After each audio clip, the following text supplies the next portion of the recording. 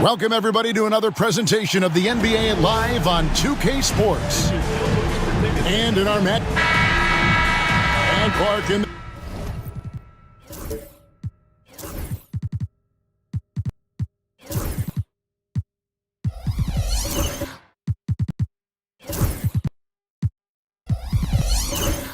this early phase of the season.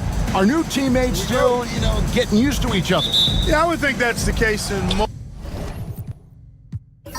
situations, Kevin, and that's the flip side of having a long regular season. Physically, it's challenging, no doubt about it. But over the long haul, you do have an opportunity to come together and gel as a group. And the starting lineup for the Timberwolves. Randall out there with Derek Jones. Then it's Karl Anthony Towns. Then it's Thompson. And it's Suggs in at the point guard. Rebound by the Bulls. This their first chance to take a look at the Timberwolves this season. Young finds Irving. Puts up a three. And it's Suggs with the rebound. Pass to Randall. Back to Thompson. And Thompson throws it down. And he's got rocket ship-like takeoff. Thompson can flat out fly. Getting the latest now from our sideline reporter, David Aldridge. David, it's all yours. Take it away. Well, a bit ago, Billy Donovan and I were able to talk, and we talked about the bruising big man, Julius Randle. He told me Julius sets the tone for them with his physicality. So we have to try and match that. We can't let him bully his way into the lane and get to his spots. We have to make him uncomfortable. Kevin? Thanks, David. 4 on the clock. It's tipped. Irving with it, picked up by Thompson. And Thompson sends it back. On the hunt to make a big defensive impact, Thompson denying that shot. Bridges inside the three-point line. Powered down as the whistle blows. A three-point play chance. You know, I don't think it's ever too late to make a sweet nine. I mean, even if you're halfway through your shot, you might find a better one with 4 teammates. Chicago shooting their first free throw of the evening. At the line for the Bulls, 80. One shot.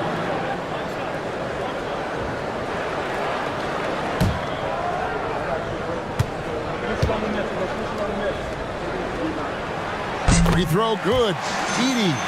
And when you talk to people about the Bulls, GA, Michael Jordan's shadow still looms large over this team and organization. And Kevin, they haven't won a championship before or since he was in Chicago. They've had plenty of good players, Derrick Rose and MVP, Jimmy Butler as well, but the results haven't been there. And that one's good. Towns. You see the way Towns is able to extend over the defense? Just too long, too big to be guarded effectively, especially when he gets this deep. Here's Edey. Lets it go from 11, and the shot is good, dropping in off the front of the rim. And that's what they have to do more of. They got a great look out of that possession. Randall outside. Into the lane, and the rejection by Claxton. Young inside. He's covered by Suggs. We're talking about Trae Young here, GA. What stands out most about him to you? Well, Kevin, I'd say just how confident he is, right? He plays with that unique energy and swagger. You love him if he's on your team and can't stand him if he's playing against you.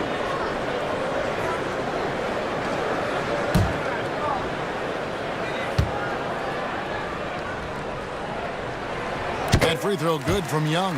And something you like about Young is how he forces an opponent's hand. He makes you adapt and not the other way around.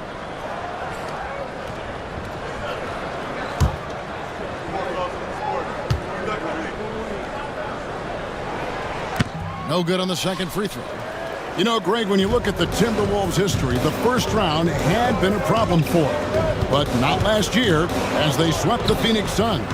And you got to look at it as being a tremendous success, right? Because going into the season, I don't know that anyone thought they would have made it to the conference finals. But, boy, that young group gelled well together, and the sky's the limit for the future. And so Chris Finch calls for the timeout. He's made the decision. He wants to huddle up with his guys.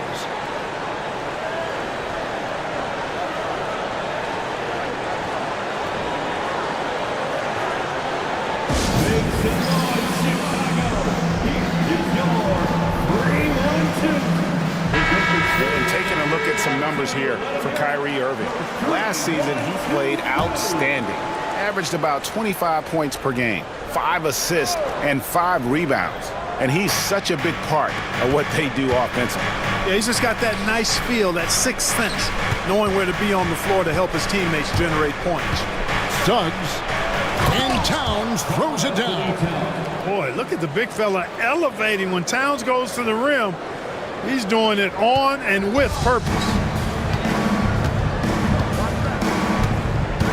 Young against Suggs. Bridges a screen on Suggs. Inside. And there's Bridges on the assist by Claxton. And a nice job here early of establishing an inside presence. Randall outside. Jones sets the pick for Randall. And he dropped it. Clark, he just rocked the rim. Insanity on display right there. Wow. You got to have guts and hops to pull off a dunk like that. Randall got a lot of both. And so it's Young who brings it up for the Bulls. Outside Irving.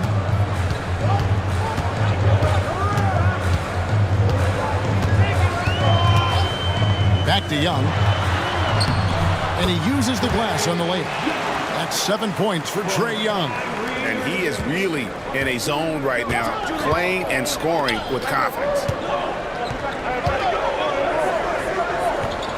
And Thompson kicks to Randall. Nice ball movement by Minnesota. Pass to Towns.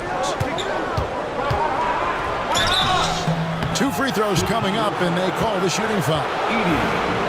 And, of course, the debate around Karl Anthony Towns. Is he the greatest shooting big of all time? Well, look, if you just want to go numbers, it's an emphatic yes. No 7-footer has ever shot it like Cat. Around 40% from 3 over his career. That's not just a 1 or 2 season deal. That's a multi-year career. So I say yes.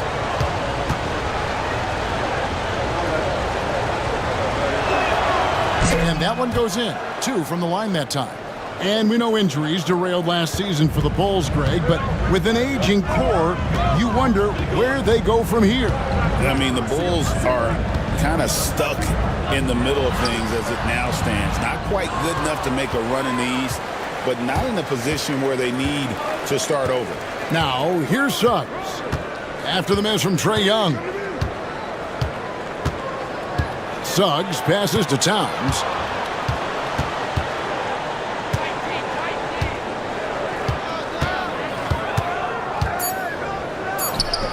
The shot goes down and it gets this game back to even. Towns has got 8. For Chicago, they've gone 5 of 9 from the field here in the first. Pass to Edey. To the middle. Here's Bridges. Slammed home, and he draws the foul. A chance for another point at the free throw line. It's on Jalen Suggs. And so determined. Bridges finds a way to get the shot up and in. Now to the line. Catching up on the changes for Chicago. Lebowski, he's checked in for Edey. And it's Exum in for Trae Young. And then for Minnesota, Jaime Jaquez comes in for Jones. And it's Mike Conley in for Suggs. Now here's Randall.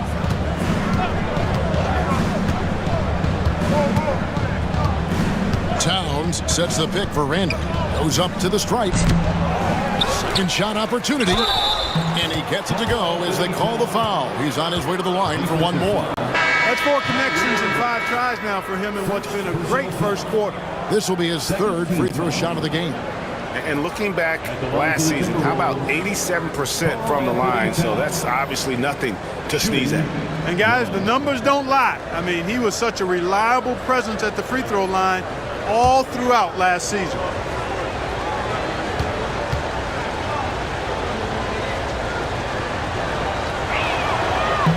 The free throw drops for Towns. Greg, this is some kind of note. Last year, Minnesota, for just the second time, had ever won a series in the postseason. Yeah, they've been bounced in the first round, 10 of 12 appearances. But last year's team was different. Their elite defense fueled the conference finals run. And the timeout called here by Billy Donovan. He wants to check in with his team and regroup.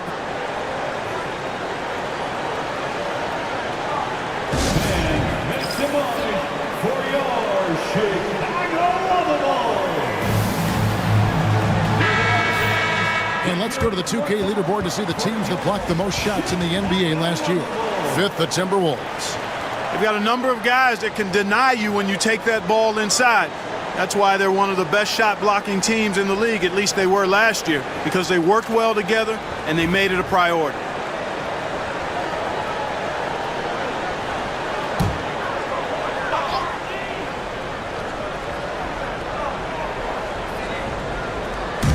Pass to Irving. Now here's Exum. He's covered by Thompson. Irving from long range. And that comes off the assist by Exum. Some of the quickest hands in the NBA. Kyrie showing you that quick release there. Conley surveying the D. Here's Thompson. And here's Anderson from the arc. The shot will not fall. The Bulls leading by 3. A moment now to hear from our sideline reporter, Hall of Famer David Aldridge. David. Kevin, thanks. The Timberwolves are now on the same page. Karl Anthony Towns says it's good when you're able to sacrifice to see the results you wanted and share the success. We're all making this happen. This is a team coming together and saying, we really want to do something special. Kevin, they're right on the road to doing that. Yeah, well said, David. Karl Anthony Towns is very motivated. Definitely. Here's Irving. After the made shot from Karl Anthony Towns. Lepowski passes to Irving. Another miss by Irving. He's certainly been cold this quarter, guys, but trying to shoot his way back into a groove. Anderson, a screen on Irving. Conley with it. He's picked up by Irving. Towns sets the pick for Thompson. Going. Oh, man! Rocketing off the deck. Thompson showing that youthful exuberance. Irving passes to Filipowski. A 15-footer. A nice shot by Irving. Irving's got his second basket of the night. Guys back and forth this first half. And this could continue to go back and forth the entire way. Outside, Towns. Fades away. It's good. Now he's shooting 6 for 7. They've been going to him an awful lot this game, and you can see why. He's pouring it on. All right, guys, I'm told we're about to connect to our insider, Shams Charania, who has a beat on something. Hey, Shams, what's the story? Thank you, Kevin. The intel today is out of the Bay Area. The Warriors with an early season transaction. They are thrilled to be adding an all-time great shooter to their roster in Steph Curry. But more than that, I know from talking to people, Curry's leadership was also something that made him desirable to this organization. They wanted a star who creates a winning atmosphere just by being on the floor. Steph Curry is a champion. Always some exciting news happening in the NBA. We thank Shams for always bringing it to us. And we've seen several lead changes tonight. Neither team giving an inch. Yeah, and the lead has changed hands, and it just hasn't stayed in those hands very long when it's changed. Back and forth we go. Now here's Towns against Charlotte. He was really on his game. A 3-ball, just 5 to shoot. Nailed from three-point land. Towns has got 18 points in the game. Chicago trailing here. Irving looking for an opening. 3-pointer. A rebound by the Timberwolves. Towns has got rebound number 5 here tonight. Thompson with it, and it's Johnson picking him up. The shot by Thompson, no good. Chicago is gone, just 1 of 4 from 3-point range here in the first. Here's Irving, and foul on the shot, so he'll get a chance at the line. It goes on Kyle Anderson. You know, I like how Irving also keeps the defense guessing, keeps them off balance, and he's so crafty and creative around the basket.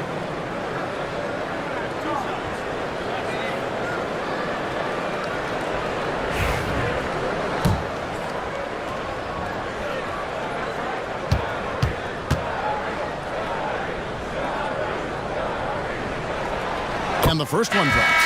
Tell you, it's so amazing to see how much raw talent Kyrie Irving has. Just seems like that ball is part of it. Here's what Chicago's going with right now. Roddy's checked in, and it's Howland in for Jalen Johnson. And then for Minnesota, DeAndre Jordan's checked in for Towns, and it's Whitehead in for Thompson. Already a very confident player. Knocking down those free throws only fuels that. Here's Conley. Good for the basket, starting off 1 for 1 with that shot. Right there, Conley working his magic inside. He is crafty near the rack. Conley against Irving. And he gets the whistle. 2 free throws coming up. All the officials are all over that one. Clearly a foul. I mean, didn't give him any choice but to blow the whistle. I mean, you got to play without fouling. And he makes the first. Taking 2 shots.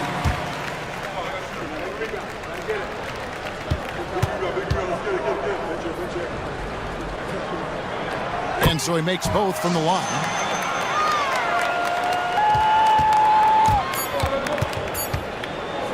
Puts up a deep three. And that shot was up in time, but doesn't go in. What a performance for Kyrie Irving. He has been the story for the Bulls. He finishes with 9 points in the quarter. The D is having all sorts of problems with him. We'll return shortly.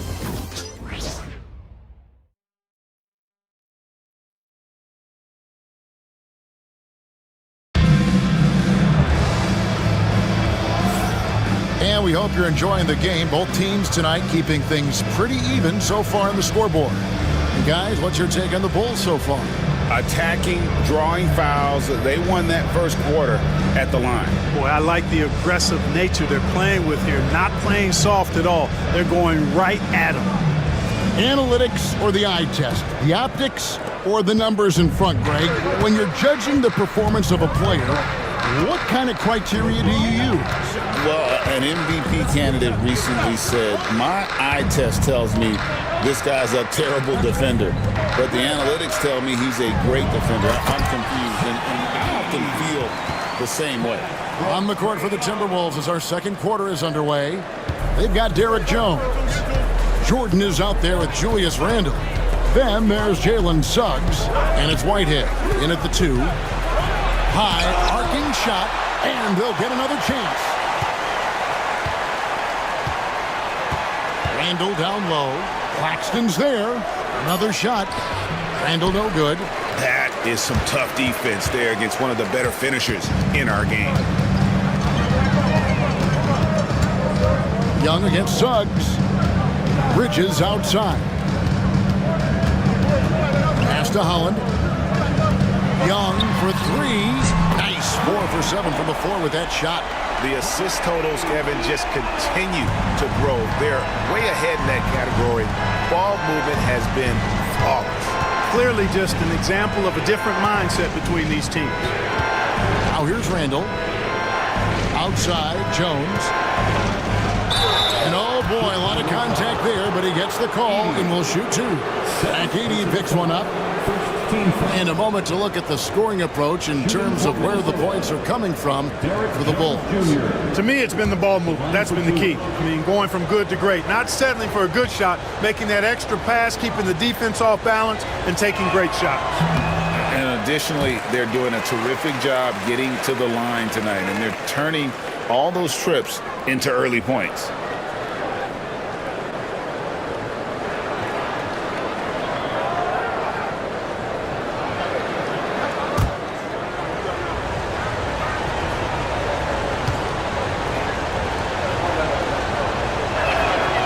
And he's good on the second. A minute and a half gone here in the second quarter. Suggs against Young. Pass to Claxton. Young looking around. 6 on the shot clock. Bridges inside. That one doesn't drop. Last game for Chicago, it was a loss to Dallas. Whitehead passes to Suggs. Randle against Claxton. To the paint, poke loose. Jones. And Jones slams it in. Man, he sure can get off the floor. He one of the best in the business, absolutely. Boy, he makes it look easy. He is an absolutely imposing finisher around the rim. Here's Young. Makes the bucket. Now he's got 5 field goals, 5 for 8 in the game. And this game belongs to Young right now, and he is simply making everything. And we've got a timeout called from Chris Finch. Wants to talk some things over, might be seeing some things to adjust.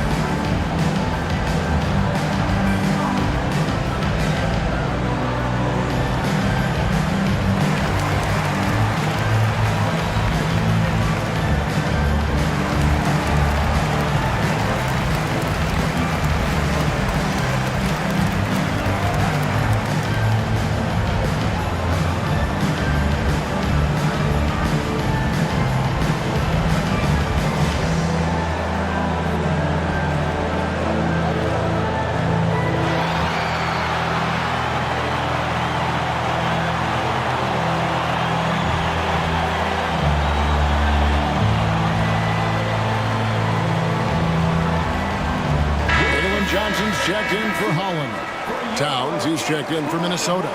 Amen Thompson comes in for Derek Jones.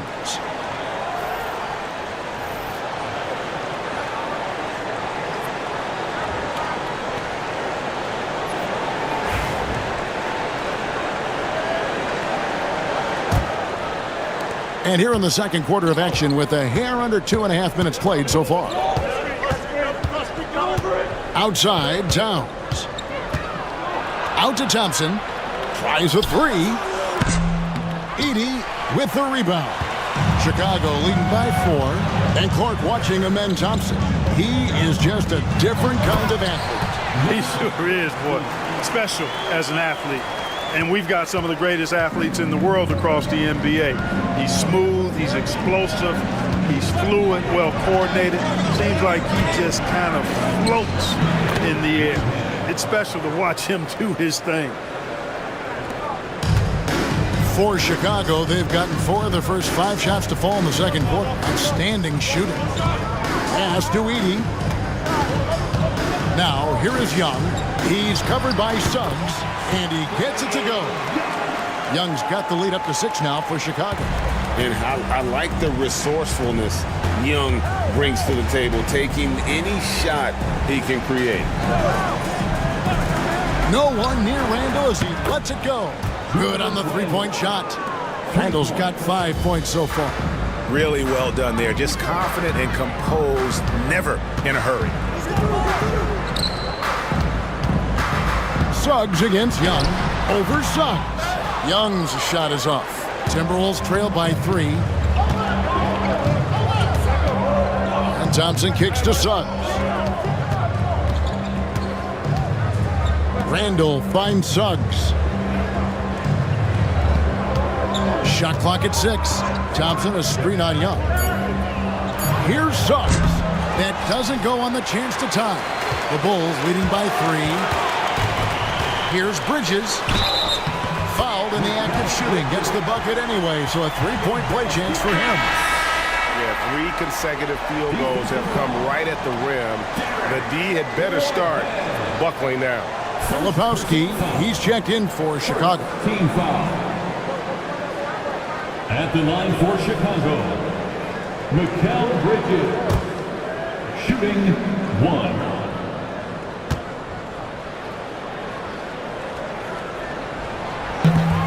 And that one misses. Gregson's getting traded in 2023. Mikal Bridges' scoring numbers have exploded. Yeah, Bridges, the main piece of that deal, sending Kevin Durant to the Suns. Mikal scored 26 a game down the stretch for Brooklyn that year, taking his game to another level. And Chicago has possession following the 3 by Minnesota. Paxton a screen on Suggs. Young's shot is off. The Timberwolves trail.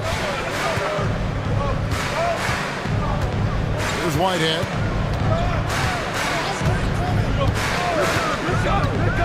Pass to Towns. Oh, and there's the alley-oop. And it's all evened up. And you could see him give a little nod and then just burst to the rim for the alley-oop slam. A pair of teammates, Greg, with a terrific feel for each other. And I tell you what, guys, that's a big play to make in a close game. Potential momentum builder there. And so here in Chicago, following the bucket by the Timberwolves. Here's Young. That's in. He's 7 for 12 now in the game. Oh, crafty move there by Young, finessing his way around the contact. Pass to Whitehead. Suggs looking around. Right side Towns. Shoots over Filipowski. Outside for Randall. A miss that time. Would have put him up. For Chicago, they've gone 7 for 10 here in the second quarter. They'd like to keep up that nice pace. First in opponent field goal shooting, first in opponent's points per game, and they were ranked 3rd in three-point shooting. They can burn you from deep as well as they shot it. The three-pointer really has become the focal point of their offense. And Greg, you talked about their killer defense, holding opponents to the lowest shooting percentage in the league. They just shut teams down.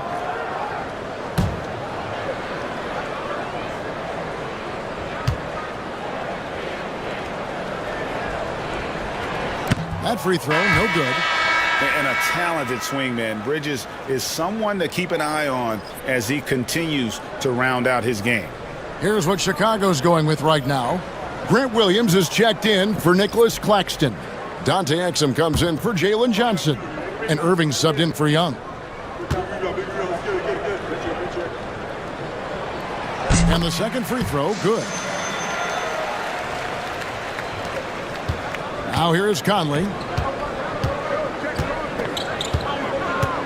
Anderson outside. Whistle blows. Basket is good. So a chance here for a three-point play. Love how Anderson plays at his own pace, always under control. He keeps his focus on the hoop, even when getting fouled. First trip to the free throw line for him tonight. The Bulls making a switch here. Roddy's checked in.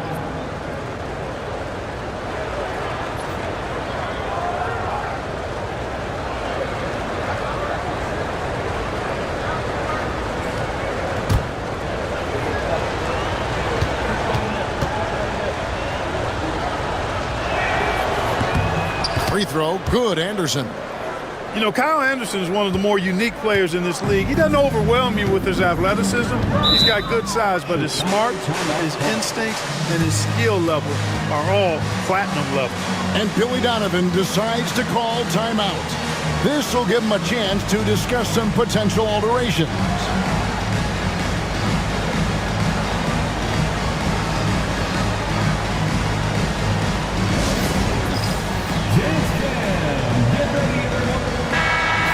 Check of the stats for Williams. Last season's performance for him. He averaged about 10 points a game last year, 4 rebounds and 2 assists. And playing with the reserves, he might not get the minutes he'd like, but you sense that hunger to improve. Well, you know, he stated that he wants to improve, but until that actually happens, he'll continue to come off the bench.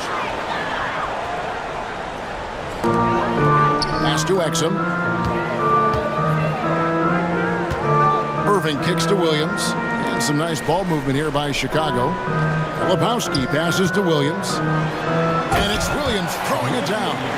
Yes, sir. Grant Williams rising up.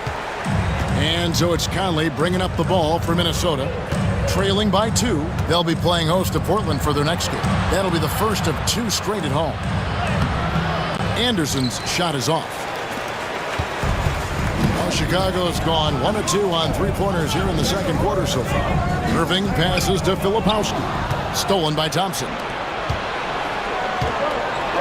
And it's thrown down hard with both hands. And you can see the importance of that steal. Really a 4-point swing with the conversion at the other end. Irving against Conley. Irving passes to Williams. Outside Irving. Out to the wing. 6 to shoot. Now here's Exum. Jaquez defending. The shot's there for him, and he's got to take it. I don't care if he doesn't convert. That's a shot he has to continue to take.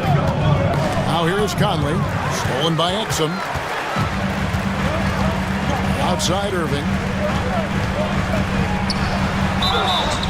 Shooting foul as the whistle blows. He'll shoot 2 free throws. It goes on Kyle Anderson. Well, you've got to be careful and skillful in how you guard Irving. I mean, he's really adept at drawing fouls.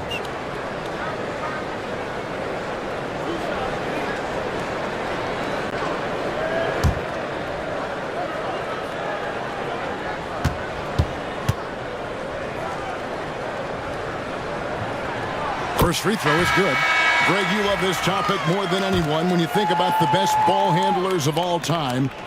Where does Kyrie Irving rank on your list? Well, you know, I think, Kevin, he's at the very top. I've never seen anyone else pull off some of the things he does.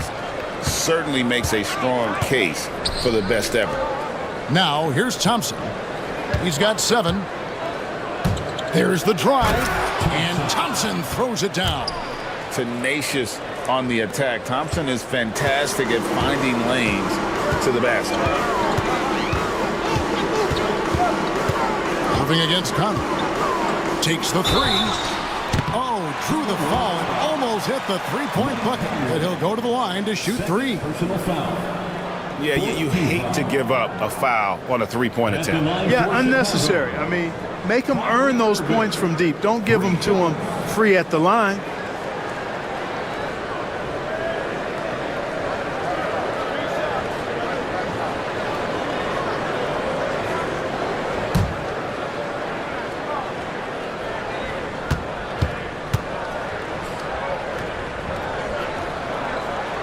And he hits the first of three. Kyrie Irving has got to be as skilled a player as we've seen in the NBA. Well, I tell you what, I don't know if I've ever seen a better layup maker than him. And I played against Isaiah Thomas and read about Nate Archibald and some of the other great small ball guards. But, man, this kid, Kyrie Irving, well, young man now, 50, 40, 90 on a season. And a lot of times he's making acrobatic layups against 6'9" and 7-foot guys. Special.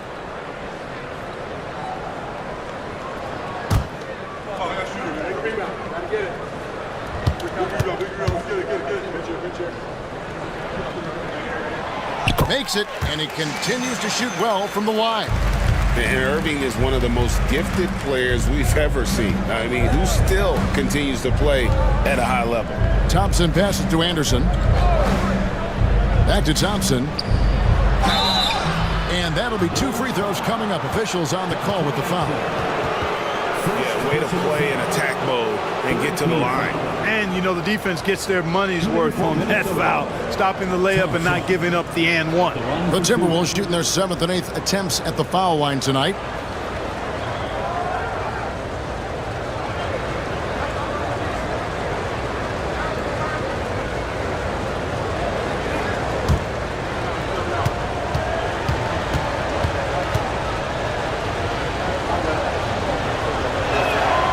That free throw good from Thompson.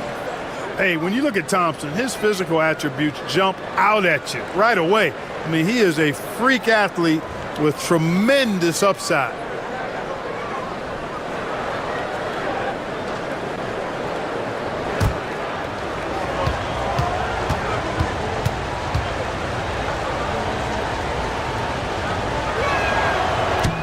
And so Thompson nails both of them. And it's Exum with the ball, who will bring it up for the Chicago Bulls. They come into this one following the loss to the Mavericks.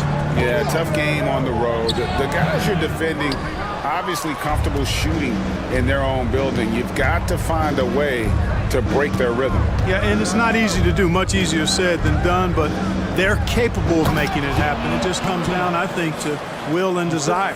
It has been nip and tuck through the first half. Exactly, guys. The way it's seesawed back and forth, unbelievable. Exum kicks to Williams. Good ball movement here by the Bulls. There's the pick. Down to 5 on the shot clock. Exum. Minnesota with the rebound. They defeated Charlotte in their last game. And guys, they walked into the arena with a certain kind of swagger, and we really saw it play out on the offensive end. And, you know, confidence is key there. They seem to play with a ton of it, especially on the offensive end. They're finding lanes to the hoop now with consistency. 5 buckets in a row from the paint. And on the flip side, the defenders have to show more fight on the interior. They've got to offer more resistance here.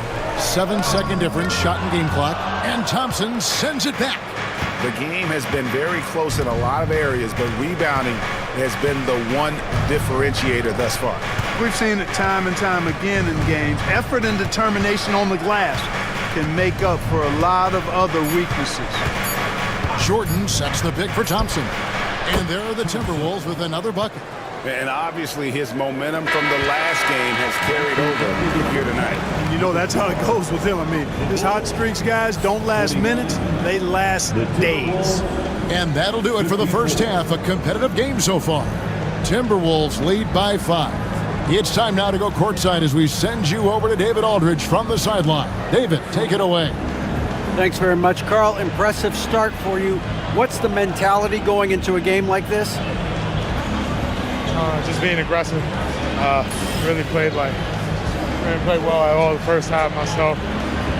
All of us are missing a lot of easy bunnies. We're missing layups for us as pros. So second half, if we make those layups, it should be fun. We'll see if you stick to the script. Thanks very much, man. Back to you. All right, Dave, thank you. And time now for the halftime break with the third quarter soon to follow. Right here on 2K Sports.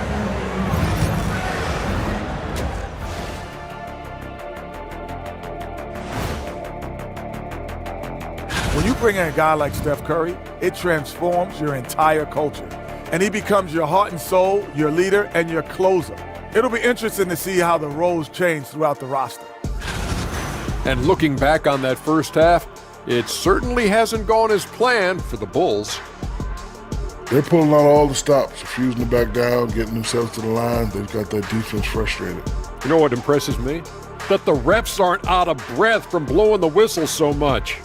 That's a good one, Ernie. Thanks for spending halftime with us. Time to get it back out to Kevin Harlan for the start.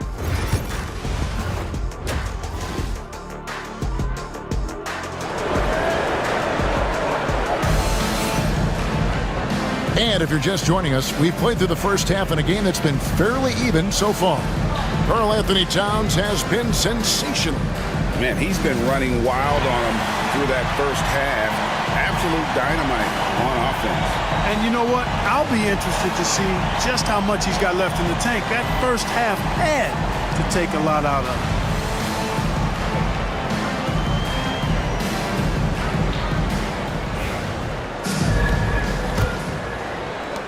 Bulls trail by 5. So with Johnson on the bench, here's the group that Billy Donovan has on the floor. We've got Nicholas Claxton. Irving is out there with Trae Young. Then it's Mikal Bridges. And it's Edey in at center. And they pick up 2. Nice job by Bridges. Doesn't always get enough credit for his playmaking. Minnesota leading by 3. Outside, Jones. Back to Randall. Pass to Towns. Floats one. The bucket is good. He'll have a chance for one more. Zach Edey picks one up. And defensively, they are on their heels every time the ball comes inside. Yeah, I think they've got to ramp up the aggressiveness. If they don't, things are just going to get worse from here. At the line for one.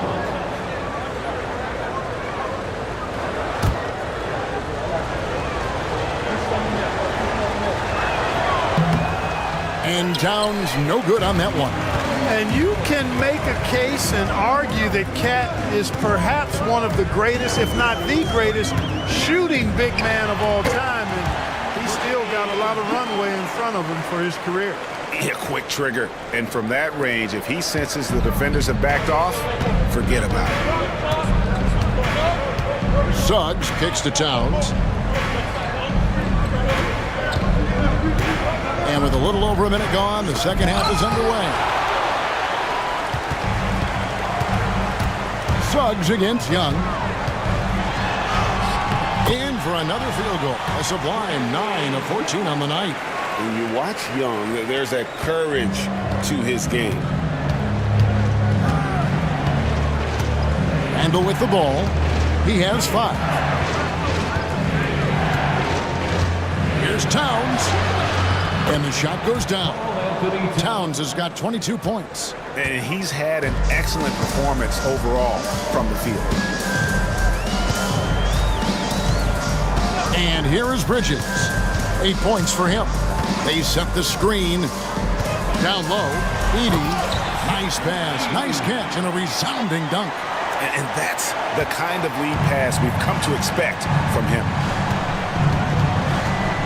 Randall outside. Tries to save it. Claxton with it. Picked up by Thompson. And now Irving pushing it up. No one back to stop him. Goes up and lays it nice and easy. Irving's got 16. Boy, that's 5 buckets in a row now. Watch out. Looking like a well-oiled machine coming out of the break. Randall passes to Towns.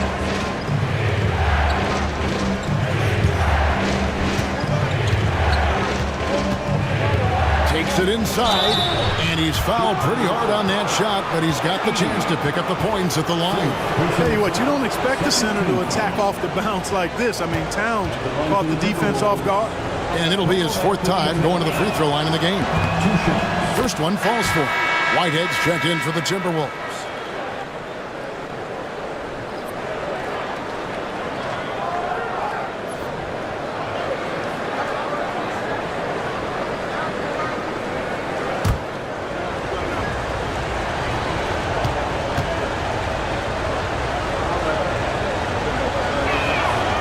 And Towns drops them both. And among NBA bigs, he is known for his ability to deliver at the free throw line. Bridges deciding where to go with it. To the inside. Here's Edey. And there's the bucket. Staying with it on the offensive glass, getting it done. Edey's got 6 in the quarter. They are attacking the rim and getting great results. And how? I mean, they're taking this defense to task, taking them to school. Every one of their last 10 points have come in the paint. And we've got a timeout called from Chris Finch. And coach has decided they need a moment to talk things over.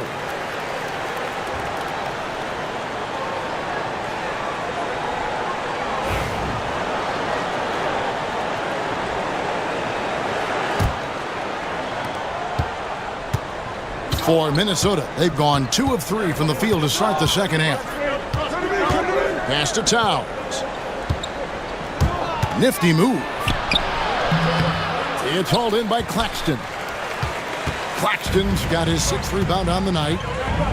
Young outside. Here's Edey. He's got 11. Oh, and he's going up for the alley-oop here. Takes the alley-oop pass and dunks it down.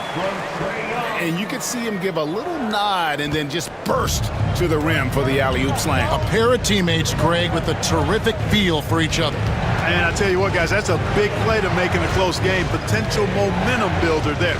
Here's Towns after the Bulls pick up 2. Boy, how do you stop Cat Karl Anthony Towns, an elite scoring talent with incredible size? This will be his 5th trip to the free throw line. At the line for the Timberwolves, Karl Anthony Towns. The first one falls. Lebowski, he's checked in for the Bulls. Jalen Johnson comes in for Kyrie Irving.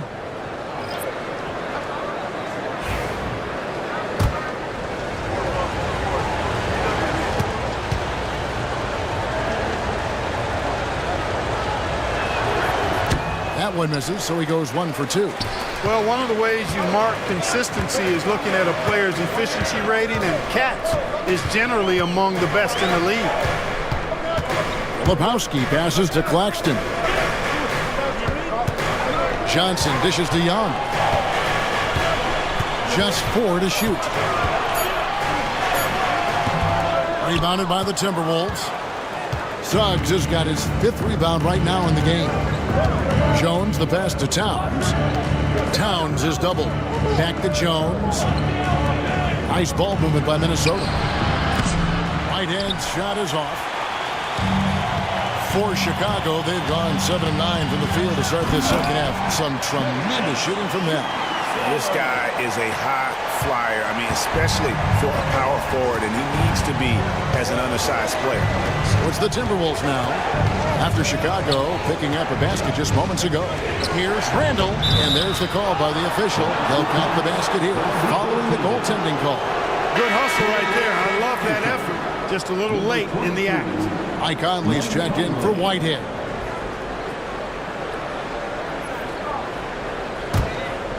Here's Young. He's got 20.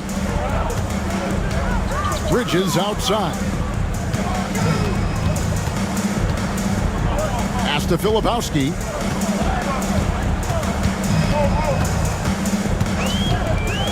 Now Young. Just 5 on the clock. Shoots the 3. Drills it from outside. Young's got 7 now in this quarter. A good look there, and he didn't waste it. His second 3 of the game. Conley against Young. It's tipped and taken away by Johnson.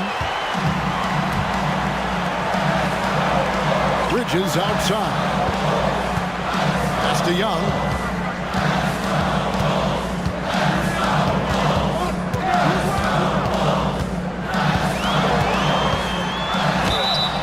And foul on the shot. He'll shoot 2 at the free throw line. Michael Conley picks one up. And Young, such a clever shooter. He makes sure to get himself a foul while putting up the shot. So for the Bulls, Holland comes in for Nicholas Claxton. And it's Exum in for Mikal Bridges. Jordan's checked in for Minnesota. Kyle Anderson comes in for Randall. And so Young nails them both. And it's become clear what a leader Young is on this team. He senses when they need an infusion of confidence and always tries to provide it. And we've got a timeout called from Chris Finch. He wants to talk to his guys.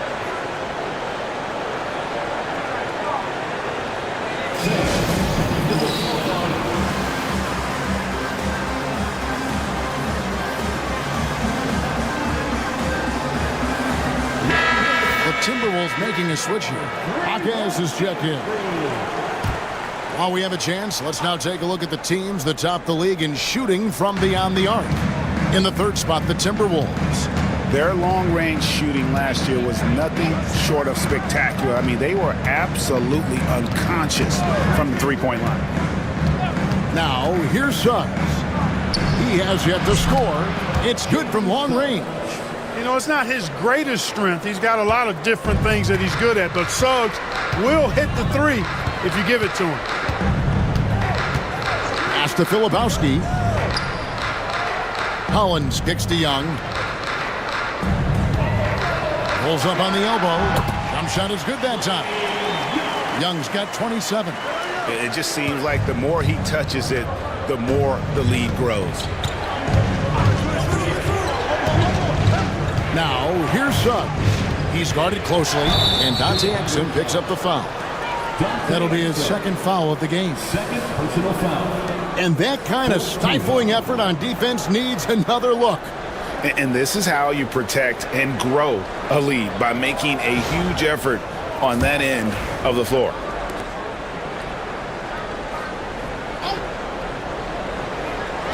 And the Timberwolves with possession here. Conley kicks to Anderson. Left side, Jordan. And so it looks like the Timberwolves will retain possession here. Here's a look at some stats for Suggs. How he performed last season. He was around 12 points a game, 2 assists and 3 rebounds. And every team wants a scorer to give them a lift off the bench, and that's just what he brings. Well, he's instant offense. I mean, the game's momentum can be going one way, then bam, the scoring turns the tide. That's the kind of aggressive and assertive play they need as we get closer and closer to crunch time. Lobbed up there for Johnson. An emphatic LU jam. Oh, and the lead gets bigger on a ridiculous offensive sequence. That dunk alone would have been spectacular. Never mind it coming at the end of an alley-oop. Well, I tell you what, they've got this team just a step away from being completely asleep. Conley gets the bucket. Conley, so crafty with that left hand of his. The veteran knows his way around the hoop. Pass to Filipowski. Some nice ball movement by the Bulls. Oh, inflicting some punishment with the two-hand flush. They're going for the throat. Now's the time to do it. Keep attacking that rim. Now, here's Suggs. He has 5. Deflects the pass. Now, here's Exum. He's covered by Suggs. And contact on the shot, so he'll be shooting free throws here. Third and fewest turnovers. And they were in the top 10 in steals. It was one of those things we always heard about last season. Get a little sloppy with the ball, and they will make you pay. And, Greg, what stands out to me the most is their turnover ranking. They were never careless with the ball, never played out of control. And he knocks down the first one. Williams is checked in for the Bulls. And a change for the Timberwolves. Thompson's checked in.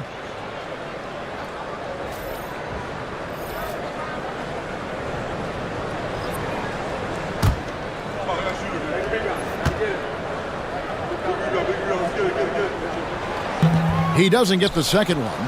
Timberwolves trail by 7. Hawkins outside. Pass to Conley. 2 minutes remaining in the third. Jordan with it. Anderson outside.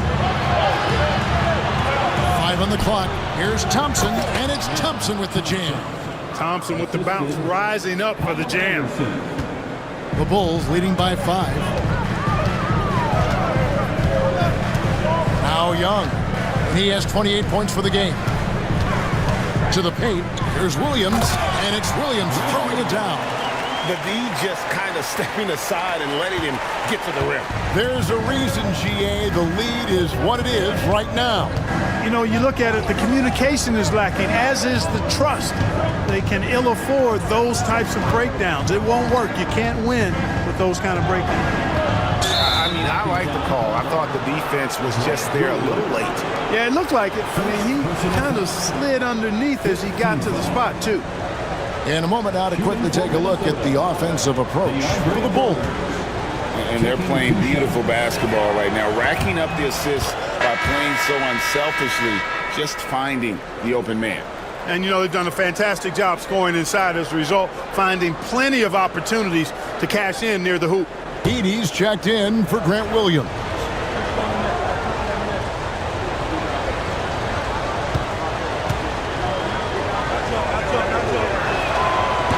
So he picks up just 1 from the line that time. An incredible 6'11" athlete. DeAndre Jordan tries to own the rim on both ends. It's his airspace when he's out there. Young with no one around. Basket is good. The assist from Johnson. Young's got the lead up to 9 now for Chicago. He's starting to heat up from outside. That's his second this half. Pass to Thompson. Anderson outside. Lobbed up there for Thompson. Stolen by Exum. And he lobs it up toward the rim. Hammers the alley-oop through. You know, such a selfless player. I love how Young stays consistent in how he involves his teammates. Thompson outside. And it's Anderson atop the key. Edey with the rebound. Edey's got 7 rebounds in the game. Laid in with a nice touch off the glass. Holland's got his second basket of the game. And after really leaning on that three-point shot in the first half, seeming like they're just getting away from it here in the second. More of the shots coming from the interior. Here's Jordan, and DeAndre Jordan throws it down. And this guy, to me, embodies determination. Small in his position, but he still gets up and keeps plays alive. That's mind over matter for sure. And so it's the Chicago Bulls holding. And while we can now, let's take a look at today's State Farm assist of the game. And he sliced the D wide open with this feed. They had no chance to prevent that basket. Yeah, that's just a brilliant read of the defense. I mean, it was also excellent anticipation of the movement of his teammates before the pass. Just great harmony on all sides. And with the fourth quarter upon us, time is running out for this game to become competitive. And a look at the 5 for the Timberwolves to start the fourth. Thompson is out there with Suggs. Then it's Jones. Then it's Randall. And it's Towns in at the 5 down low. Holland, the pass to Irving. Pass to Holland. Irving, a screen on Jones. Here's Holland. And it's off from three-point range. And so it's Thompson with it. He'll bring it up for Minnesota. Tries the spin move. Suggs in the corner. Bridges with the steal. Oh, and a fast break for the Bulls. Chalk up 2 there. And the Bulls lead by 13. Tell you what, this is what Irving can do now. He'll leak out and then make the right read in transition. Thompson outside. Back to Suggs. The Timberwolves working the ball around now. Bridges with the steal. Oh, and here we go. Irving's got it. The fast break chance. Here's Holland. three-pointers off the mark. Timberwolves trail by 13. Thompson surveying the floor. Thompson sets the pick for Suggs. 5 to shoot. Shoots over Holland. And it's Suggs missing. Boy, he's got to be disappointed in the result there. I mean, the defender really didn't make any impact at all. No good from Irving. I don't think he's performing up to his own expectations, but they still find themselves out in front. And so Chris Finch calls for the timeout. And that timeout by Coach was carefully measured, wanting to make sure that everybody is on the same page here.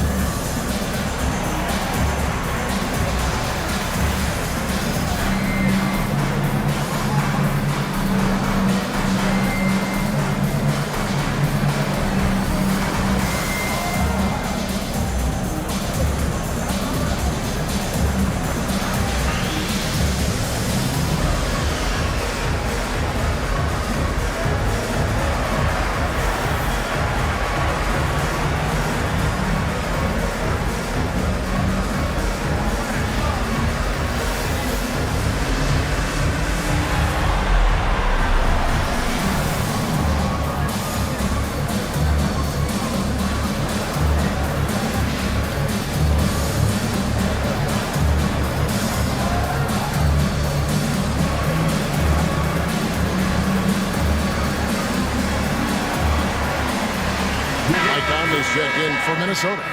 And now the latest from our reporter, David Aldridge. Hey, guys, I listened in on what Chris Finch was talking about with his players. Well, Coach is frustrated with his guys. He let them know that the turnovers have to stop. He begged them to take better care of the ball. We'll see if they heeded the message. Kevin? Thank you, David. Now here's Randall. Nice follow through on the fadeaway. You know, it's encouraging to see Randall working on this shot. You can tell he wants to get better from there. Irving passes to Claxton. Irving sets a screen for Claxton. Pass to Bridges.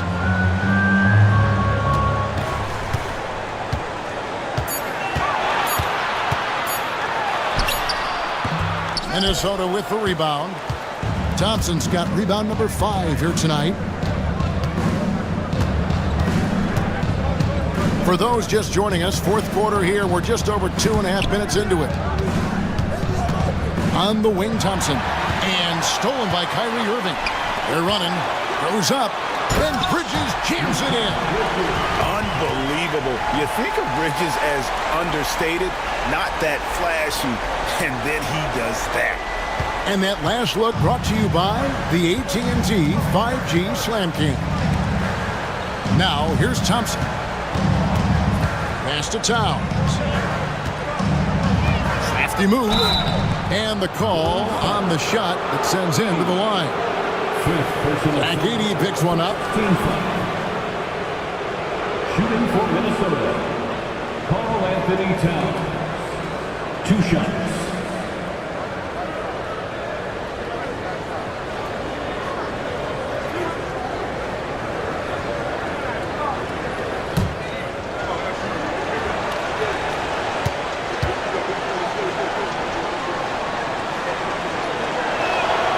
The free throw drops for Towns.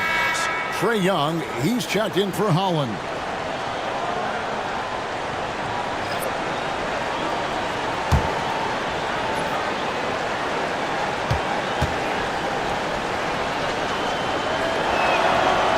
He's off on the second.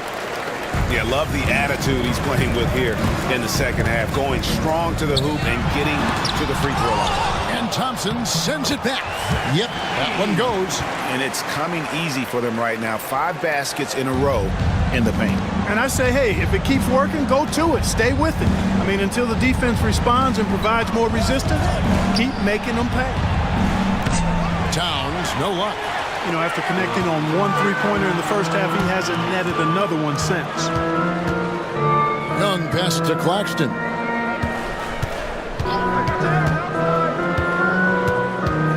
Back to Young.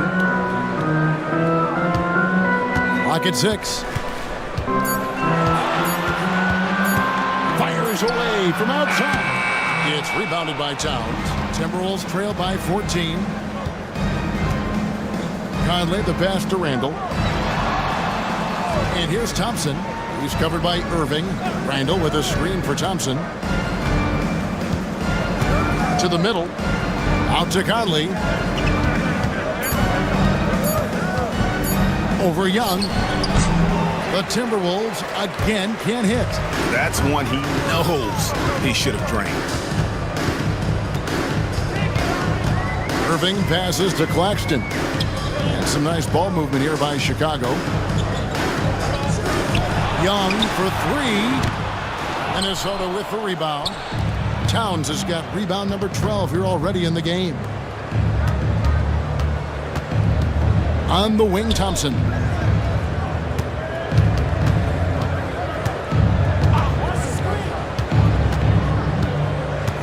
To the wing on the left.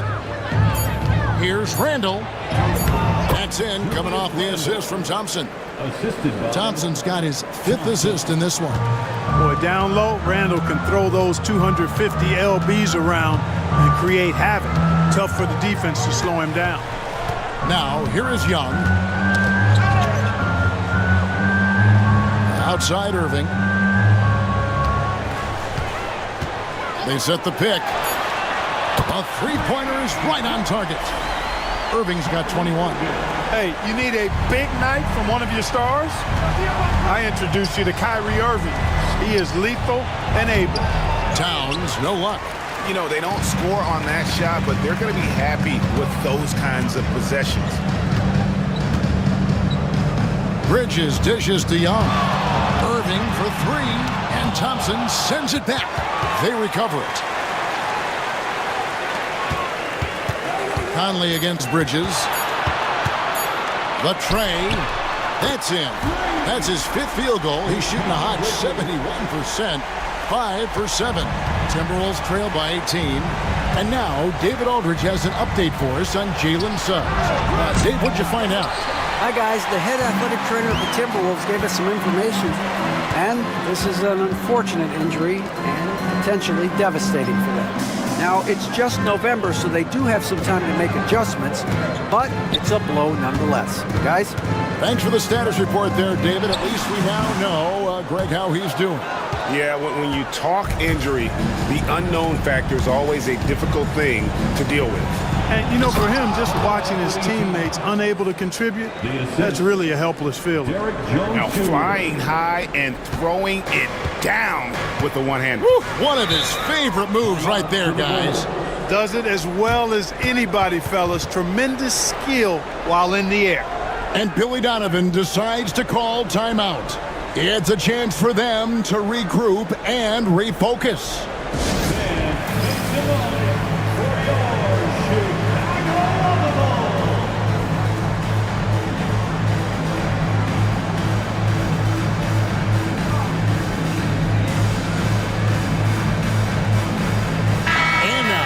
Present our New Balance Player of the Game, Trae Young. Well, I tell you what, it's been so much fun watching him do his thing out here. I mean, the game is looking effortless for him, and he's riding that wave of confidence and momentum, which has allowed him to completely take over and dominate. And this is exactly what a star player is supposed to do. Coming off a loss, he made sure they weren't going to make it 2 in a row.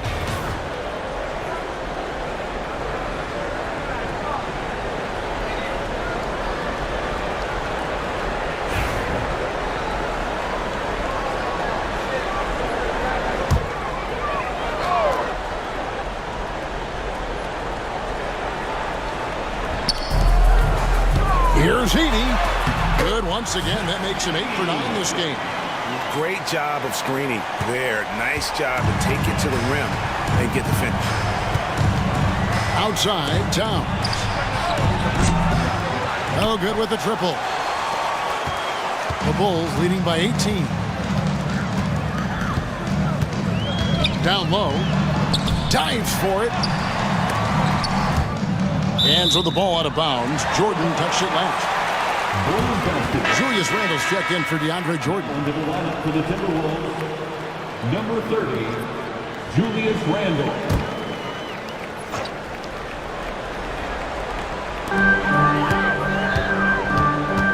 Young against Suggs.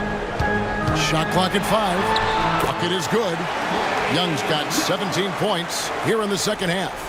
Carving through the defense with ease. I love watching Young slam on the Jets, hit knife inside. Towns kicks to Thompson. On the wing, Jones.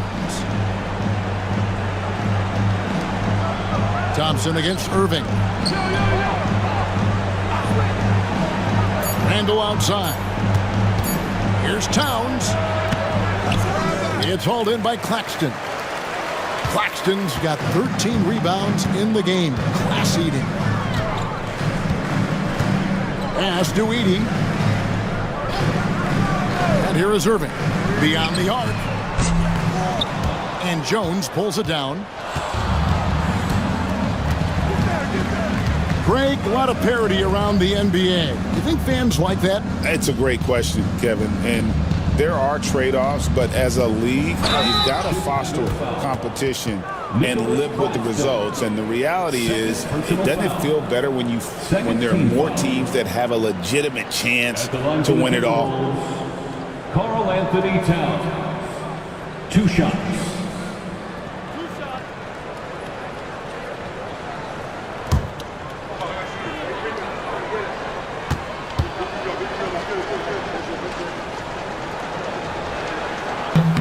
The free throw drops for Towns. So for the Bulls, Roddy's checked in, and Jalen Johnson subbed in for Bridges. Minnesota also making some changes. DeAndre Jordan comes in for Randle, and it's Whitehead in for Jalen Suggs.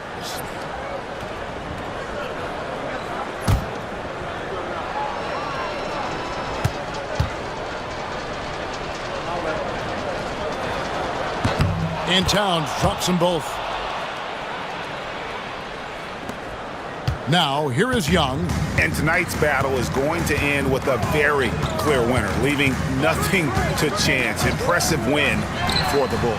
Their inside game was what secured them the win tonight. They had their way in the paint, and those are all high percentage shots, but the defense couldn't stop them from getting down low. And during the long NBA season, each contest important here tonight. Tonight's win will give them 4 on the season. And with the win approaching, they'll take the first game here of 2 that they'll play against this team. Nice to get that first one out of the way and set the tone. It sure is. It's just a 2-gamer since they're in opposite conferences, and you can bet they'll take the same approach right into game 2 that they had tonight. And you know, looking back at all the contributions tonight, it was a really phenomenal all-around game for Trae Young. Boy, the way he orchestrated the pace was impressive. I mean, moved the ball around, made good things happen with the pass. Well done. There's 39 seconds left here in the fourth quarter. They get a hand on it. On the wing, Johnson, defended by Jones. Here's Roddy, and he converts the layup. And the Bulls lead by 14. They made the most of their opportunities, looking comfortable and locked in throughout the night. Boy, they've given their fans plenty to cheer about, that's for sure. Effort, skill, coaching, you name it, they've done it. Jones, no luck.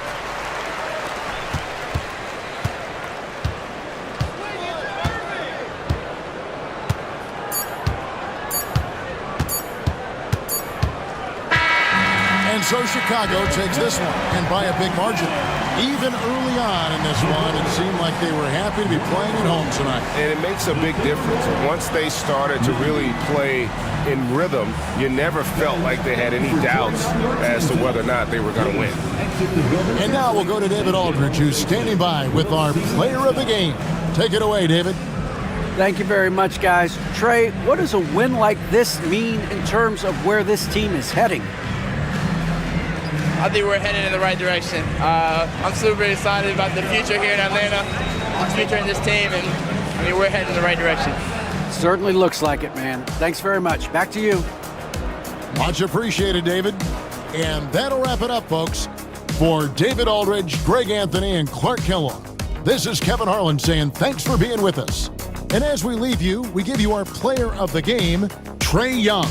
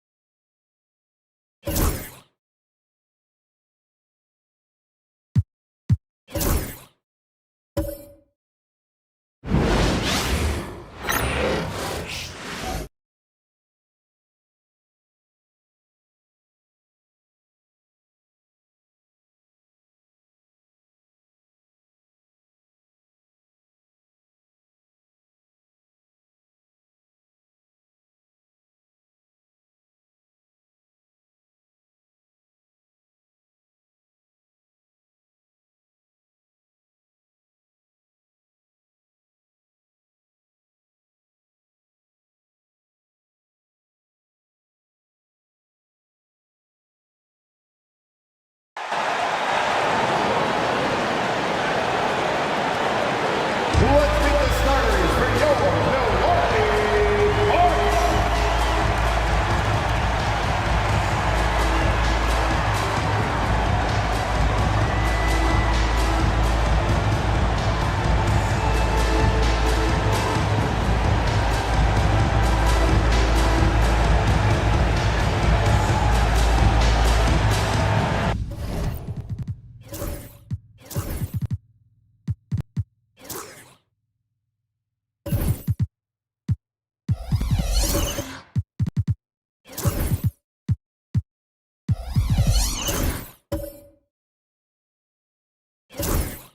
You know, on paper, this looks like a lopsided matchup, but anything can happen in the NBA, Grant. That is the truth. I mean, that's why they play the games. One guy gets hot, a team gets cold. That's all it takes to swing the entire outcome of a game. The starters for Utah. We've got Michael Porter. Bam Adebayo is out there with Aaron Gordon. Then it's Shepard, and it's Ellis in at the two-guard spot. Pass to Daniels.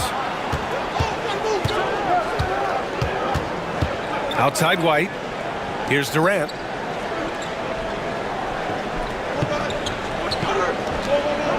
Shot clock at 6. Here's Daniels. Shot from 12. And the shot goes down. Yeah, slick play call by Daniels. Pick and rolls give him room to operate, and he does not waste it at all. Gordon outside.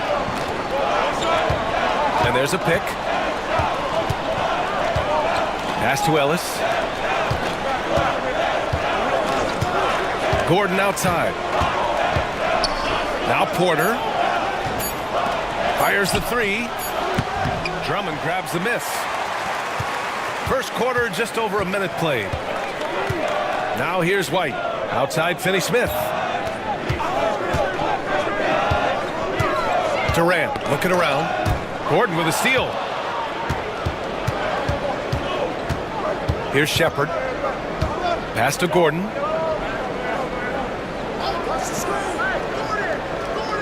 Ellis passes to Porter.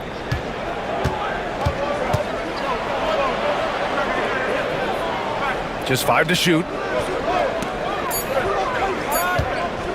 Here's Ellis. The shot, no good. White with it. Here in the first quarter with about 2 minutes gone by. Outside Durant. White with a screen on Porter. Durant for three. Got a piece of it, and that's out of bounds. Milwaukee will keep it. Grant, a big reason for Utah to be excited about the future. Their young head coach, Will Hardy. Yeah, B.A. I mean, he's had this team competitive after trading away both Mitchell and Gobert. And I love how Hardy has developed guys like Lauri Markkanen. Now here's White. He chipped in with 13 points in his last game. Shot clock at 5. From deep three-point range. Daniels misses. And the Jazz with possession. Searching for their first points of the game.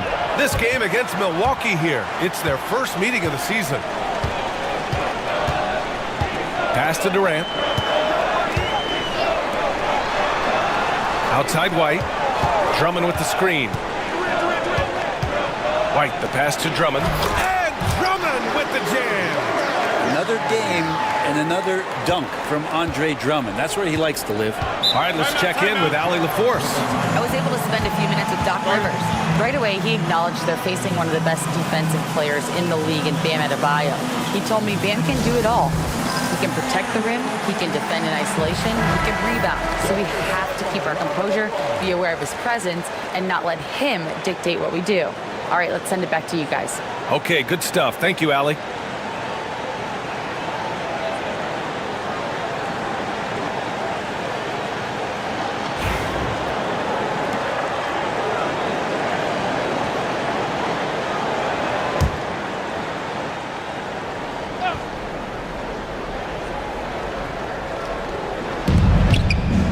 Here's Ellis.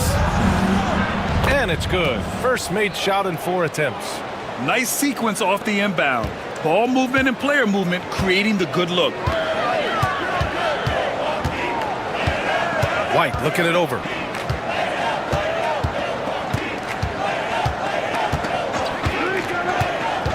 Here he goes. Well, Grant, from roster to coaching changes, the Bucks have been trying to become an even more elite team. Yeah, teams are always tinkering now these days, B.A. The Bucks know they are a high-level team, but they want to dominate the competition on another level.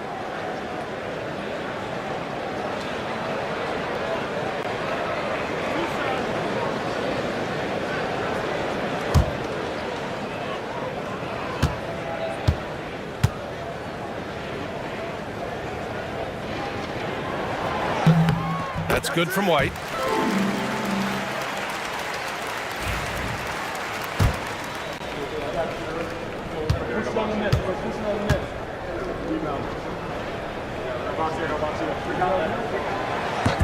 White hits them both. Here's Shepard.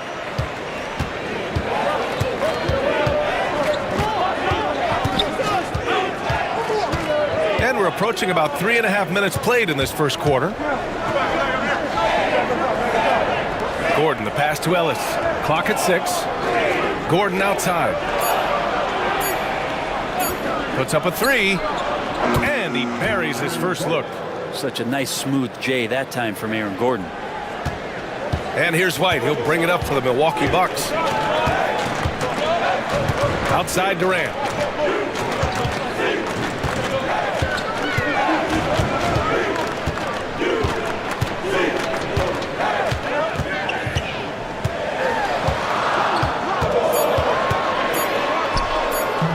Adebayo grabs the board. Utah has gone 1 of 2 from three-point land so far. And then Porter with the dunk. And there's an ease to Porter when he gets up vertically. Man, he can rise up and throw it down. The Bucks trail. Here's Daniels. Pass to Drummond. White with it. Outside Finney-Smith. Beyond the arc. Ellis with a rebound. The Jazz have gone 3 of 6 from the floor. Here's Shepard. The shot won't fall.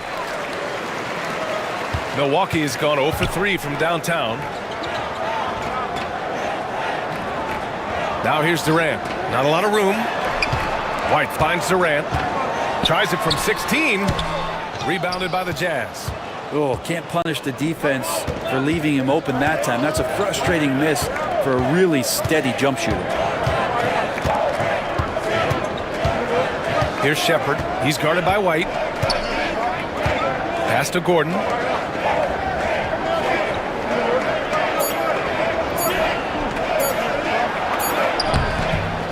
Can't get a second shot to fall. Now 1 of 2.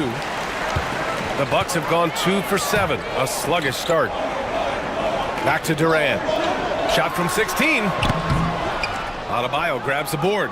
Utah leading. And it goes. As the official calls the foul, count it, and he'll shoot one more at the line. First team foul. And then the front end of the back-to-back. What's important? Well, BA, most coaches treat this one like a regular game. Try to win. Don't worry about minutes. Tomorrow, they may adjust the rotations a bit. And the Bucks going with a whole new group out there.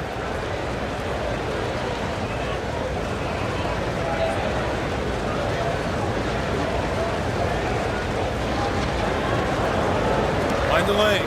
Find the lane. One shot.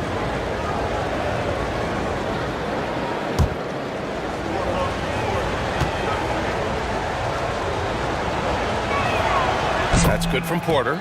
And Michael Porter Jr., just one of those guys that has a versatile scoring menu. Terrific at executing at all 3 levels. And Doc Rivers calls timeout. He's going to gather the troops and talk it over.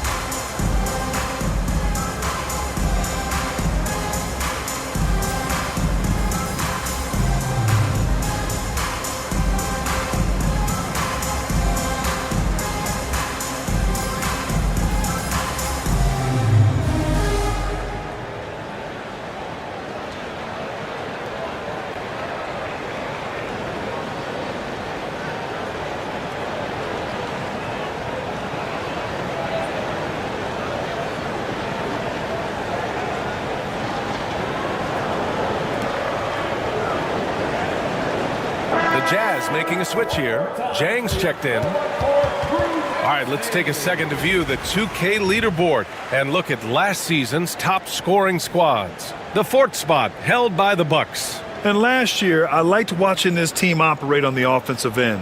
The ball movement, the patience, the confidence. You love seeing all that come together. Bucks trail by 4. Out to the right wing. Outside Jones.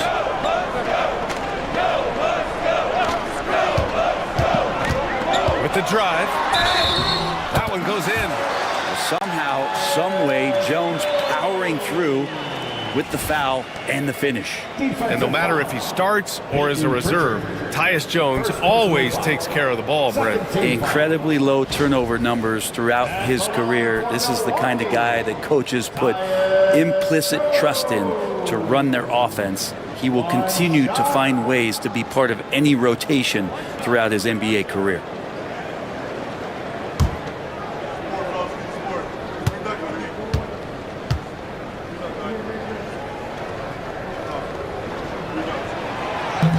And the free throw, no good.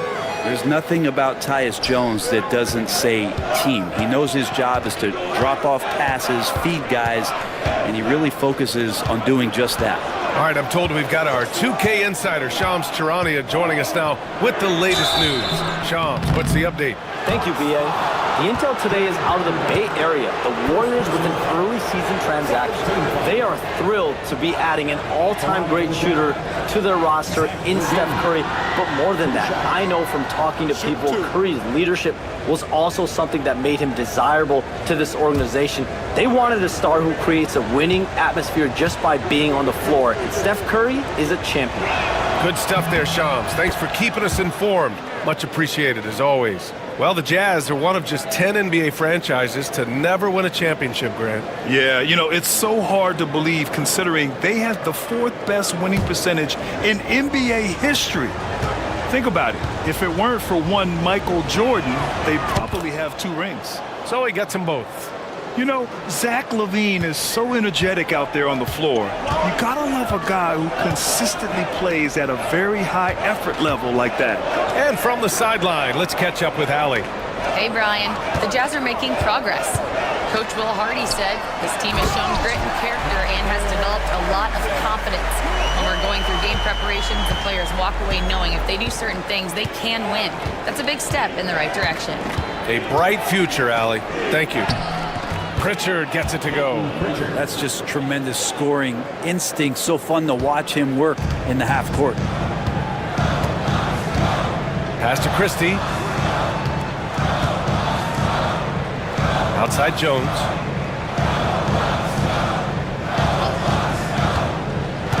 To the paint. Here's Isaac. And the dunk by Isaac. I looked through the book.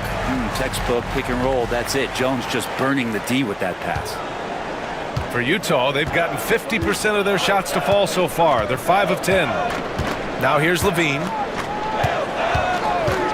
Fires the 3. Vanderbilt pulls it in. And it's Jones with the ball for Milwaukee. Trailing by 2. He takes it in. And Vanderbilt slams it in. Now, I know he makes it look easy, but it takes incredible physical tools to pull that off. Athleticism and explosion. Just an awesome display of athleticism on our AT&T 5G Slam Cam. Now here's Gordon. Coming in off 21 points in his last outing. Here's LaVine. From down in the low post, it goes. And the Jazz lead by 2. Proving once again, LaVine is not all dunks and threes. Pass to Christie. And here's Vanderbilt. Oh, deflected. And that'll be Milwaukee's ball as it goes out of bounds. Bucks able to keep the possession. Milwaukee making a switch here. Clark's checked in. And a switch here also for Utah. Walter, he's checked in for Gordon. 1:49 left to play in the first quarter. Clark finds George. Clark outside. Down to 5 on the shot clock. George against Jackson. Utah with the rebound. This game coming after a loss versus the Bulls. And guys, it really was a thrilling duel all the way to the end. You hated to see anyone walk away the loser. Yeah, I bet it was pretty quiet in that locker room after that game. When it hit overtime, it was a matter of which team had more energy left, and seemingly it wasn't them. A minute 29 left in the first quarter. Pass to George. Here's Jones. Back to George. And George with the jam. This is why you put the ball in his hands. An accurate pass hitting a moving target. Here's LaVine. Kicks it out to Jackson. 3-pointer. Vanderbilt pulls it in. Bucks trail by 3. Here's Christie. No points yet. Pass to George. 6 to shoot. Now here's Jones. No good there. Ooh, excellent D there from Jackson. There's 25 seconds left in the first quarter here. LaVine with a screen on Jones. Pritchard. Off the mark there with a 3. The Bucks have got 7 of 15 to find the net. Left side Jones. Pass to Vanderbilt. He can't hit that time. Well, he creates such a great opportunity right at the rim, and he just can't get it to go. Even with the defense, not really a factor. And still a close game as the first quarter comes to a close. It's the Jazz. They're up by 3. After this break, we'll be back with the start of the second quarter on 2K Sports.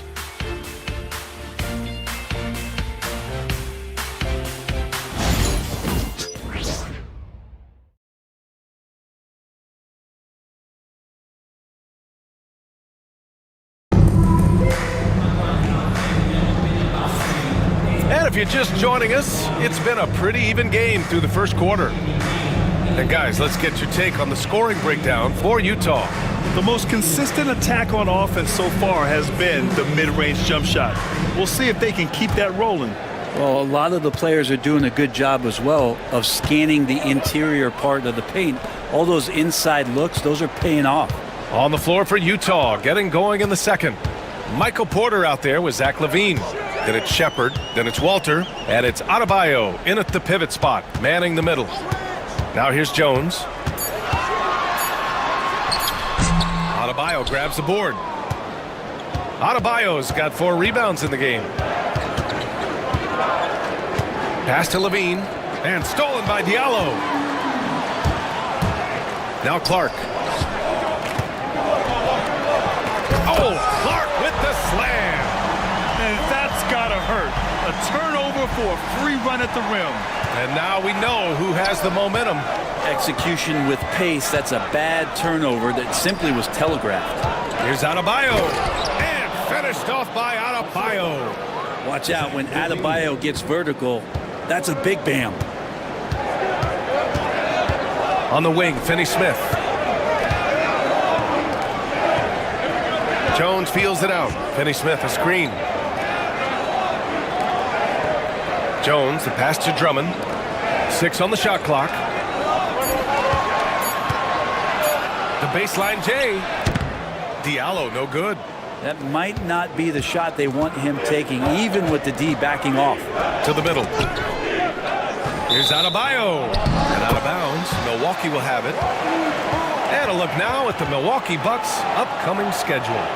On Friday, they kick off a road trip to New York, where they'll take on the Knicks. And on Sunday, they'll be matching up with Jimmy Butler and the Boston Celtics. Checking out their schedule, they've got a tough run of games coming up, but quality opponents are a great chance for you to see how well your team can truly perform. Isaac, he's checked in for Milwaukee. Daniels comes in for Jones. Gordon, he's checked in for Utah. Clark outside. Diallo on the wing. Isaac with a screen on Porter. And the ball out of play. The Jazz will have it. A moment here to see the numbers for Kevin Durant. Ellis is checked in for LaVine. Number 23, Keon Ellis.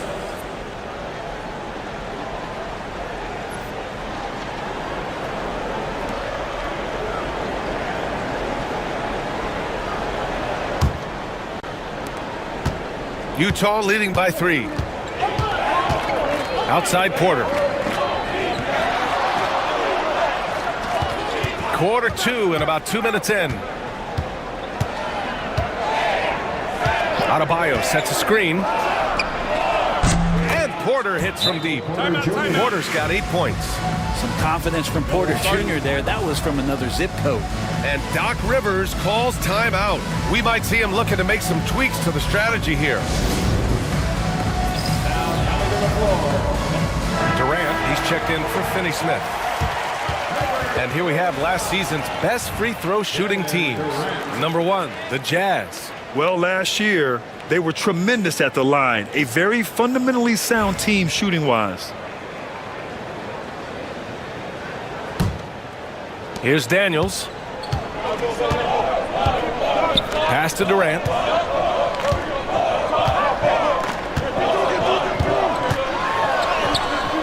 Adebayo grabs the board. Adebayo's got his 6th rebound on the night. You know, he's 6'9".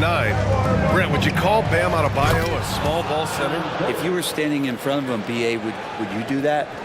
I don't know if I want to do that. I want to ask Bam what he wants to be called, whether it's center or forward. It doesn't really much matter. This guy can play both ends of the floor and can dominate a game. He's got great strength, great length, and continues to grow his game. So strong at the rim. That'll serve Daniels well here in this league. And this is his first trip to the line tonight. White, he's checked in for the Bucks. That's his 2nd personal foul. First team foul. At the line for Milwaukee, Daniels. 1 shot.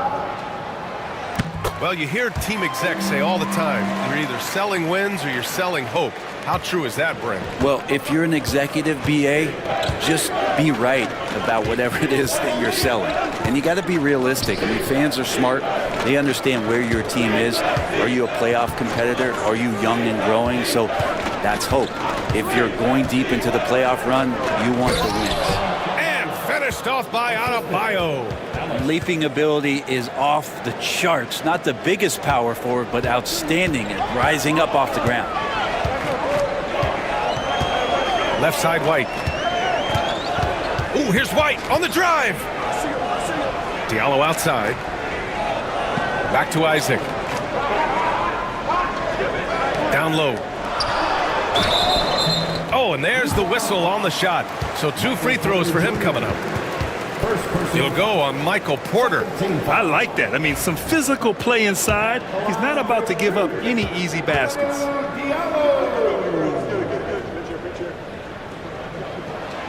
He misses the free throw.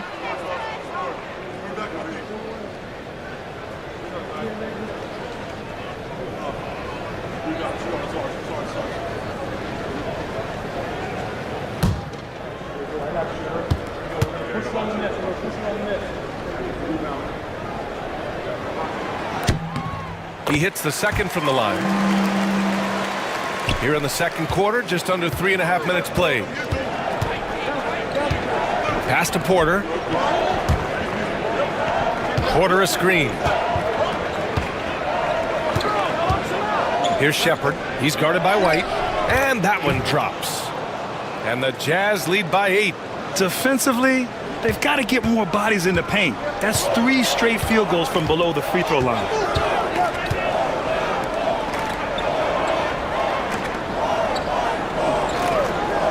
Back to Durant. Shot is up. And he gets it to go, hitting off the back of the rim. Durant's got his first points of the night. This is how quick off the draw Durant is. Great timing. Outside Porter.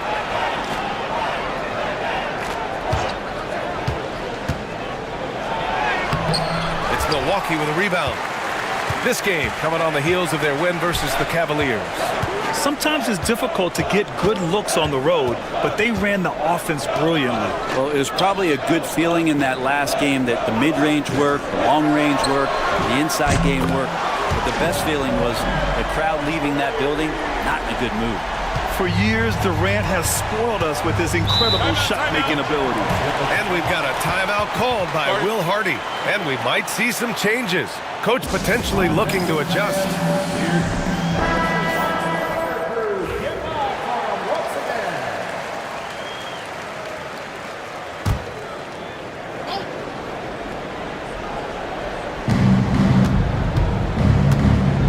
Here's Ellis. Pass to Adebayo. Adebayo, a screen on White.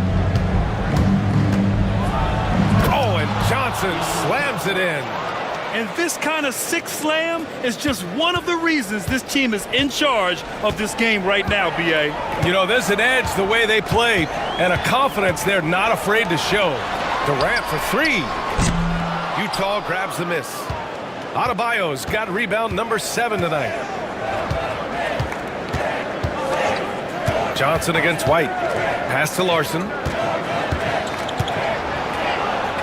Gordon with it. And he's going for the lob. It's stolen by Isaac. Now here's Diallo. And here's White. Outside Durant. Back to Diallo. 5 on the clock. Pass to White. Shoots over Johnson. White can't hit. Jazz leading by 5. To the inside. Here's Adebayo. Takes the assist and lays it in. Nice setup. Adebayo's got 6 in the quarter. Bam knowing what to do. He's owning the paint right now. And Doc Rivers calls timeout. He wants to make sure everybody's on the same page. And one thing I've learned through the years is no matter the situation, there are always adjustments you can make. Yeah, not just there to pump up or to discipline players. You got to make sure that the coach makes the proper adjustments and has his team in the right mindset to carry it out. Milwaukee making some changes. Vanderbilt's checked in for Isaac. George comes in for Durant. And Christie subbed in for Diallo. Jang, he's checked in for Utah. Jackson comes in for Gordon.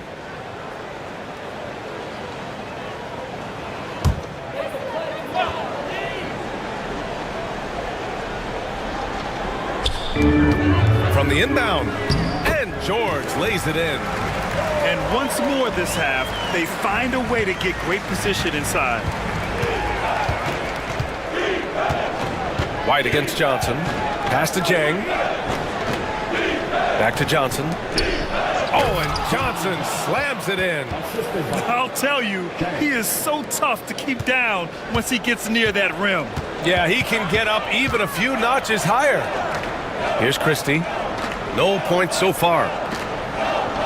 Now George. Right side White. Inside. Here's Christie. And he's going to the line for 2. The official saw contact while he was going up. No debate there. He got hammered. Milwaukee shooting their 7th and 8th attempts at the foul line tonight.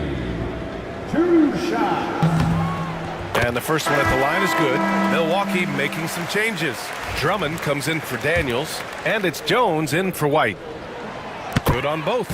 At this point, you might as well go ahead and chalk up the points when he's at the free throw line. Pretty much automatic. Ellis passes to Jackson. Johnson a screen on Vanderbilt. Here's Jackson. It's Milwaukee with a rebound. Vanderbilt's got his 4th rebound in this one. Jones against Johnson. Jones, the pass to Christie. For 3, George. And that makes him 3 for 4. He's looking good. Defensively, gotta close out a little faster. That's a look he'll make with regularity. Making sure of it with the 2-hand slam, B.A. Yeah, I don't blame him. With the score this tight, you cannot take a chance here. Pass to Christie. It's George on the wing. He has 7.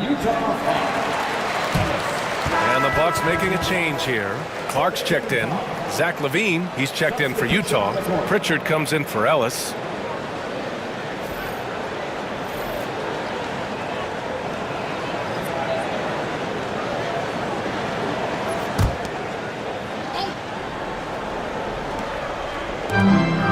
Clark outside. Pass to Christie. Here's Vanderbilt. 4 on the clock. There's the triple. Christie's shot is off. Utah leading by 4. LaVine passes to Sajay. And just who is providing all the playmaking here tonight? Let's take a look at the breakdown between the front court and back court for Milwaukee. And their guards have done a great job setting up the front court for success, making quality passes and rewarding the bigs for getting in scoring position. Take a break. Take a break. 2 shots.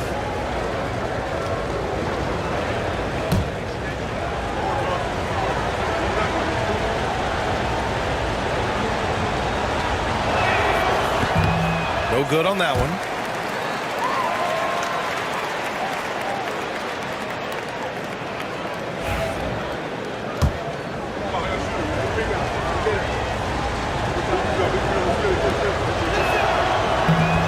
He's off on the second. The Bucks trail by 4. And he's going for the oop here. Out of bounds. It'll go to the Jazz. All right, let's take a look back at last season and see the teams who collected the most second chance points. Utah, number 1. And it was just great watching them be so assertive on the offensive glass. This is a team that trusted in their ability to keep possessions alive last season. Utah leading by 4. Levine with a screen on Clark. Here's Pritchard. Clark covers. Here's Levine. Well-placed jumper from the free throw line.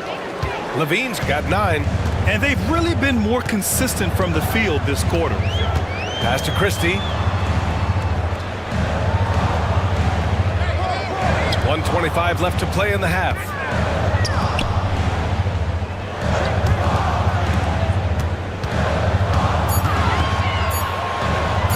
And here's Vanderbilt from the arc. Kept alive. Second shot opportunity. And Drummond with the finish. Drummond's got his second bucket on the night. Drummond uses his rebounding instincts on the offensive glass so well. Those second chance opportunities, they can hurt you. Now here's Levine. He's got 9. Battles for the finish. Zach Levine. Their defense just falls apart once the ball goes inside. The Bucks trail by 6. Now Clark.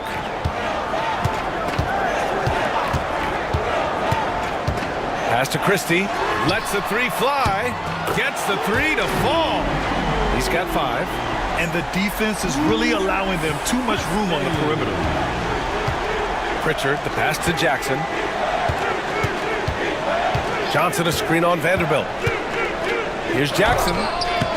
Drummond grabs the miss. Drummond's got 4 rebounds now. Levine against Clark.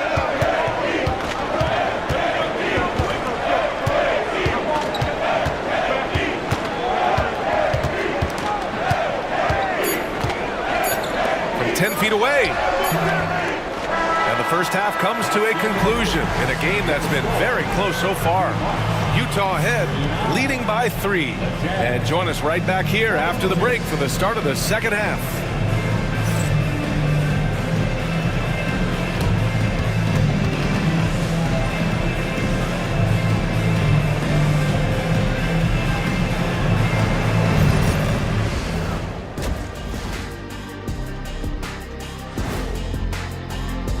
You take a look at Utah, you expect this game to go down to the wire, and if it does, it'll be good for the coaches to see who performs well late in a tight game. Invaluable information, no doubt. Let's shift focus back to the Utah Jazz, who find little separation after one half of play. This is some retro hoops, pounding the ball inside with intent. Man, I know you love this big fella. No need to take a million jumpers. Work with the rock down low. Good things will happen, don't you know? Ooh, you're rhyming and you need to know. A poet. That does it for halftime. Let's get back to game action. Here's Brian Anderson with the start of the third quarter.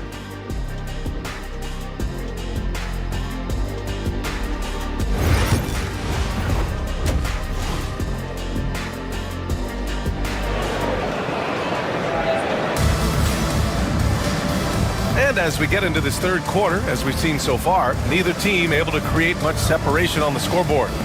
Zach Levine with a strong contribution so far in this one. Through 2 quarters of play, he's been an excellent source of points. Yeah, he's shouldering the load right now and looking really comfortable while he's doing it.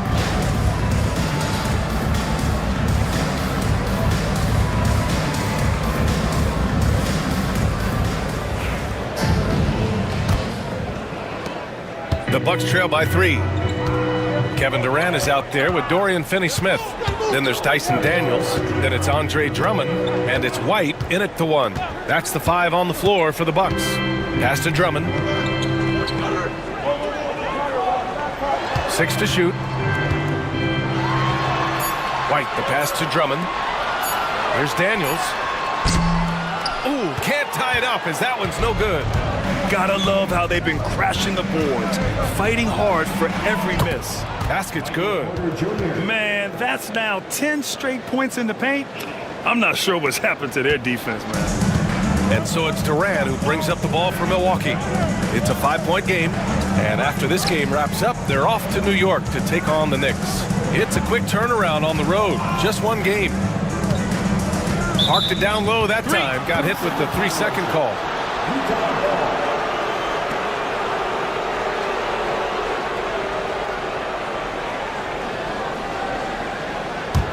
Jazz leading by 5. Second half getting started, about a minute played. Porter the pass to Ellis. Screen by Gordon. And he lobs it up top. And Gordon with the big finish. Great timing, but Aaron Gordon's going to make any lob look good. And the Bucks shooting at a decent clip, 45% for the game. Pass to White. Back to Durant. What a throwdown from KD. Well, that's the kind of passing right there that makes a difference, not just in that possession, but maybe on your play for the entire game. When you look at the career of Kevin Durant, he's had an amazing list of teammates, Grant. Yeah, that's true, B.A. And it started with Westbrook and Harden. Then he had Steph, Clay, and Dre, Kyrie, and then Booker and Beal. That is quite the list. Here's White, following the bucket by the Jazz. Oh, a clear foul there on the missed shot. So he'll get a pair at the line. Just not sure there's a good way to guard Kevin Durant. He's too tall, he's too skilled, and he's too quick with that release. First trip to the free throw line for him in this one. In their previous game, he simply couldn't miss from the line. He's off on the first.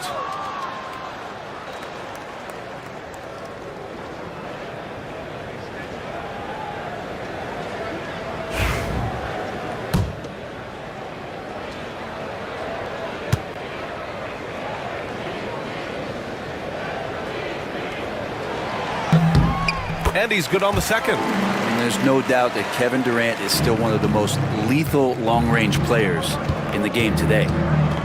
Pass to Adebayo. Over Drummond. And it's Utah scoring again. And they're rolling. 4 straight makes to start the second half. The Bucks trail by 8. And here's Durant. Give him 8 points now. Outside Finney-Smith. Shot clock at 6. Outside White. With 1 on the clock. Oh, the jam by Drummond. And how about Drummond trying to score some extra points with the style on that dunk? Oh, doing damage above the rim. That was our AT&T 5G Slam Cam. Utah leading by 6. And let's swing it over to the sideline and hear from Allie. Hey, Brian. Well, Kevin Durant steadily climbing up the top 10 of the all-time scoring list.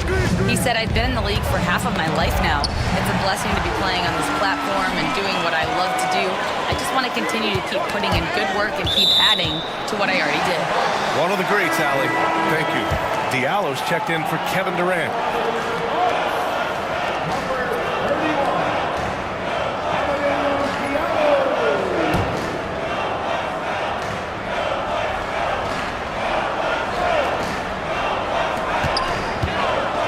Here's White, outside Finney-Smith. And the call will be against Derek White.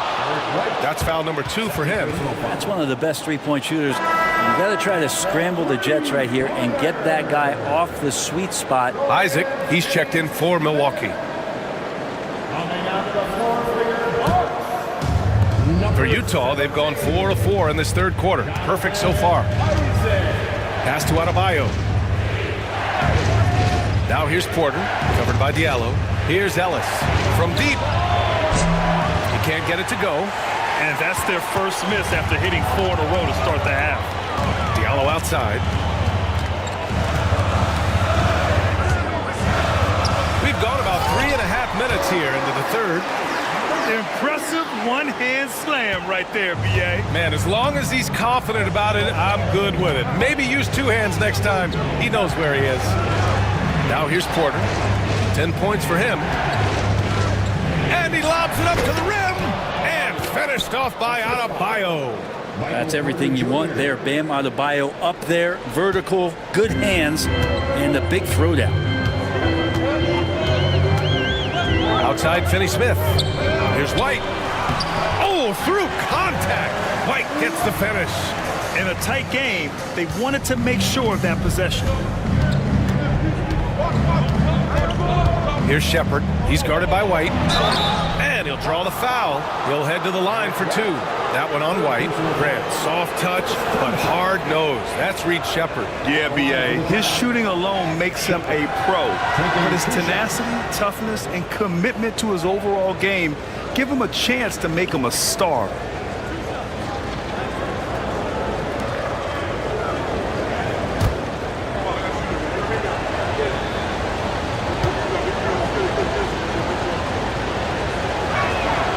And he drops the first.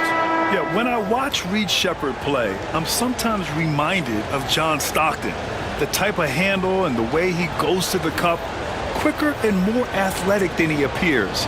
You know, I know that's big shoes to fill, but I just like the similarities and the intensity. Vanderbilt's checked in for the Bucks. Christie comes in for White, and he makes both free throws. The Bucks trail by 3. Outside, Finney-Smith.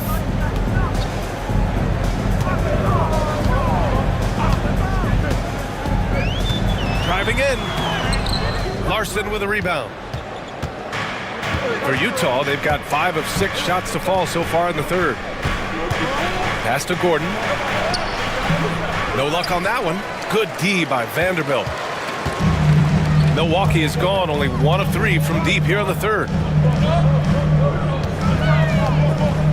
Here's Christie. He's got 5.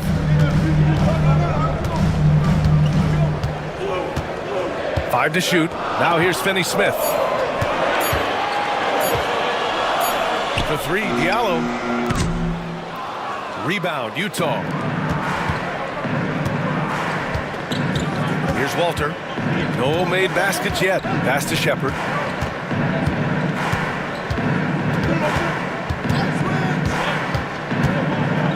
Outside Porter. Here's Larson. For 3. And Porter hits from deep. Porter's got 13 now. And you really want to step up and try to make Porter make a move right there. The 3 ball look easy. Back to Daniels. Vanderbilt with a screen. Here's Daniels. Back to Finney-Smith. Vanderbilt, the pass to Finney-Smith. Up and over Porter. And another miss by Milwaukee. Jazz leading by 6. Pass to Larson. Down low. Porter gets the bucket. He's got 15. This looks like he's got more feel tonight, like he's really got a good grip on that ball as he's letting it go. Diallo outside. Driving to the basket. The basket drops, and he gets fouled on the shot. 1 free throw coming his way. Oh, he really fought for that one. Battling through contact to complete the play. And a chance to catch up on some numbers here. The scoring breakdown for the Jazz. They've been all about high percentage looks in this game, working the ball inside and doing whatever it takes to get it to go. We probably have to touch on as well that tonight their penetration has been awesome. I mean, they put force on this game, attacking off the bounce, and the willingness to do that has paid off. The free throw drops for Diallo. Utah leading by 5. Pritchard, the pass to Sajang.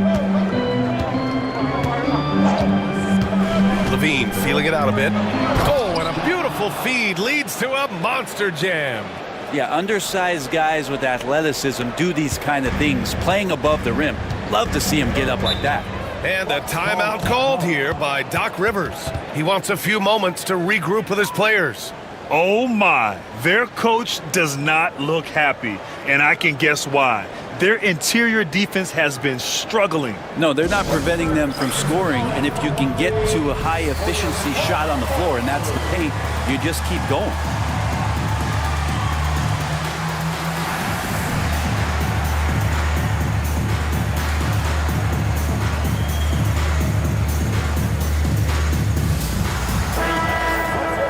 Taking a look back at last season, the team leaders in rebounding. In the third spot, the Jazz. And you have to be impressed if you look at the rebounding numbers from last season. They ran a number of guys to the glass, which led to plenty of second chance opportunities.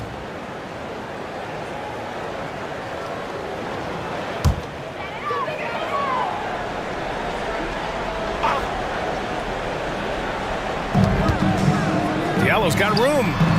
And another miss by Milwaukee. And they're doing strong work on the glass. A +5 advantage for them. Pritchard, no good. Bucks trail by 7.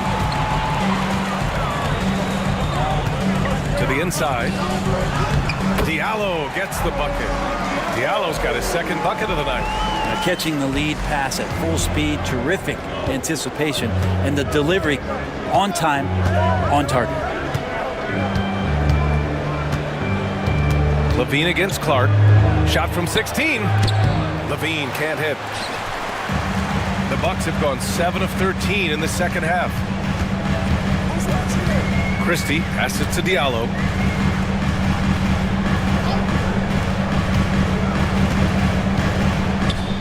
To the paint.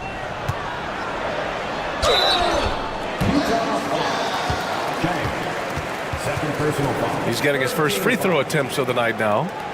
At the line for Milwaukee, Take a break. Take a break. 2 shots.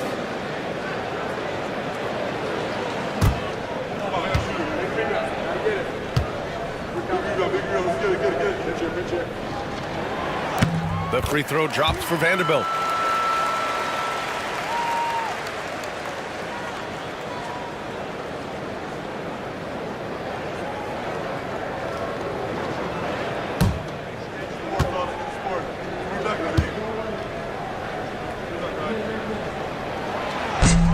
And Vanderbilt drops them both.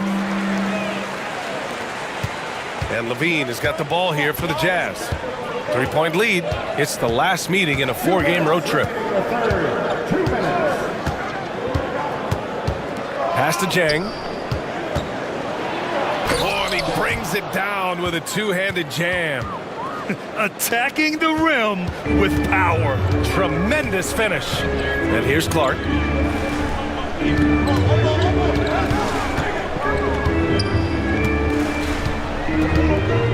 .136 left in the third quarter.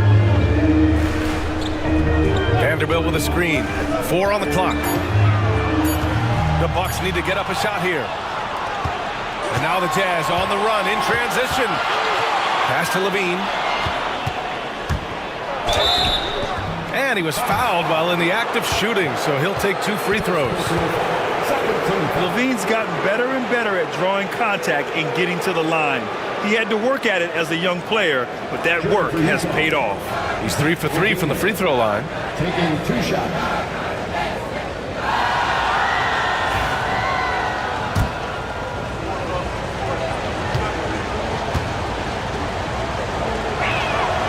First free throw is good. Andre Drummond is checked in for Milwaukee. Kevin Durant comes in for Diallo.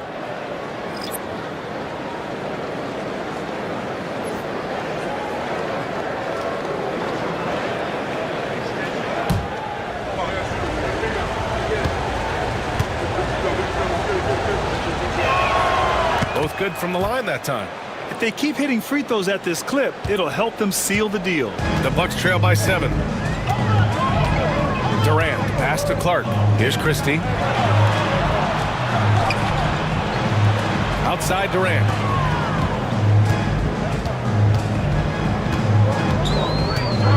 On the take, Durant. Pass to Christie. All sorts of time. And there it is for him. Christie's got 7 points. Well, that was just a quick glance from KD. He looks at the defense and makes the play. There's 49 seconds left in the third quarter. Here's Jang. Here's Walter. George defending. Now here's Jackson. 4-3. Drummond grabs the miss. Drummond's got 6 rebounds in the game. Clark, the pass to Durant. And Durant slams it home. And using all of his 7'5" wingspan, Durant turns backwards. Yeah, just hold for the last shot. Don't give him another possession at all. Yeah, hopefully that's what they'll do here. It's what most teams try to execute at this time in the game. Levine with it. There's Jackson with the 3. That drops. And it comes off an assist from Levine. Levine's got 4 assists in the game. And so it's the Utah Jazz leading by 6 as we wrap up the quarter. And it's all due to their ability to own the paint. They've been dominant down low. We'll be right back.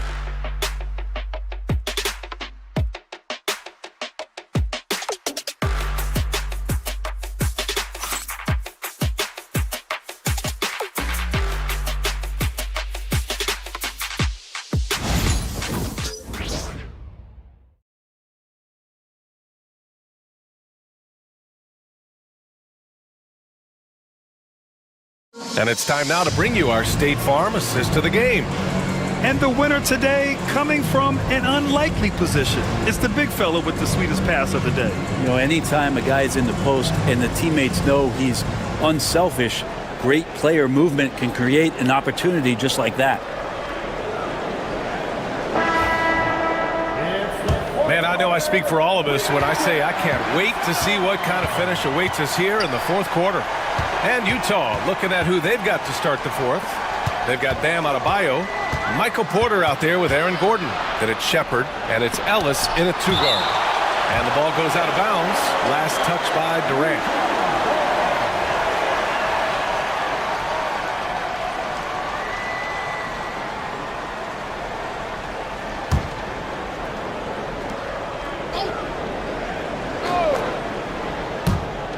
Here's Porter. Nice form on the 20-footer. And the Jazz lead by 8. Now here's White. Outside Durant. And Durant with the big finish. Yeah, pull out your dictionary, look up the term pure scorer. You might see a picture of one Kevin Durant. Pass to Adebayo. High arcing shot. And the shot counts. He's fouled, and it's a chance for a 3-point play. First personal foul. At 6'9", Bam Adebayo is on the shorter side of centers.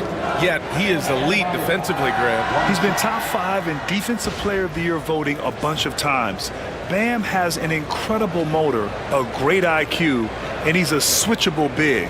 That's huge in today's game.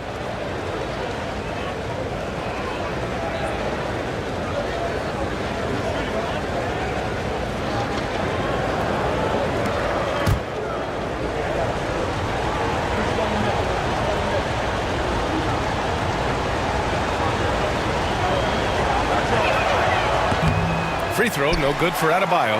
Adebayo is by no means an ordinary big in this league. He's just one of the few players in the NBA who can legitimately guard 1 through 5. A true defensive anchor. Well, if you came here looking for a scoring battle, I think you made the right choice. Yeah, both of these teams locked in on the offensive end. Going to be a high-scoring affair tonight. Now here's Porter. Pass to Adebayo. Here's Shepard.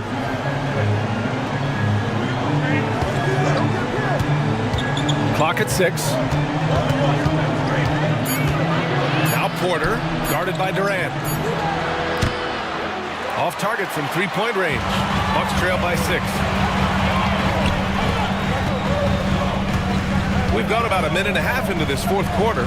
Eddie Smith passes to White. Here's Christie. The 3-pointer off the mark. And he probably thought he was going to bury that one. Here's Ellis. Pass to Adebayo. That's tipped. In transition, here come the Bucks. And down it goes. Jam that one home. Drummond with the defensive mindset, that's got to be a plus for the coaching staff as he sees a chance to steal that ball. Adebayo with it. Drummond grabs the miss. Drummond's got rebound number 8 now. Pass to Finney-Smith. Durant against Porter. Durant inside. Up and over Porter. Porter pulls it in. Porter's got 4 rebounds now. If you're just joining us, fourth quarter here. We're just over 2.5 minutes into it. Counted from distance. You're coming into the league with a good three-point stroke. Shepherd pro-ready from deep. Outside White. Pass to Durant. Three-pointer. The rebound by Shepherd. Well, the D really getting away with one there. No one on him. And that's going to be good 9 out of 10 times. Here's Ellis. Porter with it. Guarded by Durant. Porter gets the bucket. And now it's a 9-point Jazz lead. Man, he is fun to watch. Porter can really get it going offensively. Durant against Porter. Durant, pass to Drummond. And here's White. So it'll be 2 free throws. He was fouled in the act of shooting. The officials were right on top of that one. And a vital mission for the NBA, mental health. Commissioner Silver has said it's the most important issue for the league. And I applaud Adam for those comments he's made about it. I mean, the season is so difficult. It can really take a toll on your mind. So it's great the league is trying to help players out through this. And he knocks down the first one. Milwaukee making a switch here. Daniels is checked in.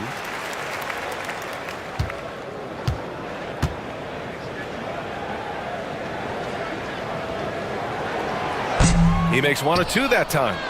Nice rebound. Trying to match the other team's intensity right now. Outside Porter. Adebayo sets a screen to the middle. Deflects the pass. It's stolen by Drummond. Here we go, 1-on-1. Here's Daniels. And it's thrown down hard with both hands. And leaking out well in transition. I mean, I like seeing Daniels get rewarded for hustling. And so Will Hardy calls for the timeout.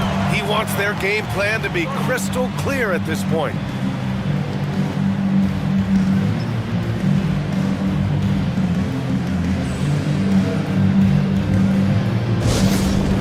Here we go, Bucks fans. Coming to the floor right now is your Bucks home crew. Let me hear ya.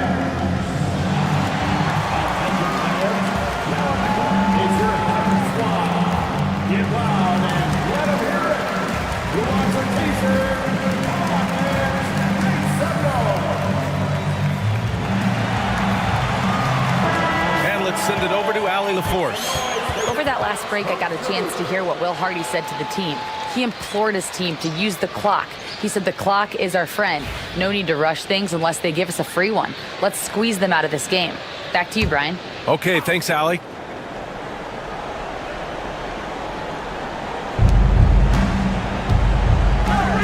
Now Gordon. Pass to Adebayo. Back to Porter. Gordon outside. From downtown. That's Milwaukee with a rebound. Drummond's got 9 rebounds now. Durant, the pass to White. Porter against Durant. Oh, Durant knows how to fight through contact.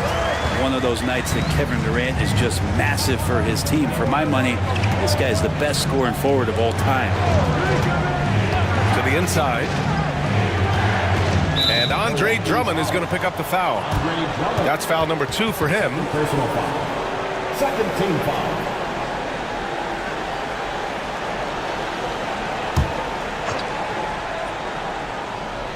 Here's Shepherd. Pass to Ellis. Shot clock at 6. Now Adebayo. To the right side. From behind the arc.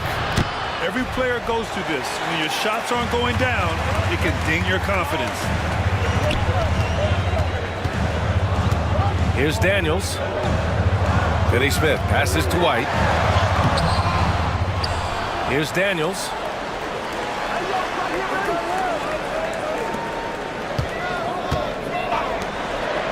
Outside Finney Smith. On the wing Durant. Let's go with a 3. They get it back. Drummond. Oh, and he got fouled on his way up. He'll head to the line to shoot 2. When Drummond gets the ball inside, that's going to scare the rest of your defense. You got to pay attention.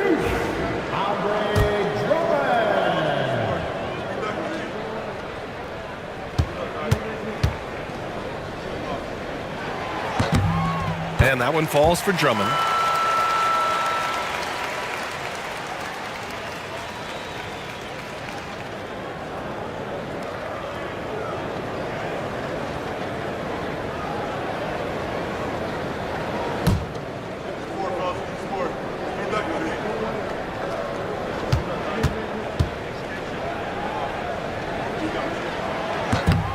And so Drummond nails them both. Utah has gone only 1 of 4 from the perimeter here in this fourth quarter. Here's Shepard. He's guarded by White. Gordon, left side. Ooh, nothing falling for them right now. For Milwaukee, they've got 5 out of 10 shots to drop here in the final quarter. And here's White. Back to Durant. Just 5 on the clock. Over Porter. And another miss by Milwaukee. Yeah, just a little off his game this quarter. He's trying to work his way into a rhythm. Right wing. Here's Ellis. He hits the back iron and sinks it. And the Jazz lead by 4. Porter Jr. moving the ball well. Nice to have a wing player help to be a facilitator. White, the pass to Finney Smith. Inside. Porter with the steal. And now the Jazz on the run in transition. Here's Shepard, guarded by Durant. Back to Porter. 6 on the shot clock. They double him with White. And a bit of a battle for the ball. And the officials signal a jump ball here.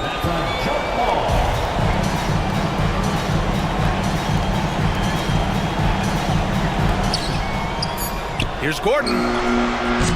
Drummond grabs the miss. Drummond's got rebound number 12 here already in the game. His shooting has been a little bit below par. You think about what this lead would look like if he was on. Now here's Durant. The baseline, Jay. Ellis with a rebound.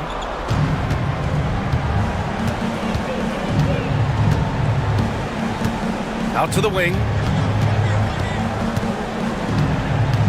Here's Shepard. Outside Porter. Down to 5 on the shot clock. Adebayo sets a screen. They get it again. Shot's no good there. Now 6 for 8. Bucks trail by 4. Up top Durant. He's guarded by Porter. Outside Finney Smith. White with a screen on Gordon. Here's Finney Smith. Counted and the foul. It goes on Aaron Gordon. And that's how you draw it up right there. A screen to shed the defense, a quick move to the bucket, and you get the lay-in. At the line for Milwaukee, Dorian Finney-Smith. Those and one plays can be real backbreakers in a close game. We've got 1:55 left in the fourth. To the paint. Here's Adebayo. And Adebayo slams it in. Bam stepping up and making a huge play for his team that time. The Bucks have gotten 6 of their 13 shots to go. Durant drives in. Easy money for KD love the way Durant just goes after the jugular there. He's used to nailing those game changers. Here's Adebayo. Not going to go that time. Good work defensively by Drummond. Daniels passes to Durant. Down low. Here's Drummond. Oh, hey! How about that? That's impressive. Needing a bucket, Andre Drummond goes and gets it. Utah trailing here. 1:10 left in the final quarter. And Adebayo with the basket on the assist by Shepherd. Adebayo's got 6 in the quarter. And this is a huge step showing trust in Bam's play in the biggest moments. Drummond the screen on Porter. Fires from the wing. Durant, no good. Utah's gone 1 for 5 shooting from the arc here in the fourth. Count it! Huge play there from AG. And Doc Rivers calls timeout. Critical moment here. He's not taking any chances.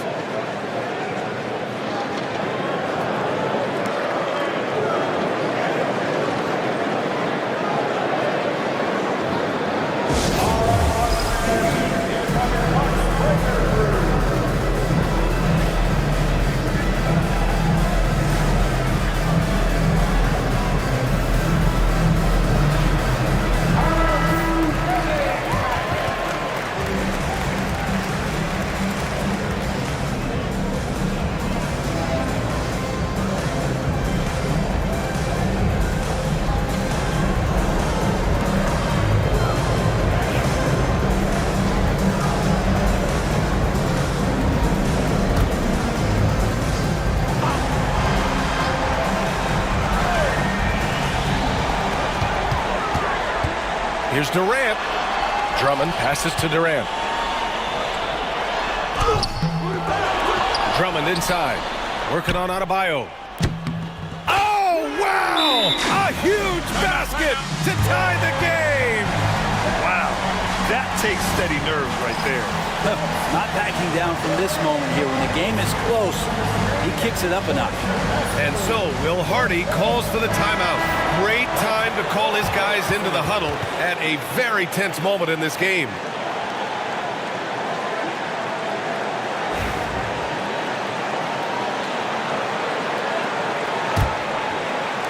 "34 seconds left in the fourth quarter. Here's Ellis. Adebayo in the post. Drummond defending. Can't hit from in close. And Doc Rivers calls timeout. The pressure is on, and he's got a plan to share with his guys.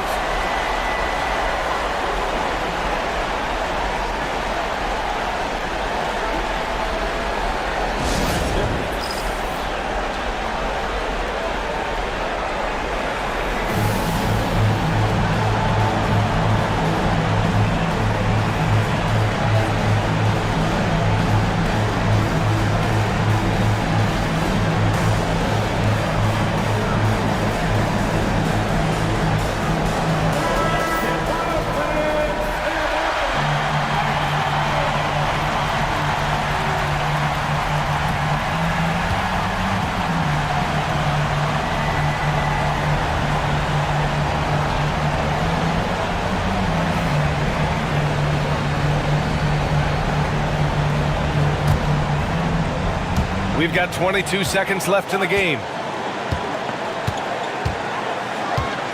Outside White.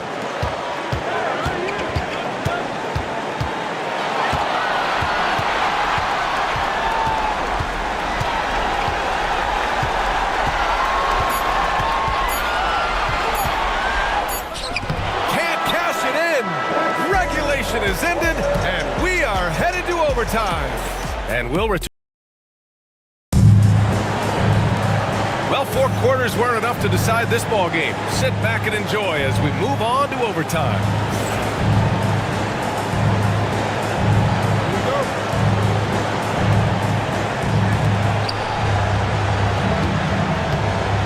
They've got Dorian Finney-Smith. Tyson Daniels out there with Derek White. Then there's Kevin Durant, and it's Drummond in at the 5 down low. Now here's Gordon.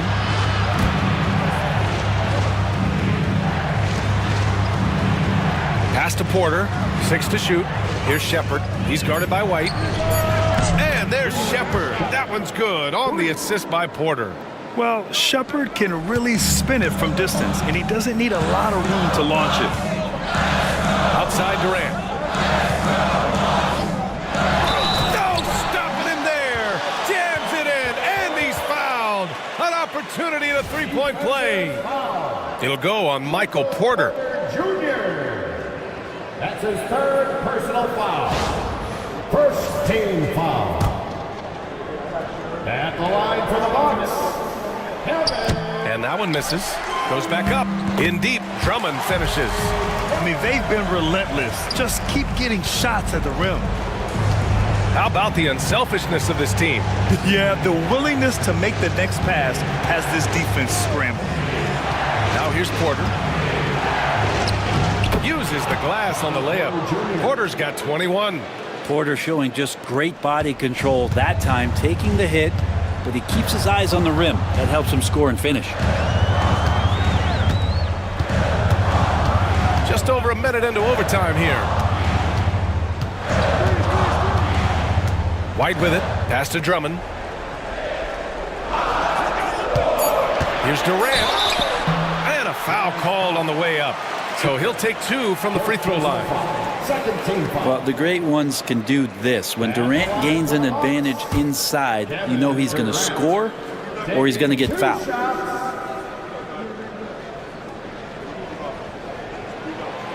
That free throw misses.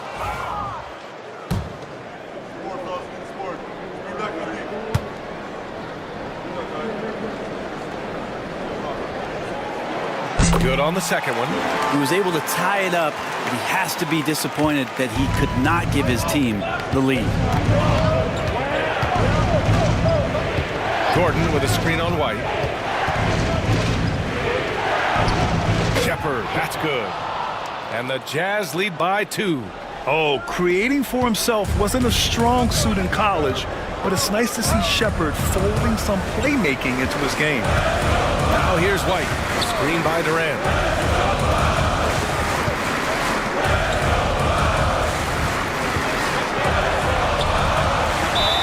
Gets the bucket and the foul. He'll go on Michael Porter. I like how Durant uses his wily frame there to get off those shots. Not an easy shot, but for him, man, it looks easy. Find the lanes. Find the lanes. Team foul. One shot. At the line for one. Kevin Durant.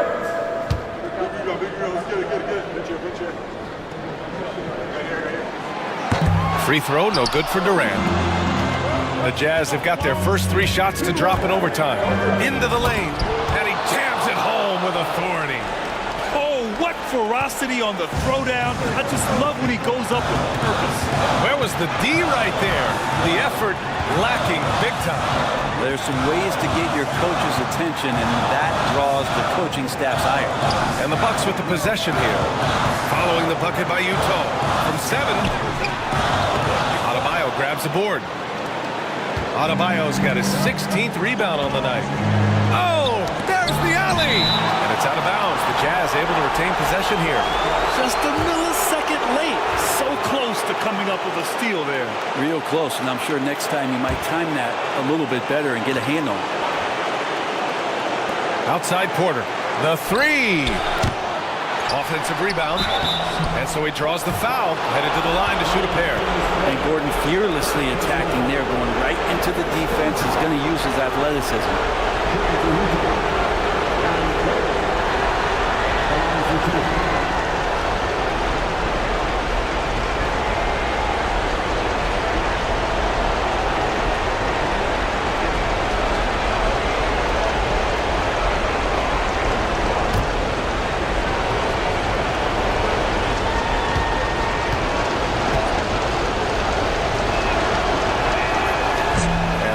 As he doesn't get the first one to fall. Trying to focus now for the second. Aaron Gordon is a guy that you really value on both ends of the floor.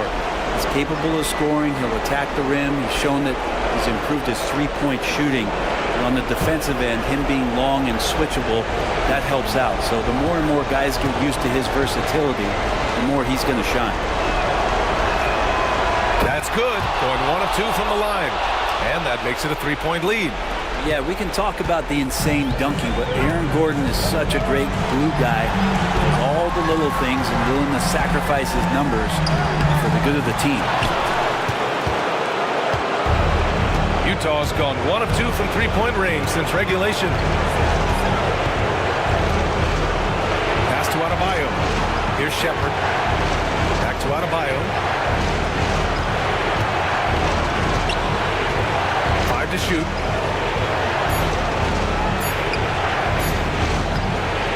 That shot is off. 8 for 13 so far. For Milwaukee, they've gotten 3 of 5 attempts to go as we play here in this OT period. Durant against Porter. Here's Daniels. Takes one from 10 feet. That one no good. We've got a 9-second difference between the shot clock and game clock. Adebayo finds Porter. Here's Ellis. Screen by Gordon. 11 feet out. And another miss by Utah. And Doc Rivers calls timeout. And a great call on his part. This is the time you want to be in sync right here. Given the situation here, what sort of strategy needs to be top of mind? If they leave the arc open, take it. But it may be safer to get a quick 2 and then foul. Don't force something up. You got to be smart here.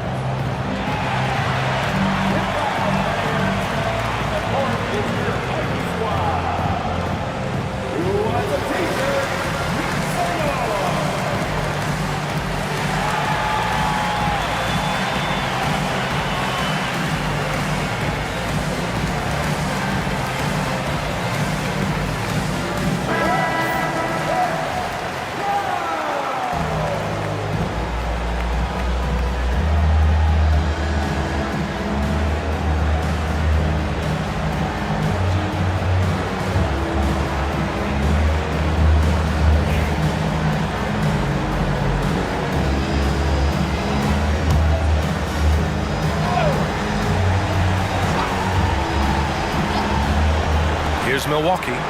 They trail by 3. On the wing, Finney-Smith. Oh, bangs home the 3.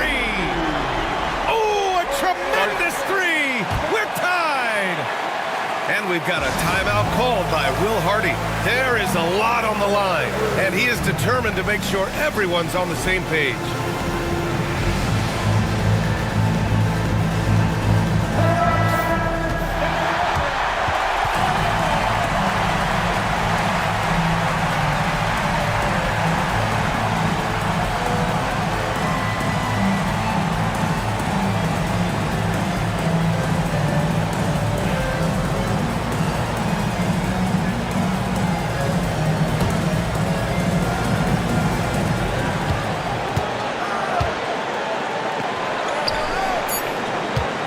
Here's Adebayo.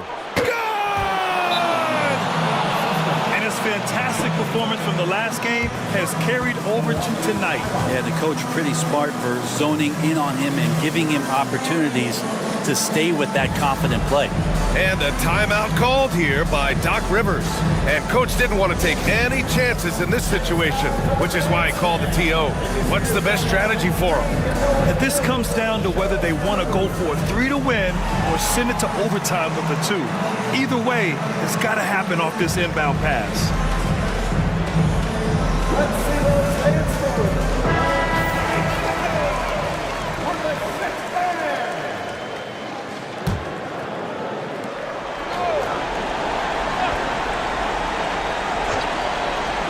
Durant way outside. Oh, the all-or-nothing shot attempt falls offline. That's the end of the game. So it's a narrow victory for the Jazz, pulling out the W. Things looked a little uneven for them down the stretch, but in overtime, they took control. NBA, I don't think they expected this one to be so hard fought, but when they went into overtime, they really poured the gas on the fire. Well, now we have some time to check in with Allie LaForce. Allie.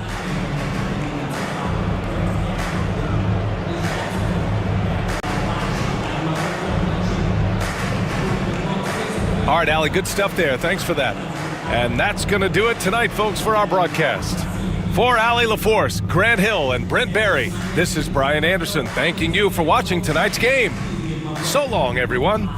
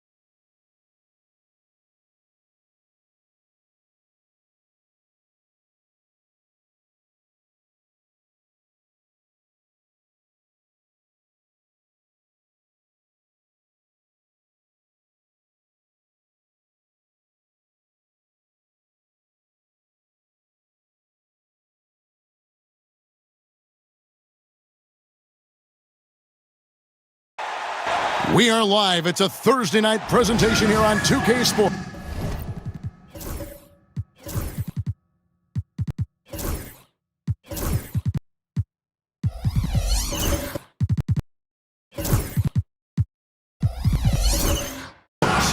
Alongside Greg Anthony and if you claim to be a basketball purist, and Greg, I know you do, one thing you gotta love watching is great ball movement. Which is something both of these teams take pride in. It's always fun to watch guys be unselfish with the ball and look to make each other better. Let's take a look at our starters for Portland.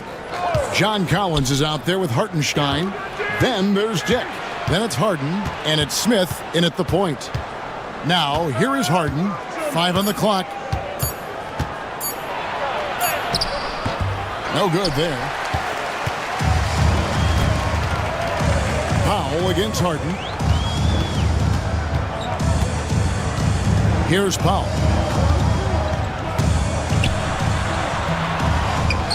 Outside for Gilgeous-Alexander. Poked away. It's stolen by Smith. Drives to the hoop. Wants to get it to Collins and does. And it's good. 2 points. Well, the defense can't lose track of him. He's just too talented offensively. Right now, let's send it over to the sidelines and get a report from David Aldridge. Well, I caught up with Greg Popovich. Well, he's worried about a number of issues, and front of center, James Harden. He said James will dissect you. It's hard to speed him up and hard to slow him down. He's their catalyst. But he thinks if they do a good job on Harden, they have a good shot at winning. Guys? Thanks, David. Shooting one.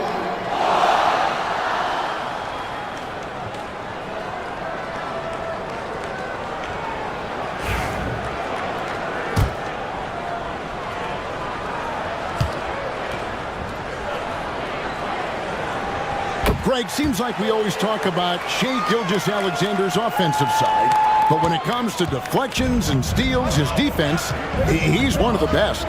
Yeah, his two-way ability is sometimes overlooked in the mainstream media. But people in the know how good of a defender he is. Harden against Powell. Portland grabs the miss. They defeated the Pelicans in their last game. And really showed their depth when they needed it most. On the road, having to manufacture points. And those are the games you need as a squad. Proving to yourself you can go win in a hostile environment. Offensive rebound. And the dunk by Hartenstein. And, you know, it's one thing to get the offensive rebound, but then how about the loud bucket he's able to convert? He was in perfect position under the hoop, Greg. You're right. Once he gets his hands on the miss. Now, here's Gilgeous-Alexander. Last game we saw him score 32. Oh, that's too smooth. I mean, Gilgeous-Alexander with some clever playmaking there. Portland's gone 0 of 2 from deep here. Outside Collins. Pass to Harden. Hartenstein with the screen on Powell. Back to Collins. 5 to shoot. Here's Dick. Offline with his 3. San Antonio leading. Powell down low, working on Smith. Got him up in the air with the pump fake and then took advantage. Continues to develop his playmaking abilities. Gilgeous-Alexander is an unselfish team player. And so Chauncey Billups calls for the timeout. He's ready to talk things through with the team.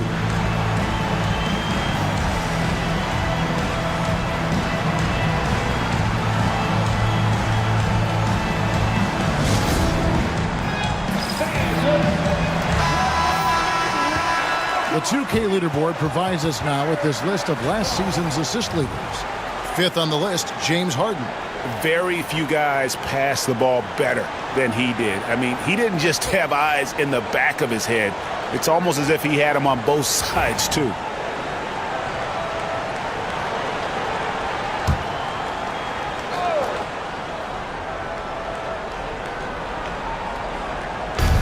Now about 3 minutes gone in the first quarter. Collins passes to Dick. And the dunk by Dick. A little playmaking there from Collins. Nice to see him setting others up. And here's Gilgeous-Alexander. He'll bring it up for the Spurs.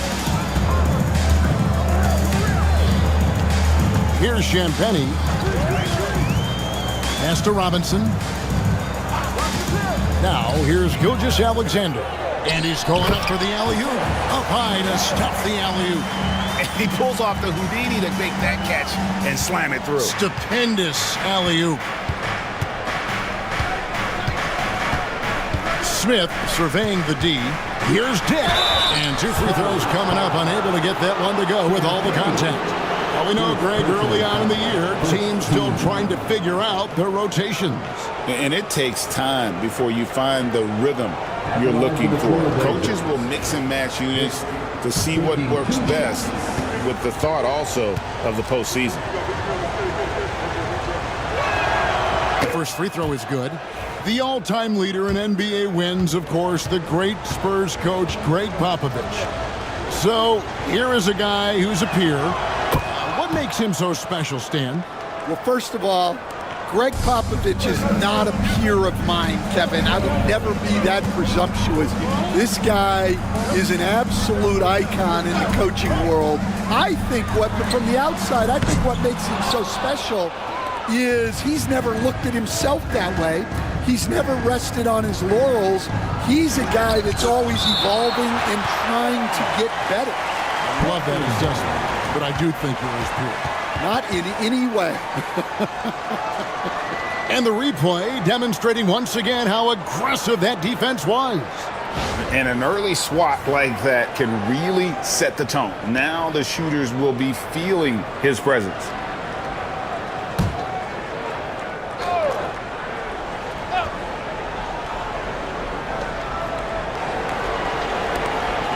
And some nice ball movement here by the Trailblazers.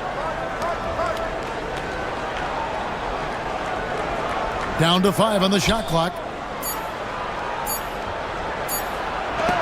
Watch again. And great read there by SGA. Knew the shot was coming and just trusted his instincts. The shot by Powell, no good.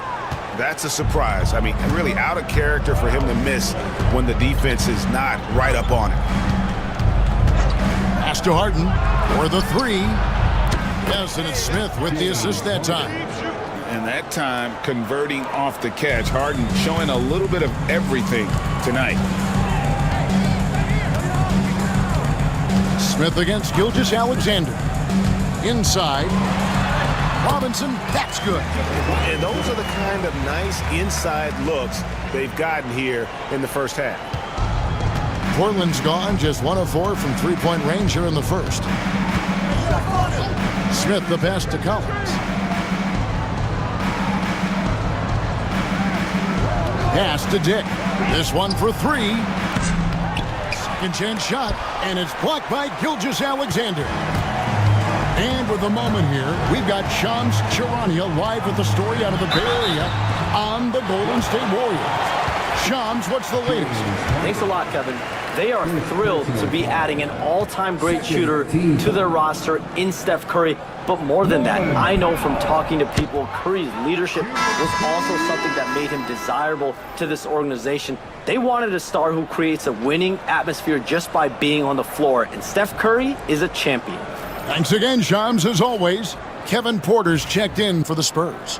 Portland also making some changes. Jock Landale's checked in for Hartenstein. Vassell comes in for James Harden.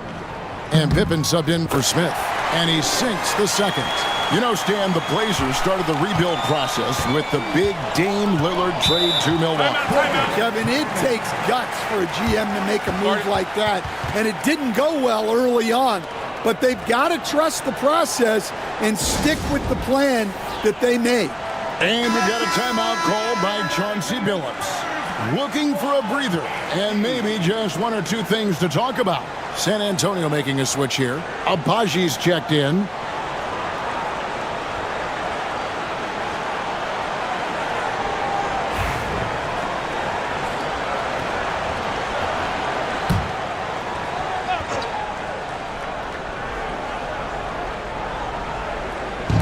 Portland with the ball. They trail by 1. Collins, a screen on Portland. Here's Vassell. Up again. It's good on the putback. Using all of his length. Collins able to grab the offensive rebound and finish the play. Gilgeous-Alexander kicks to Robinson. Puts it up from 12. And it's Gilgeous-Alexander missing. And so it's Pippen with it. He brings it up for the Portland Trail Blazers. They're getting their first look of the season at San Antonio in this one. And they won the season series against this club last year, but, then again, so did a lot of other teams. Abaji, the pass to Portland. Lays it up off the glass. They're finding lanes to the hoop now with consistency. 5 buckets in a row from the paint. Pippen against Gilgeous-Alexander. Kicks it out to Collins. The shot's good on the assist by Pippen. Collins has got 6. We'll see if they can finally hold on to a lead. It's been back and forth all night. Well, this is why the fans are here. Each team trading blows, increasing the entertainment value. He gets that one. He has 6. Well, guys, this first half has been about as tightly contested as you could hope for. There have been a lot of lead changes. My goodness. Pass to Landale. A three-pointer, no good. For San Antonio, they've gone 7 of 12 from the field here in the first quarter. And that one's good, Abaji. Able to get a layup out of that one. That's just soft defense there. Pippen kicks to Collins. Pippen sets a screen for Collins. Vassell outside. Pippen a screen on Portland. Here's Vassell. Hands it from downtown. Vassell's got the game tied up here for the Trailblazers. Yeah, nice shot by Vassell. Really good three-point shooting. And we've got a timeout from Greg Popovich. Wants to regroup and go over the strategy.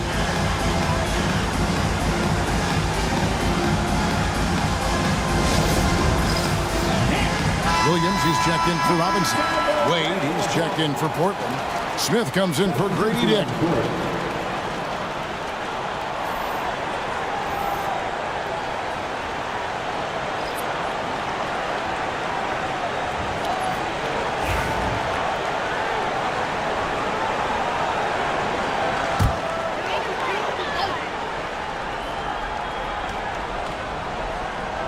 Here's Abaji. Outside, Gilgeous-Alexander. Got a piece of it. Stolen by Pippen. To the middle. Here's Landale. And he caught that pass in full stride on his way to the big slam. He takes advantage of them in every way possible. And Greg, he lures them into a trap on the steal and then bang, straight to the bucket. Turning great defense into great offense. That's the kind of stop you're looking for. Jumps up, rips down the breakaway slam. Using that speed, Vassell on the run. Spurs trail by 4. Greg, you know this. Getting that second contract is a major goal for young players in the NBA, like Devin Vassell. And Devin did, signing a huge 5-year extension in 23. He ended up having his finest year after inking that deal. Vassell has a very bright future. Here's Vassell. After the made shot from Shai Gilgeous-Alexander. Pippen against Gilgeous-Alexander. A crossover. Pippen the pass to Landale. Good on the bucket. And the Trailblazers lead by 4. Well, anytime you can get a good look close in like that, it's always your best option. Gilgeous-Alexander against Pippen. Williams a screen on Pippen. It's Gilgeous-Alexander with the drive. San Antonio again turning it over. Mitchell, he's checked in for San Antonio. Sam Merrill comes in for Shai Gilgeous-Alexander. 41 seconds left to play in the first quarter. Pippen kicks to Vassell.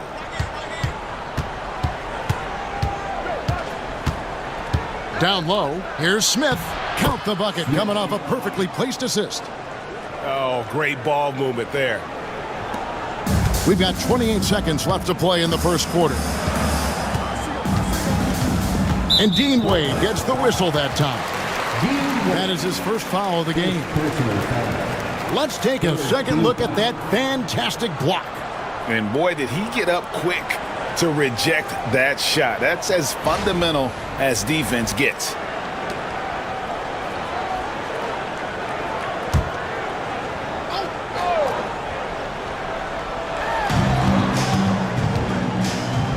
Now Mitchell. There's the screen.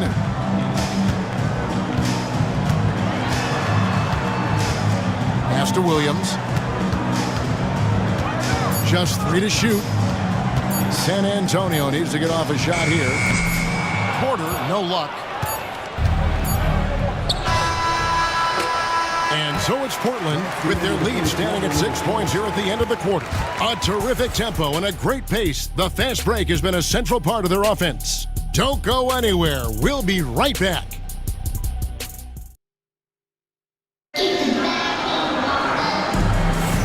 And thanks again for tuning in. If you're just joining us, we've played through 1 quarter of action so far.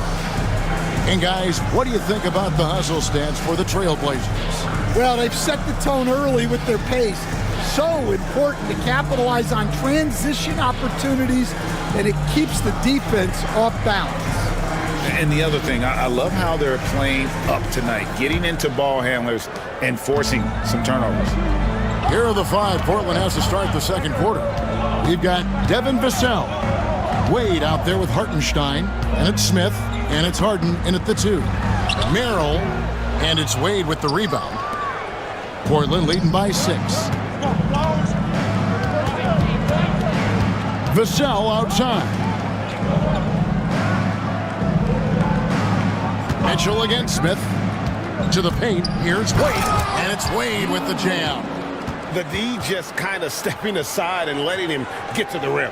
There's a reason, GA. The lead is what it is right now. Well, that's too easy. As he says, let me add to my highlight reel. And the Spurs with possession. The Blazers getting the bucket. Pass to Merrill. Over in the corner, Williams. There's the triple. Merrill gets the bucket. Maybe he's not one of the elite sharpshooters, but even still, that's not a shot that D can afford to give him. To the inside. And the dunk by Hartenstein. And Harden is more than just a scorer. He's also got some sensational handles and passing instincts. Loves connecting with his teammates. Well, Stan, after 11 seasons with this Blazer organization, Damian Lillard traded away in 2023. What a run he had for Portland. Incredible, Kevin. Not only in terms of his scoring and his individual honors, but the success he brought to the team. While they didn't get over the top and get to the finals, they were a consistent winner. If you were a fan in Portland, you had a good team to come and watch for all of those years.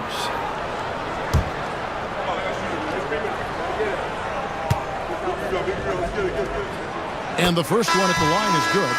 So, Stan, you started in the NBA back in the mid-90s. How is coaching different from, say, now to back then? Wow, Kevin, it's just so different and in so many ways. The players have gotten better, bigger, faster, more skilled. There's more coaches on a staff. Strength coaches have increased in volume and in influence, so there's less practice. Everything now has to be done differently. Everything is bigger, isn't it? It really is. And this is what the offense is designed to produce. Slipping Harden into the corner for a 3. That's money. Williams has a screen for Mitchell. And the dunk by Robinson. And maybe that'll trigger them. Impossible not to get pumped up after that. Yeah, well, you can see the immediate reaction of the guys on the bench. They are pumped up. With a short break in the action, gives us a chance now to send it over to David Aldridge. Kevin, thanks very much. James Harden is still a factor at age 35. He says, I'm more than a scorer, so for me, it's just impacting the game at the highest level. Kevin, he's led the league in scoring 3 times, but has also led the league in assists. So, it's pretty much true. Back to you. Thank you, David. Oh, don't forget, he rebounds as well as any guard right now in the NBA. Grady Dix checked in for Smith. Spurs trail by 9. And a little under 2.5 minutes gone by here in the second quarter. On the wing, Gilgeous-Alexander, guarded by Harden. And able to get himself to the line. SGA so crafty inside there to get the contact. The Spurs shooting their 6th and 7th free throw attempts tonight. Shooting 2. Shooting 2.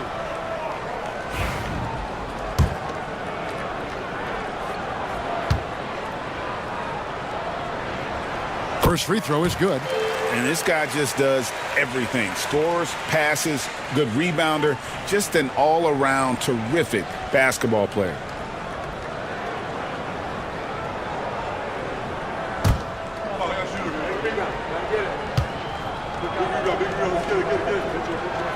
Gilgeous-Alexander hits them both. I'm sure they don't want to send him to the line. That has to be in their scouting report. We're just over 2.5 minutes into the second quarter.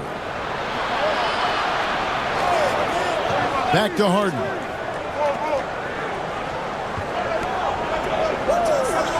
Collins setting the pick for Harden. Over Gilgeous-Alexander. He hits the back iron and sinks the shot. Harden's got 5 points now in the quarter.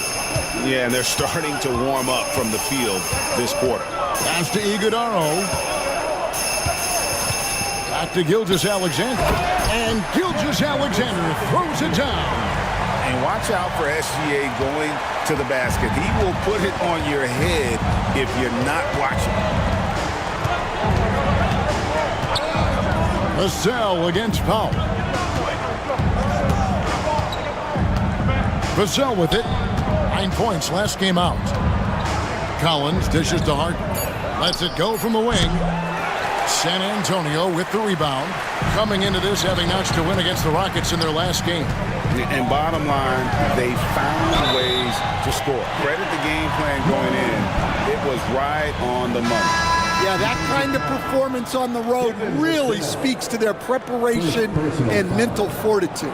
He's made 1 and missed 1 so far in the game. And last season's numbers show him at about an 83% clip, which is far better than most. The Trailblazers making a switch here. Smith has checked in. The free throw drops for Powell. Here's Harden. Last game he had 28 points.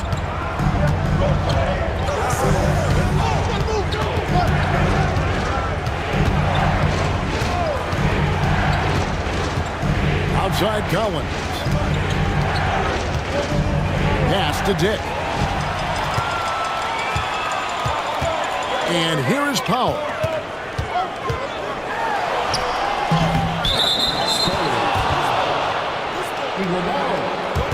First personal foul.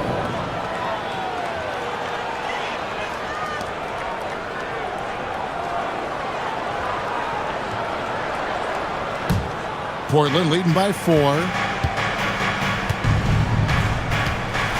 And here's Smith, still without a basket. A shot by Harden, wide open. No good on the triple. Yeah, he hasn't had the best night from the field, but his teammates have had his back. Iguodala. And talk about putting some extra on it. That dunk was way over the top. Close game or not, he's going to finish firm when he gets the space. And that's life above the rim, courtesy of our AT&T 5G Slam Cam. And Wade now top of the key. Pass to Harden. Dick Wide open. They can't stop the run with that one. Well, the defense got lucky there. More often than not, he's making that shot. That misses. Had a chance to tie it there. And so Harden will bring it up for the Portland Trail Blazers. Now Smith. Back to Harden. Shot clock at 6. From the arc. Smith with the basket on the assist from Harden. Smith's got his first 3 points of the game. An average shooter from deep. It's clear Smith Jr. has the touch and focus. Just needs to be more consistent. And we've got a timeout from Greg Popovich. He wants to make some adjustments to the game plan, clearly. Spurs making a switch here. Abaji's checked in. Portland also making some changes. Jock Landale comes in for Dean Wade. And Pippen subbed in for James Harden.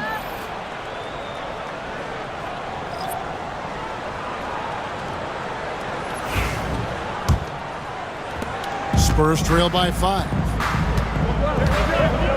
Pass to Iguodaro. Back to Gilgeous-Alexander.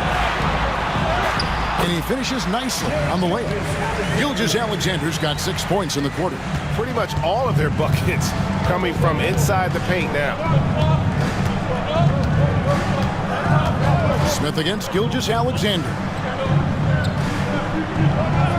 Back to Smith. Just 5 to shoot. Collins setting the pick for Smith. Iguodaro grabs the rebound. The Spurs have gone 6 of 9 in the second quarter. Some good work from the field. Pippen with the steal. Here's Dick. Trying to find Gilgeous-Alexander. Gets it to him. Down low. Dick with the steal. Here's the fast break. Dick leading the way. Smith with a wide open look. Misses the 3. Spurs trail by 3. Pass to Abaji. Smith against Gilgeous-Alexander. Buries it down low. Gilgeous-Alexander's got 13 points. Well, this is shaping up to be a special night for him. Started out well and is only turning it up here in quarter 2. Pippen with it. Back to Smith. Knocks it loose. To the paint. Powell. That's good. Powell's got 5 points now in the quarter. And a closer look here at the hustle stats for San Antonio. Well, so far they've done a great job of reading the offense and repeatedly putting themselves in the right place to interrupt the play and force turnovers.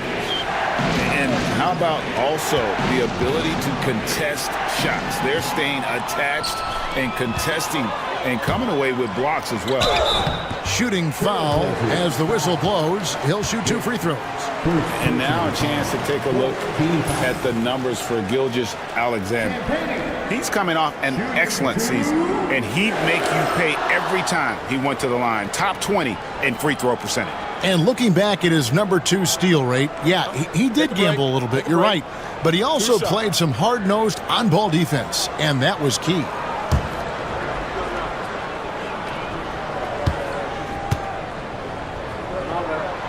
The first free throw is good.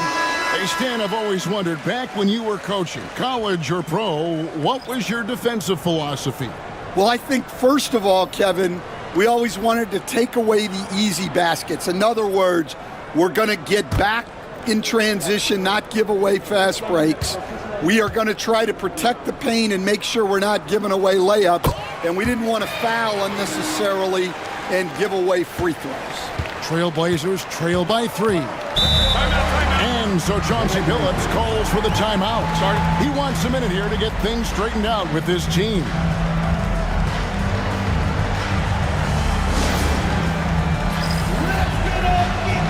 Sam Merrill, he's checked in for San Antonio. With a break in the action, let's show you the teams with the most second chance points last year. The Trailblazers third. This was a team that was really savvy when it came to getting position under the boards and then getting those offensive putbacks. Now Dick. Portland moving the ball around. To the left wing. Pippen outside. Hartenstein with the screen on Porter. Deep two from Pippen. And good as it just snugs right down through the net. There's 1:59 left to play here in the half. Porter against Pippen from outside the arc. Merrill can't hit. And even without that three-ball dropping for him, the defense should have done more on that last play. Pass to Landale. It's good, the assist that time from Smith. Landale's got 6. He talked about a back-and-forth game. This is the definition. You have to love these kinds of games, scoring-wise, keeping everybody on their toes. Now here's Porter. A minute 20 left in the first half of the game. When the defense is playing off you like that, you want to be able to convert, but that time he just couldn't get it done. Here's what Portland has lined up on their schedule. On Friday, they'll be matching up against Mike Conley and the Minnesota Timberwolves. Then on Sunday, they'll be tipping off a homestand, starting with the Memphis Grizzlies. And looking at the Minnesota matchup, it's one that I'm excited for. A couple of teams that play exciting basketball meeting up early in the season.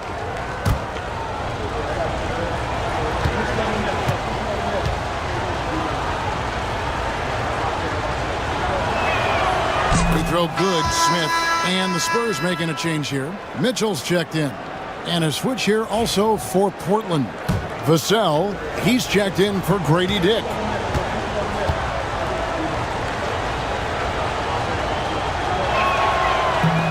Hits one, then misses the second attempt from the free throw line. San Antonio's gone 1 of 2 on three-pointers here in the second quarter so far. Mitchell finds Porter.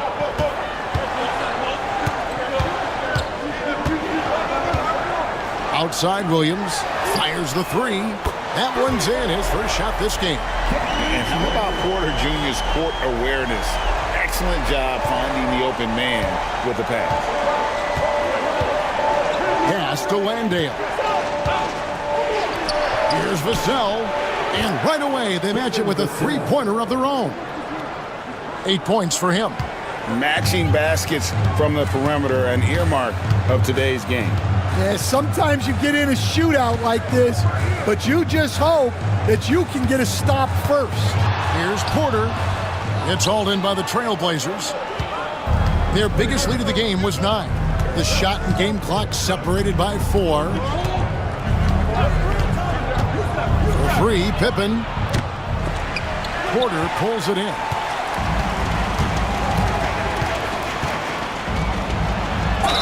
And the basket is good, and he's got a chance here for one more at the line. Any chance you get, you want to put yourself in a position to succeed, and that's what he did there. Well, converting on those transition opportunities is just so important. Shooting one. Find the lanes. One shot.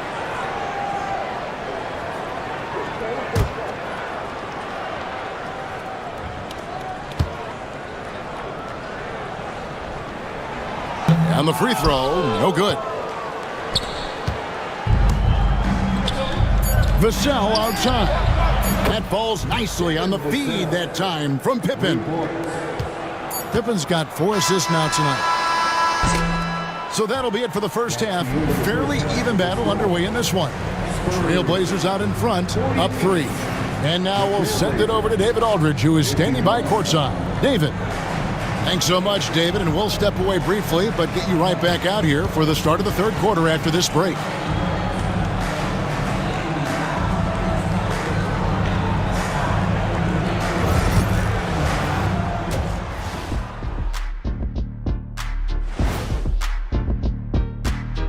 Thanks for looking at San Antonio. they're still at the bottom third of the league. Something will need to change for them to move up in the rankings.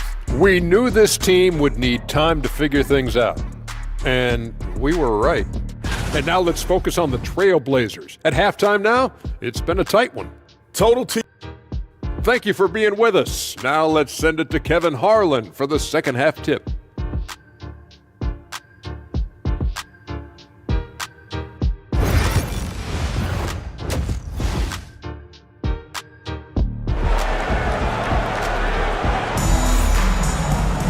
And after a fairly even first couple of quarters, the second half could turn out to be a great one as both teams try to gain an edge. You know, Shai Gilgeous-Alexander has been exceptional here tonight, guys. His play so far is what fans love about him. He has gone right at the defense time and time again. Yeah, he hasn't been settling. He's getting to the rim, and that's him at his best.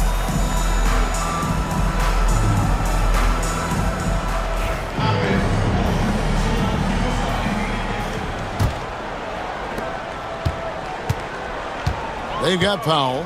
Also, Shai Gilgeous-Alexander out there. And it's Robinson in at the 5 spot. That's the San Antonio 5. Now, here's Gilgeous-Alexander. Robinson a screen on Smith. And a wide open look for Gilgeous-Alexander. Off the mark there with the three-point shot. Portland leading by 3. To the middle. And finished off by Collins. Well, great to see in-sync offense like this. The pass is perfectly timed, and Collins rises up and puts it down. Here's Iguodaro. Outside Robinson. Pass to Champagnie. And out of bounds as the Trailblazers gain possession. A moment here to look at the numbers for James Harden. Coming off a terrific season. Last season put up about 16 points a game, 8 assists, and 5 rebounds. And with the ball in his hands, he is an outstanding distributor.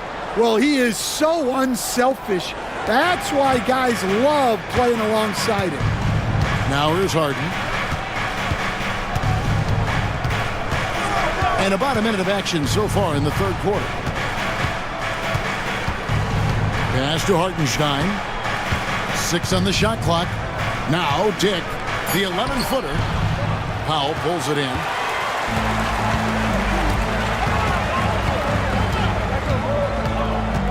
Here's Robinson. Here's Gilgeous-Alexander. Covered by Smith. Gilgeous-Alexander deciding where to go with it. Spurs passing it around. And the basket is good. Got it to go through on the contact, so a free throw coming up. A great opportunity for a three-point play. The Spurs have attempted 11 free throws today and converted 8 of them. Personal foul. First team foul. Champagnie shooting 1. You coached Stan at various levels for 30 years. How has the transition been to the broadcasting business? Well, Kevin, it's been great because of people like you and because I'm undefeated. Right. But do you miss the aftermath when there's at least a score sheet? There's a scorecard that says win or loss. I do miss that. There's no question. I miss the competition. I miss the camaraderie of building toward a result. But I've started to get some of that in broadcasting as I've gotten to know my partners better. Well, it's great being your partner. Likewise. Now, here is Harden after the miss from Shai Gilgeous-Alexander. Back to Harden. Wide open look. Yes, and it's Smith with the assist that time. Smith's got 3 assists now in this one. Oh, the rare catch and shoot from Harden, showing it's still in his bag. Here's Iguodaro. 8 points for him. Powell against Harden. Pass to Smith.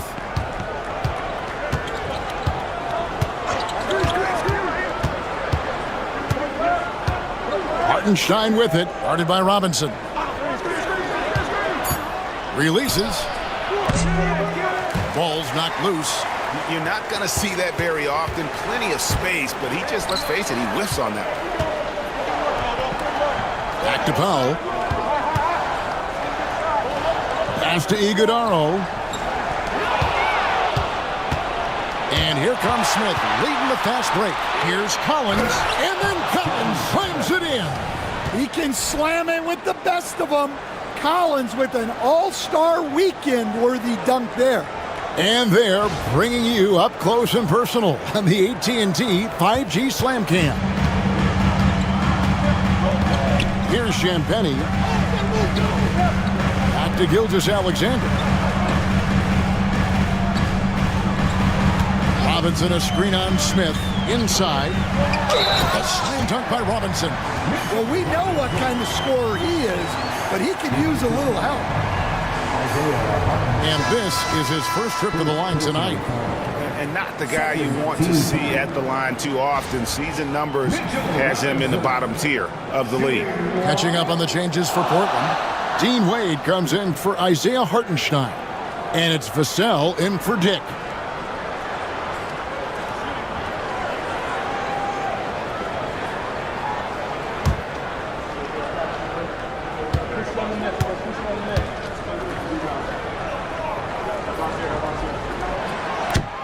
That one misses for Robinson. And so it's Vassell who brings up the ball for the Portland Trail Blazers. Since halftime, they've only allowed 5 points. Now, here is Harden. He's got 10. Harden with a screen on Powell. Vassell wide open. That three off the mark. And I thought that was going to drop. It looked good from here. And it'll go. And the Blazer lead is cut down now to just 3 on the bucket from Powell.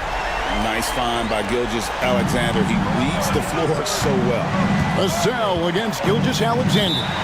And we've got a timeout called by Chauncey Billups. He's going to have a discussion here on the sideline.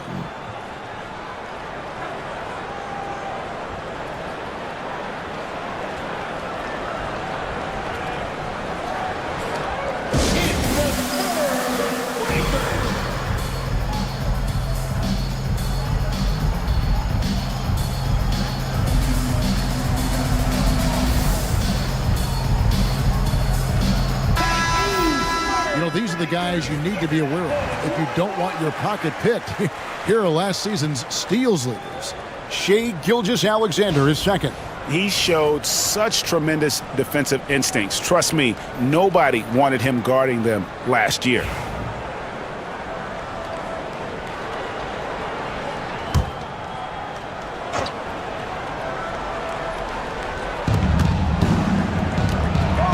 Smith, the pass to Collins. And finished off by Collins. Well, Collins is a guy that when he takes over, you're going to have to get 2 or 3 guys on him to try to slow him down. Well, John Collins was a force in his first few years, Stan, but hasn't seemed to match that level of success since that time. Why do you think that is? Well, I think there's a few reasons, Kevin. Number one, I just think it's a lot about opportunity, and he went from being the number 2 guy on a team to being the 3rd, 4th, even at times 5th guy on the floor, so he's not getting as much opportunity.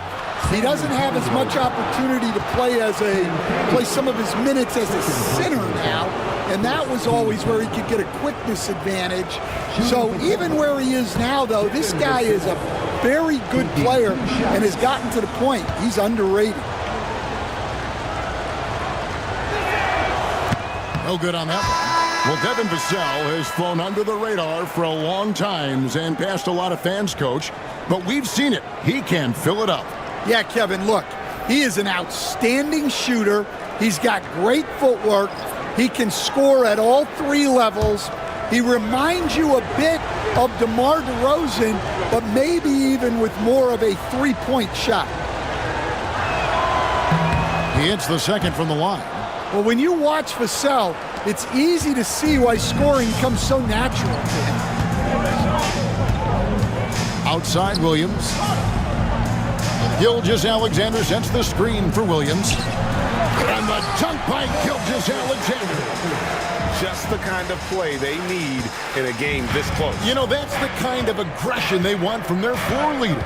Well, it's always a big plus when you have a point guard that can attack the rim like that, puts so much pressure on the defense. Slammed home, and they call the foul. He's headed to the stripe for one more. And Smith is talented at cutting the D to pieces in the pick and roll. An excellent passer in these sets. And guys, what do you think about the offensive approach we've seen so far for Portland? Well, their passing has been just exceptional, and it's opened up the floor for them on numerous occasions. And another thing they've been doing all game long is knocking down the three. Shooting has been a big part of their game plan tonight. Spurs trail by 5. Now here's Porter. Williams, a screen on Pippen. Outside Porter. Just 5 on the clock. From down in the low post, it goes. Porter's got his second bucket of the night. Oh, check out the handles. Their nasty spin move had his man grabbing for air. Now here's Vassell. He's defended by Merrill. Wade sets the pick for Pippen. Wade outside, launches it. Portland again missing. San Antonio's gone 1 of 2 from beyond the arc since coming out of the break. Porter, no luck. Trailblazers leading by 3. It's Pippen on the wing, guarded by Porter. And Pippen gets it to go. Here's Porter.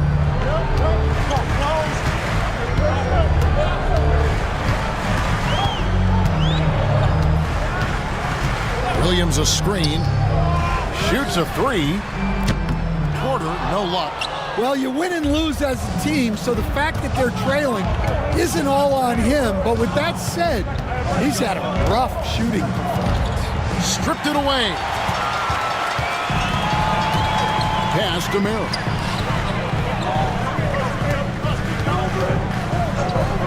There's the 3. Good, and a nice assist from Porter. Porter's got 3 assists tonight. Now that's a high percentage look when the D doesn't fight over the screen. Yeah, it's certainly worth it to disrupt the offense. Coaches notice that extra effort. They get it back. Wade. Williams with the block. Merrill with the ball. He's got 6. Pass to Porter. Here's Iguodaro for the tie. Basket is good. He'll get a chance for one more at the line. How about the concentration? He gets hit but stays with the play and gets the finish. The Spurs have gone 9 of 13 from the line. And just to mention, a season ago, they were very comfortable at the line, hitting about 78% of their free throws.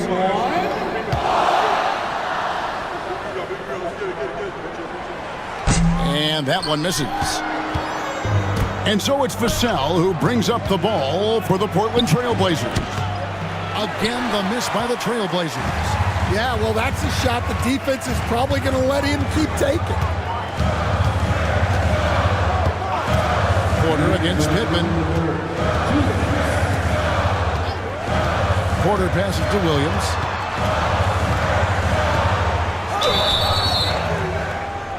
Two free throws coming up, and they call the shooting foul. It's going to be on Devin Vassell. Yeah, good job to take it right at the D. He's 0 of 1 from the line, missing on his first trip.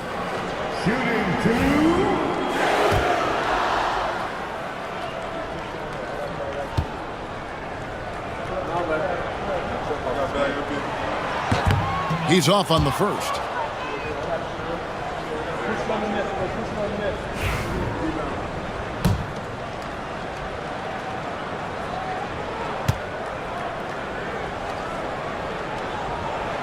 And that one falls, and that puts him up by 1 point.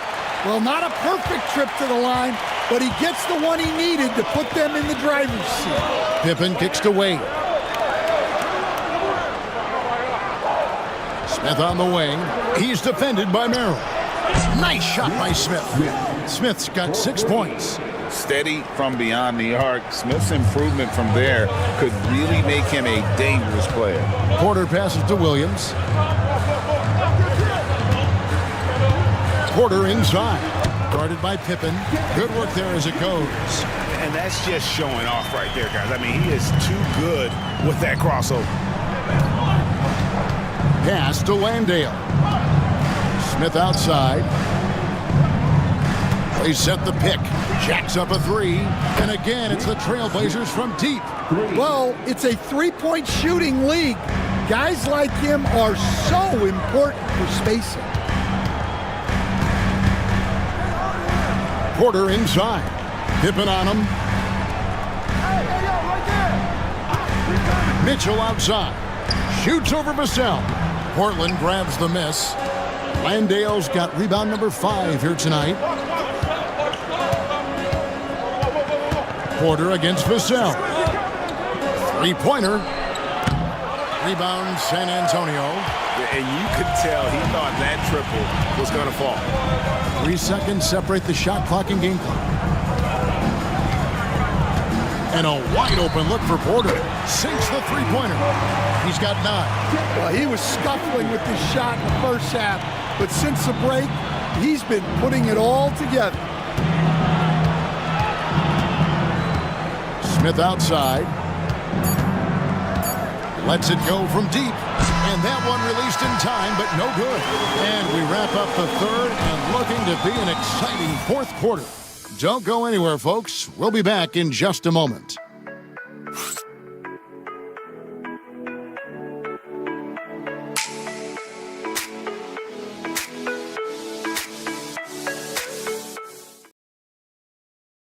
And it's time to bring up the State Farm assist of the game. And he may not be known as a pass-first guy playing out of the two-guard spot, but he shows here that he can dole out an assist or two when he needs to. Yeah, well, he looked like a pass-first point guard on this assist. Incredible instinct to feel the play develop and set up the score. We've reached the fourth quarter, and what has been a very competitive game should be an exciting finish. And on the floor for Portland here in the fourth, they've got Smith. Collins is out there with Grady Dick. Then there's Isaiah Hartenstein. And it's Harden in at the two-guard spot. Nearly impossible trying to guard Harden. He has it all. One of the best penetrators in our game. And he can't hit the second. Talk about confidence. Greg, what do you think about Harden's quote from a couple years ago when he said, "I'm not a system player, I am the system"? Kevin, I laughed when I heard it because most guys couldn't say that, but Harden absolutely can. He's an elite scorer turned elite passer. Your offense has to orbit around him when he's on the floor.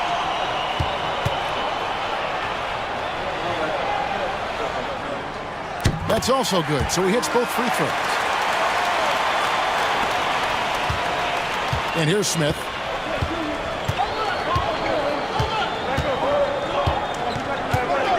On the wing, Harden. Shoots over Powell. And Harden with the basket on the assist by Smith. And that's 13 points for James Harden. And when Harden's this close, he looks to score. Love his mentality. Lobbed up there for Robinson. Throws down the alley-oop slam. Time running low, guys, and somebody has got to win this one. Yeah, well, who knows? We might need overtime in this one. It's been that kind of a game. Now, here is Smith. Here's Harden. And that one clearly a foul. Gets the whistle, and 2 shots coming up. It's going to go on Norman Powell. It's just so difficult to guard the beard without fouling. Harden is constantly seeking out contact. Free throw drops for Harden. The Spurs making a switch here.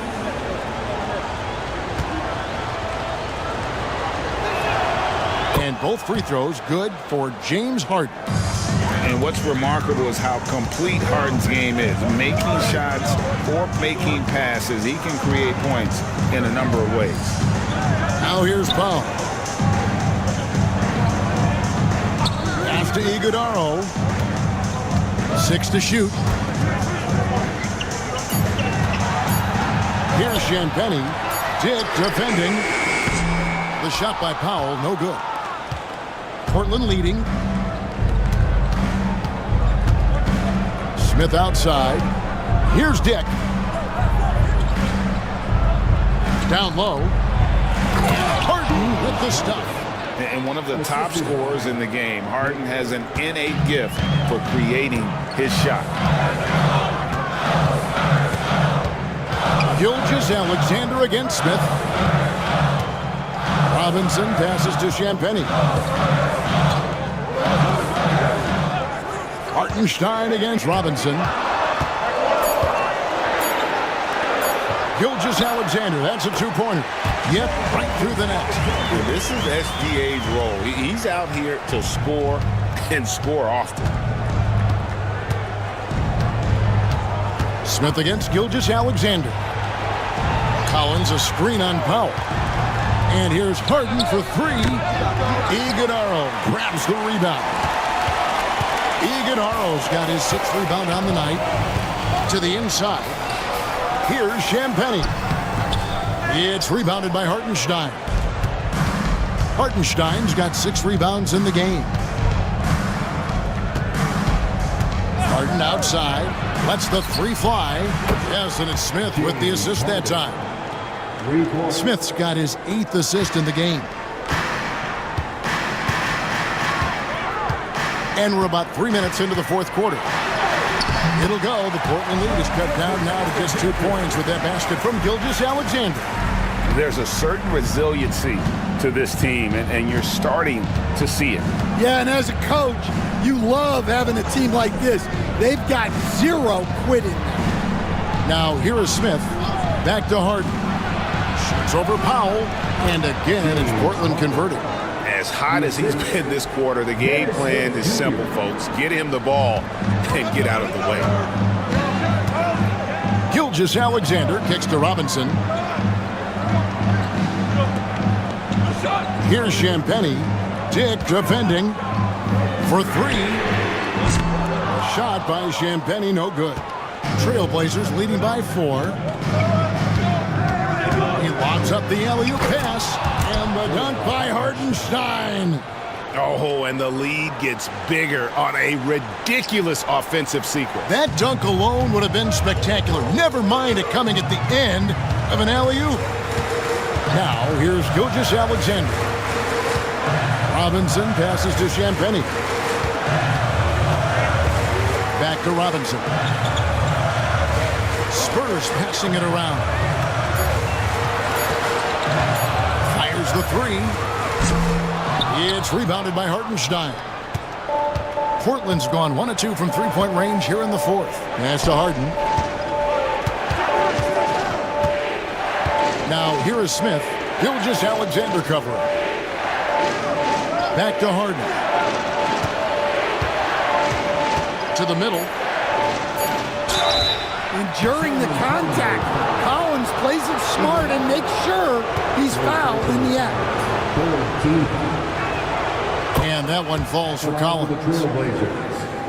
John Collins, 2 shots.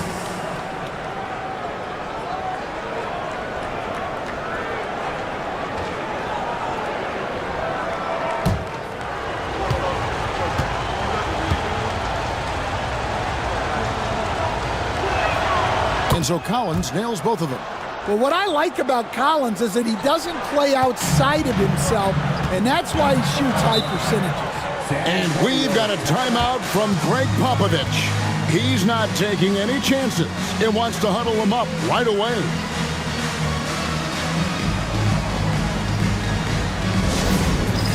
It's time for Dance Game.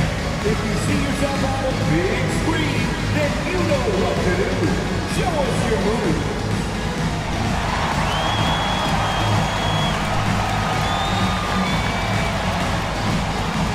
Bring those moves.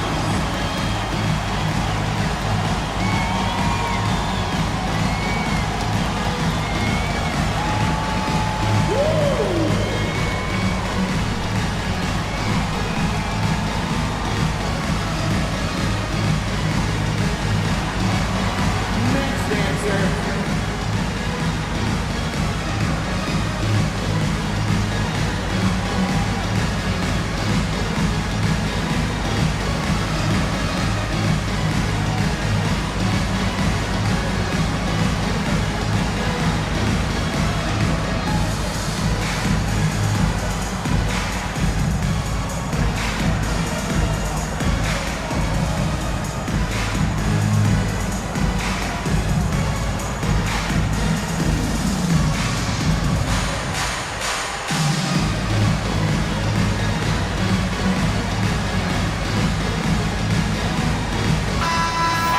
turn to our sideline reporter, David Aldridge. David. Thanks, guys. I was able to hear Greg Popovich talking to his team during the break. He loves what they're doing in the paint. He said if they're not stopping us, keep doing it. Keep going after it down low. So they'll keep pounding it inside, guys. Okay, David, thanks.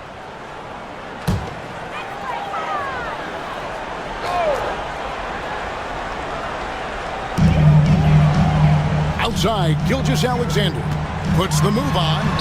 Count it. Gilgeous-Alexander's got 6 in the quarter. And the move and the basket, SGA has the defense shook. Outside, Collins. Gilgeous-Alexander against Smith. Back to Collins. Down to 5 on the shot clock. Let's go. And it's Smith missing. Well, sometimes it's just not your night. But despite his struggles, they're ahead in the game. Pass to Gilgeous-Alexander. Here's Champagnie.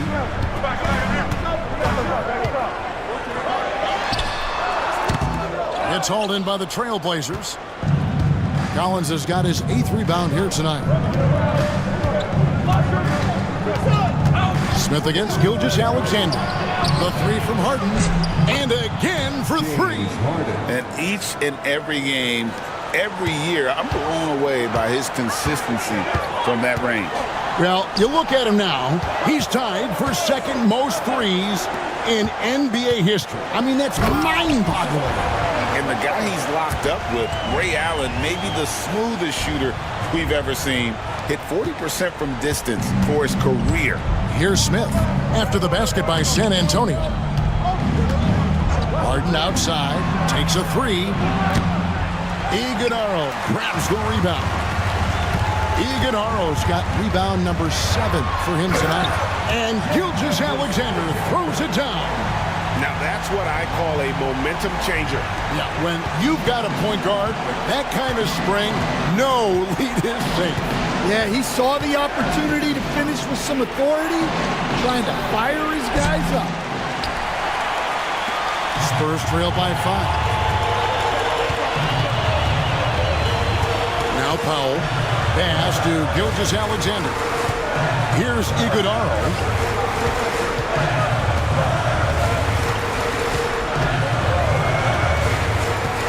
Turns it over there, but that's his first of the contest. He's done a good job of minimizing mistakes on the night. Really just a great play to sacrifice his body and take the charge. Kevin Porter's checked in for Gilgeous-Alexander. Vassell, he's checked in for the Trailblazers. And you've got a timeout called by Chauncey Billups. And he wants to see some changes out there right away and right now.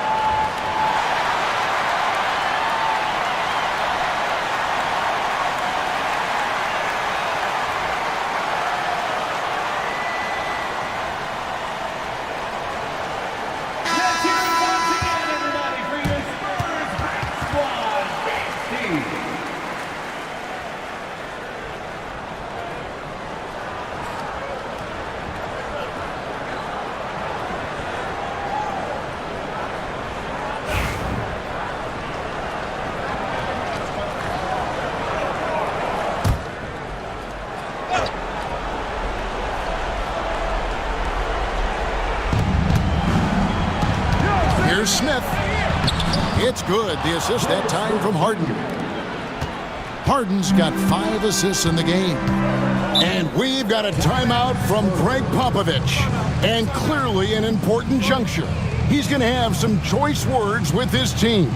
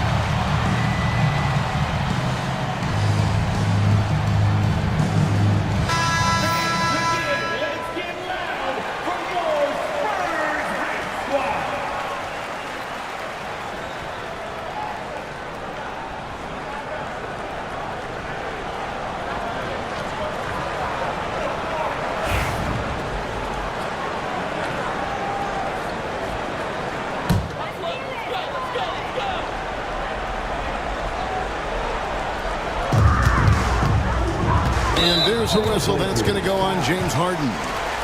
That will get him his 4th foul of the game. So that brings him up to 4 fouls. So he's forced to hold himself back a little now, which may make him a target for the offense. Now here's Powell. Porter outside, and it goes for the 5th time and 10 shots for him this game. This team needed someone to step up, and it's Kevin Porter Jr., the former first-round pick with a huge basket. Smith against Porter. Smith the pass to Harden.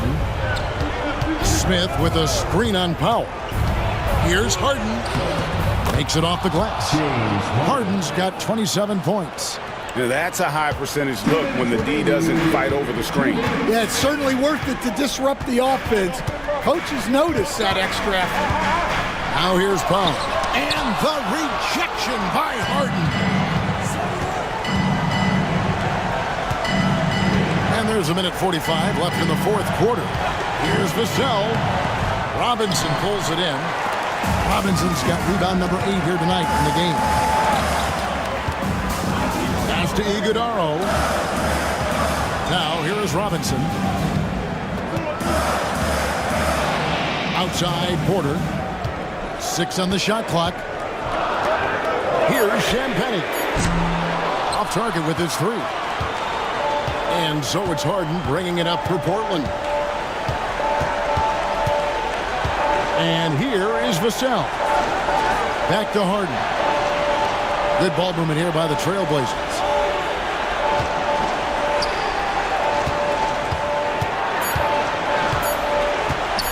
Nice move. The rebound by Champagnie.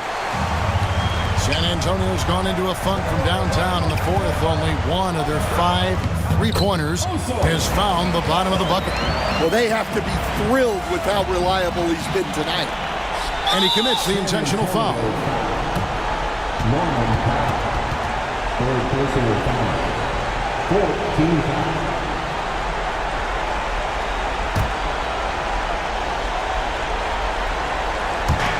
.43 seconds left in the 4th quarter. And Portland with the ball.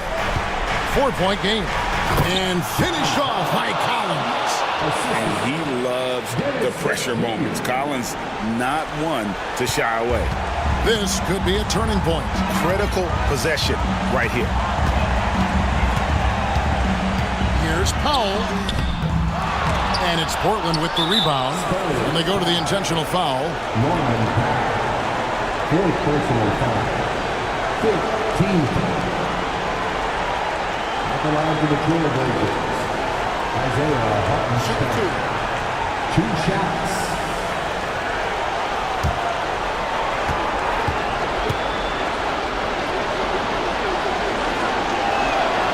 He drops the first one, and that makes it a 7-point lead.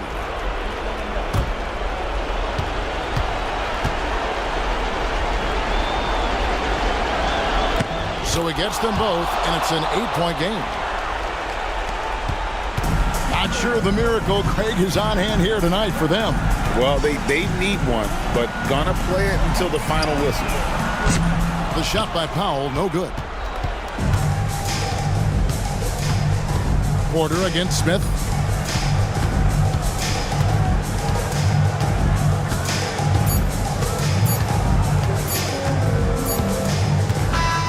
And so it's Portland winning this one. They came in here and took care of business like they were the home team. And Kevin, how about the mental toughness that this group showed? They were never rattled at all by the opposing fans. And a chance now to send it over to David Aldridge, standing by courtside. David. Thanks very much, James. I know you missed some shots early, but you kept at it. I know your confidence never wanes. Nothing changes for me. I miss shots, I miss layups, I miss threes. I'm going to keep doing the same thing. You know, eventually it's going to fall because I know the work that I put in. And so nothing changed. I still shot the shots with confidence, and tonight they went in. Part of being great is being stubborn, right? Congrats on the win. Back to you. All right, DA, thanks again. And that about wraps it up. So, for Stan Van Gundy, Greg Anthony, and David Aldridge, this is Kevin Harlan. Thank you for watching the NBA, presented by 2K Sports. And as we leave you, let's take a look at our player of the game, John Collins.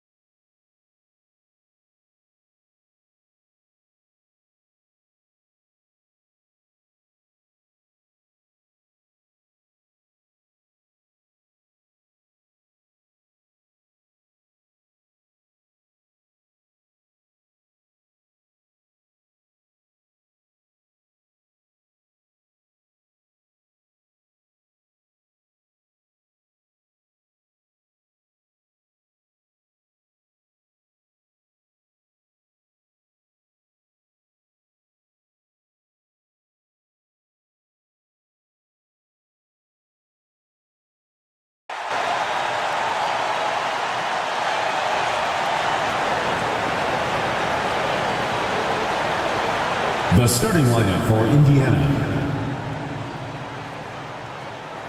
At power forward, Jeremy Sohan.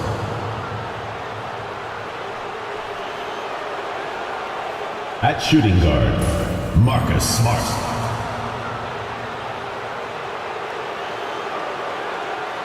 At the other forward position, Andrew Wiggins. At center, Jarrett Allen.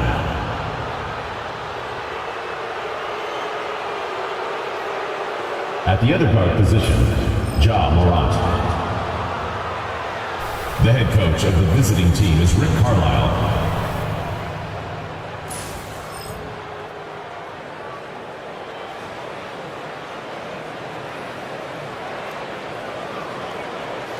And now, introducing your Charlotte starting lineup.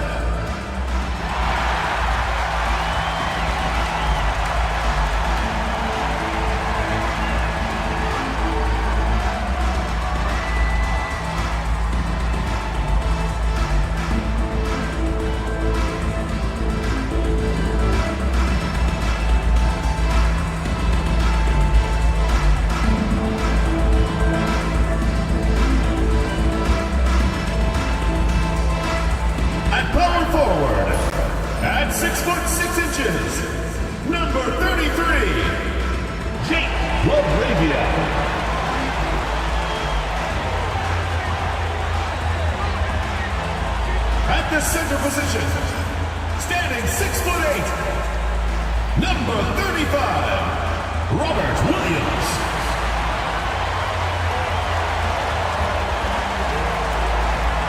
Starting at shooting guard, at 6'3", number 8, Jaden Ivey.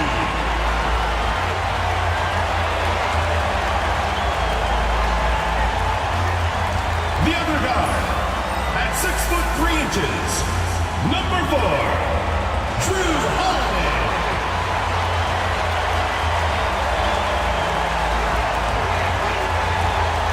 Starting at the other forward position, standing 6'8", number 0, Jason Tatum. Welcome, folks, and what better way to celebrate the...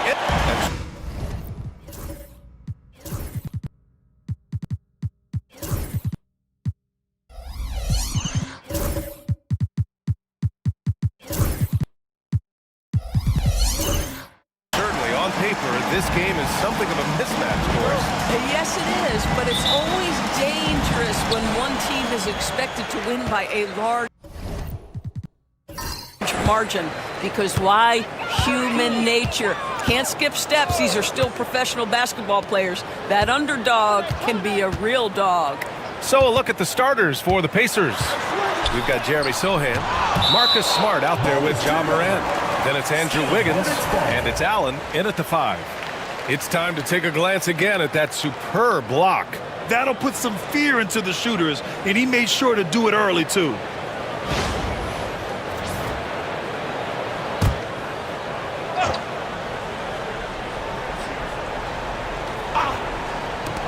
Six on the shot clock. Ivy against Smart.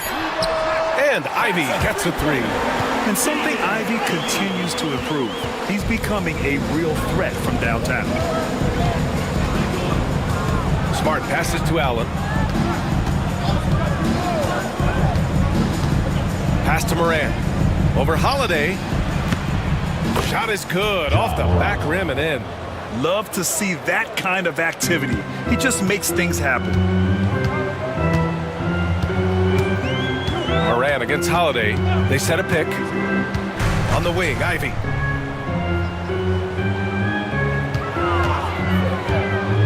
To the middle. Here's Williams. Nice D from Allen. Got to credit the defense. They found a way to stop him, and that's never an easy task. Inside. Moran, no good. The Hornets have gone 1 for 3 so far. Ivy passes to Holiday. Williams a screen on Moran. Pass to Tatum. There's the 3. And Charlotte another 3.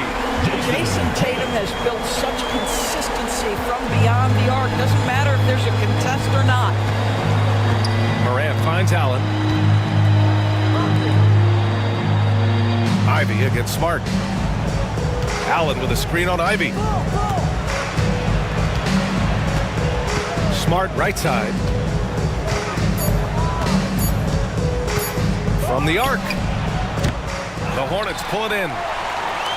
Defeated by Detroit in their last game. They'll try to put that one behind them. And they got to the line at a good clip. Couldn't cash in, and it ruined their chances. One of the things that you know when you miss free throws is you're giving the team opposite you all the momentum. You're failing to capitalize on their mistakes. Now here's Wiggins. He picked up 12 points in their last win against Orlando. Spins. Morant, no good. Charlotte leading by 4. Doris, you look at the youth on this Pacers roster.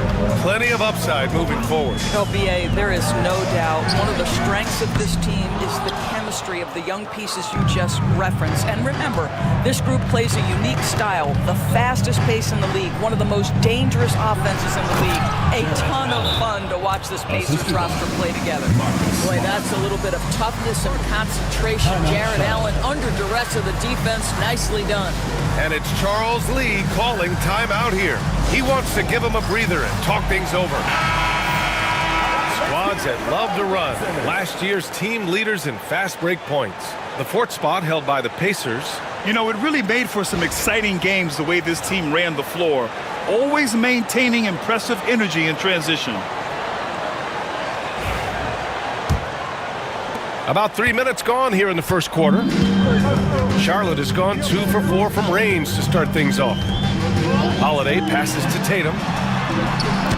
Offline with a 3.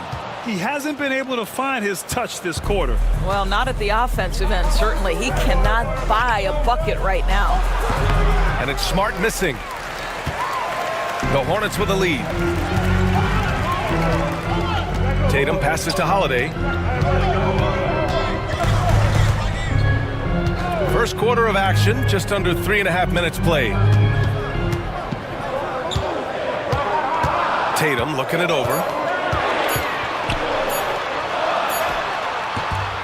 Second chance shot. It's rebounded by Indiana. Allen's got his 5th rebound in this one.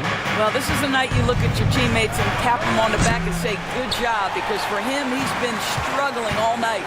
Let's give some credit to the defense for how they're guarding this guy right now, because they're refusing to let him get comfortable. Holiday finds Tatum. Sinks the tray. Tatum's got 6. Boy, that jumper is as pure as it gets. Jason Tatum off a pass from his teammate makes easy work of it. Back to Morant. To the inside. Stolen by Ivy. And it's the Hornets on the break. And he got the whistle on the way up. So he'll be headed to the line for a pair.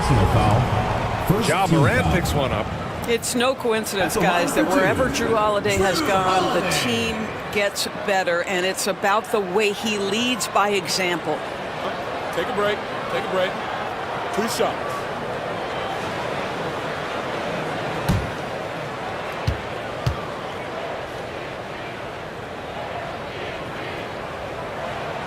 First one falls for him. It's still early in the season, Grant, but most coaches have their rotations worked out by now. They really do, but if they don't, they better figure it out soon.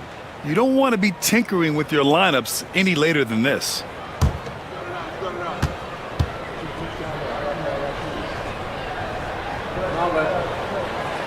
Second free throw, no good.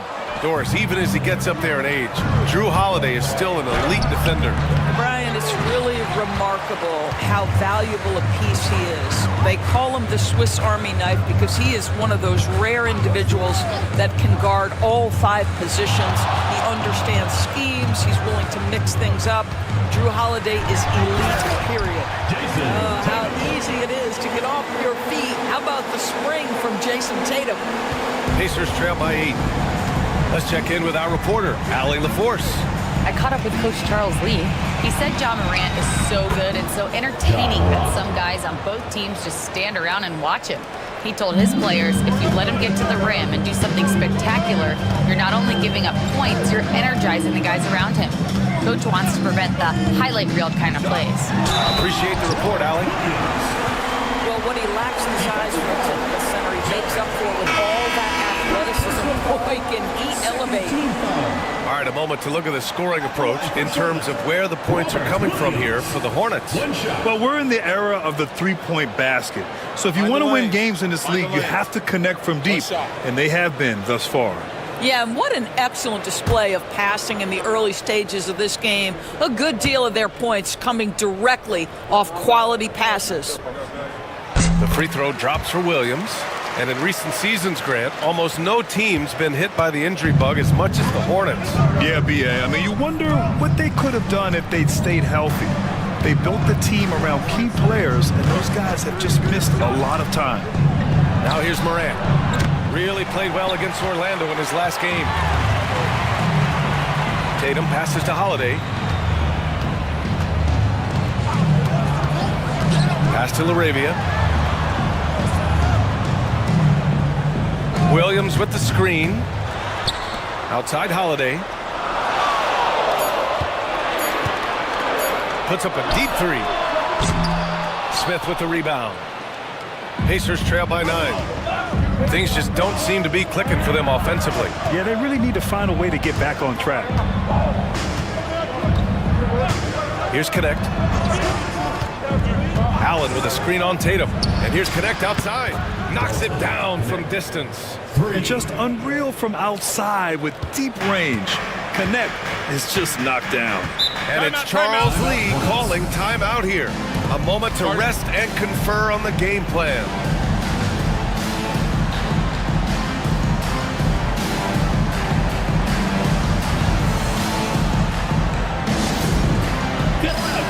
On the court, who wants a t-shirt? Make some noise!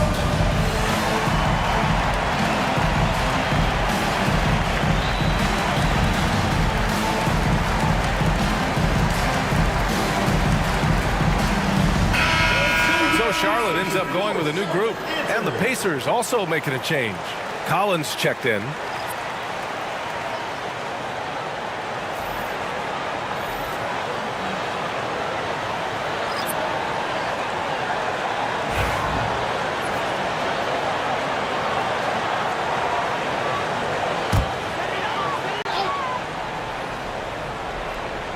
Here's Krejci.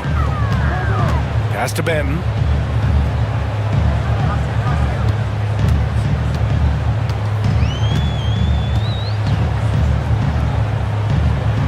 Here's Krejci. Oh, and makes it with the kiss. Just owning the painted area. If it's working, no need to change.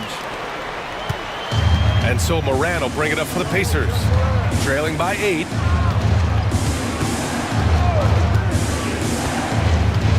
Pass to connect. And Keontae George gets a whistle that time. That's his first foul of the game. Personal foul. First team foul.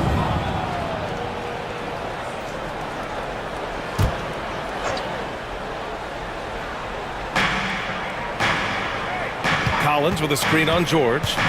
And it's Butler off the drive. And then it's Collins with the dunk. And he brings this game a little closer using a huge one-hand slam. That's a great way to get your team back into it. Miller finds Williams. In transition, here come the Pacers. And Collins with the slam. Among the best passers in the league, Morant finds open teammates. Hornets leading by 4. Pass to Benton. Miller on the wing. Now Williams. From outside, off the mark. Wow, potent offense. It's been fun to watch. Just aggressive and effective, taking it right to the defense. And just a great job of getting there first and absorbing the contact. Here's George, trying to make up for his poor performance in that loss to Detroit.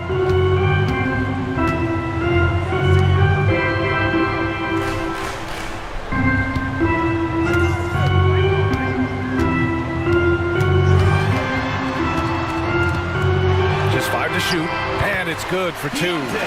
Wow, Keontae George flashing those handles, nasty stuff. Right side, Moran. Pass to connect from outside the arc. Offensive board. Outside Butler. Drains the triple. Gotta fight harder to get over those screens. You know, we see this all the time. You're basically, as a defender, hoping the man misses rather than putting in the work to get over screens. And it's blocked by Collins. Out of bounds as Charlotte keeps possession.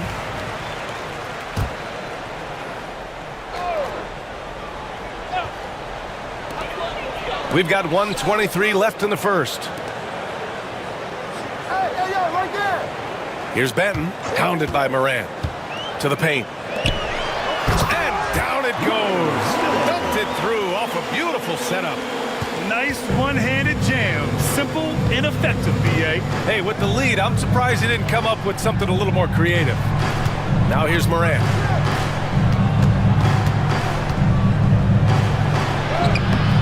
With the putback, controls the rebound and the putback. Morant's gotten his 3rd basket of the night. Now that takes serious effort and a light touch. No need to overdo it. Just lightly tip it in. Here's Benton, hounded by Moran. And that one goes in as he's fouled. It'll be 3 points if he converts the free throw. And he's got his first opportunity at the line here tonight. At the line for 1, Toronto Phantom.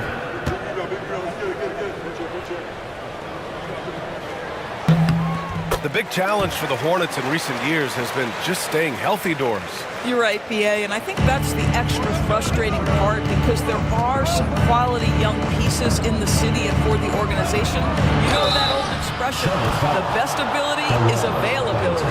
And one thing that Moran has always been elite at, finding a seam in a defense and getting to the rim. Yeah, any crack allows him to get inside. And as good as anyone at splitting a double, which he sees a lot of. So once inside, he can finish with authority or kick it out to a shooter. And he makes a first. The boundless athleticism Morant has is really special. He's someone that is always in attack mode.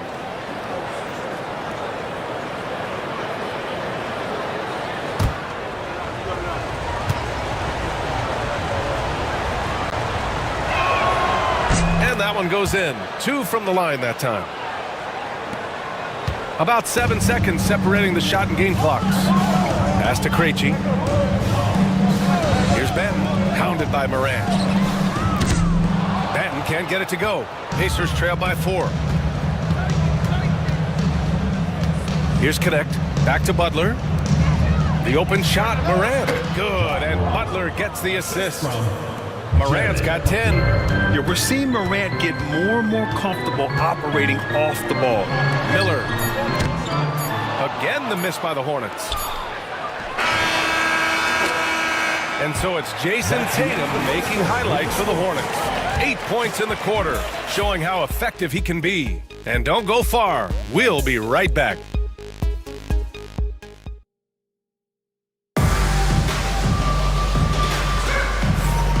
And close game underway so far. We'll see if either of these teams can jump out ahead in the second quarter.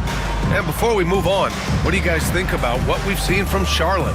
Attacking relentlessly, drawing fouls. They won that first quarter at the stripe. They have done a tremendous job of drawing contact and putting officials in a place where they simply have to make the call.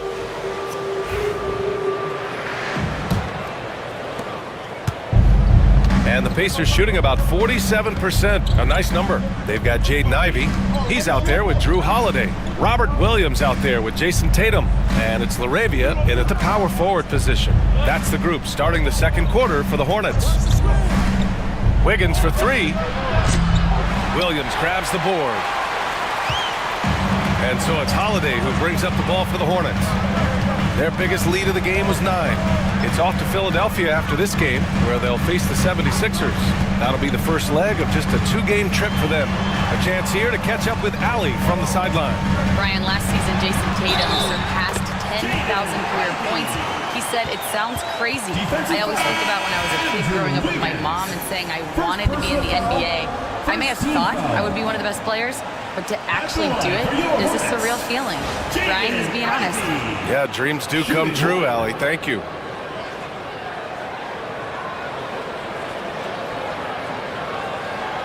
Mind the lanes. Mind the lanes. One shot.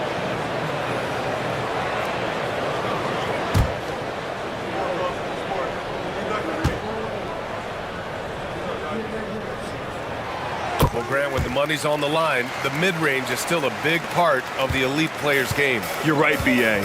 And really, it comes down to touch, obviously.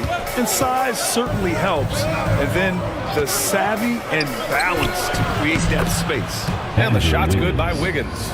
This defense just can't stay connected to shooters. The Hornets with a lead.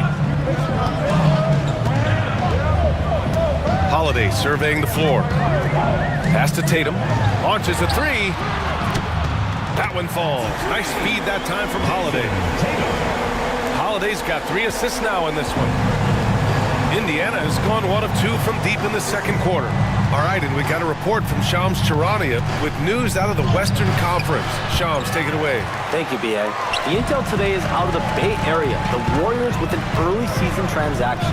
They are thrilled to be adding an all-time great shooter to their roster in Steph Curry. But more than that, I know from talking to people, Curry's leadership was also something that made him desirable to this organization. They wanted a star who creates a winning atmosphere just by being on the floor, and Steph Curry is a champion.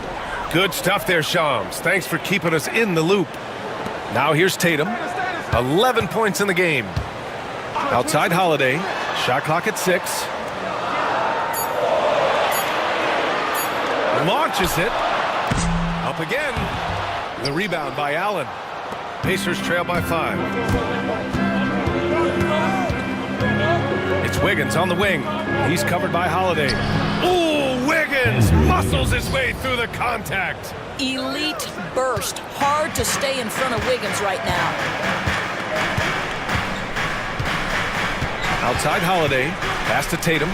Fires for 3. The rebound by Allen. It's impressive how they've overcome his cold streak tonight. Everyone stepping in to fill the gap.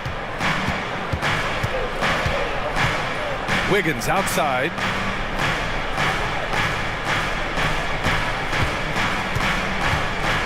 And here's Allen. Williams defending. And that's out of bounds. Last touch by Ivy. And a quick look at how Charlotte's schedule is shaping up. On Sunday, they hit the road to face the Sixers in Philadelphia. And then on Tuesday, they'll go up against the Magic in Orlando. The road is never the highlight of your schedule for any team. But for these guys, it is a chance to go out there, test themselves, and see how well they gel outside of home court. It could be a very valuable experience. And it's Smart missing. Well, he's a quality mid-range shooter, but he can't get that one to go. Tatum against Butler. Tatum on the drive. Oh, and he got fouled on his way up. He'll head to the line to shoot 2. Second personal foul. You know, it's easy to focus on Jason Tatum scoring, but Doris, he's excellent in a number of areas. Brian, he's a high-level rebounder. He now knows how to keep his teammates involved. He's competitive on the defensive end and willing to absorb a big-time assignment. He has got a complete game.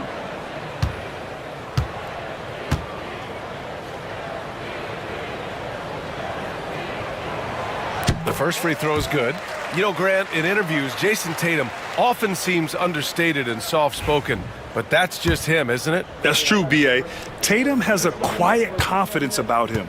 He doesn't feel the need to be loud or act out. He lets his work on the court do all the talking for him. And so Tatum nails both of them.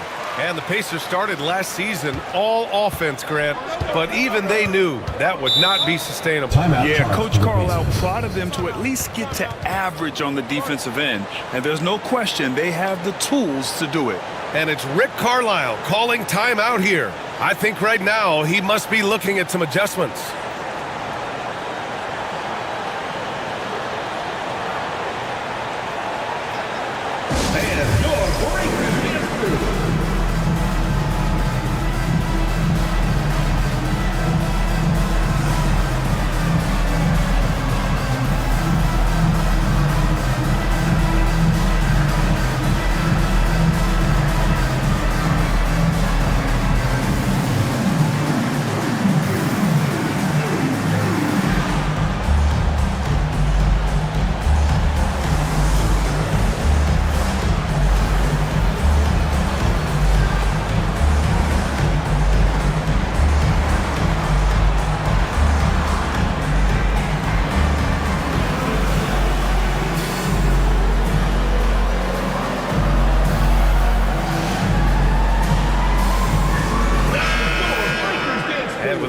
A check on the stats to show you which teams led the league in assists last year.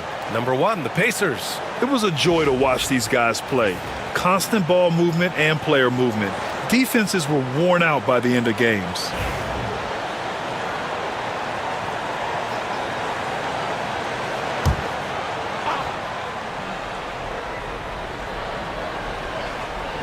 Three minutes of action thus far in the second. Charlotte's foul. Laravia. First personal foul. First team foul.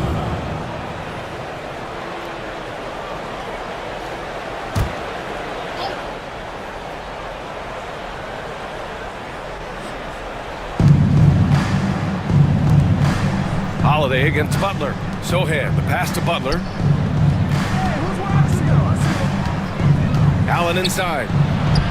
Oh, sweet move. Hits the layup after the sweet pump fake to freeze the D. And Allen is a problem from right there. This guy's so good at using his body and his touch. And it's Charles Lee calling timeout here. He wants to review the game plan. This, their first chance to take a look at Indiana this season.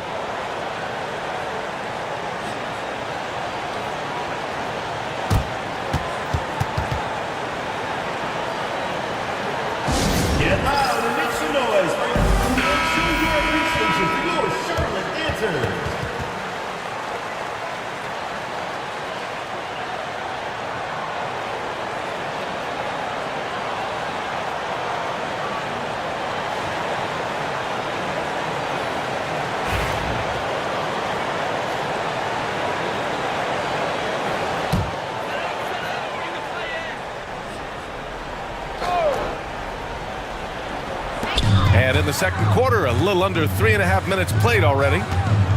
Williams a screen on Smart. Pass to Laravia. Back to Ivy. Just 4 to shoot. Three-pointer, Holiday. Gets the 3 ball to go. And the Hornets lead by 6. Yeah, by most standards, Drew Holiday is very selective with his three-point shooting, but boy, he can knock it down. Now here's Smart.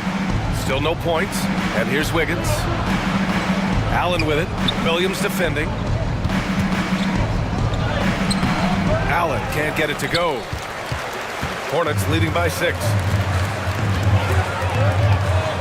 Outside Holiday. Pass to Tatum.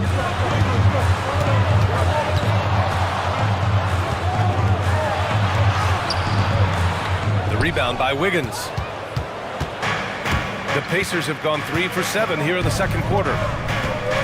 Now here's Sohan. Smart outside. Sohan outside.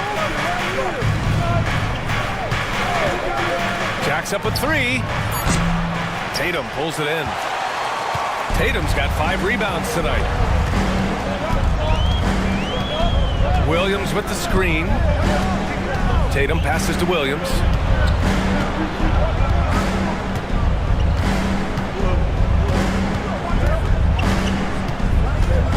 Pass to Holiday. Over Butler. That's good from Holiday on the assist from Williams. And now it's an 8-point Hornet lead. Yeah, Holiday has the mid-range in his arsenal, boy. Doesn't matter where he is on the floor, you better contest. To the middle.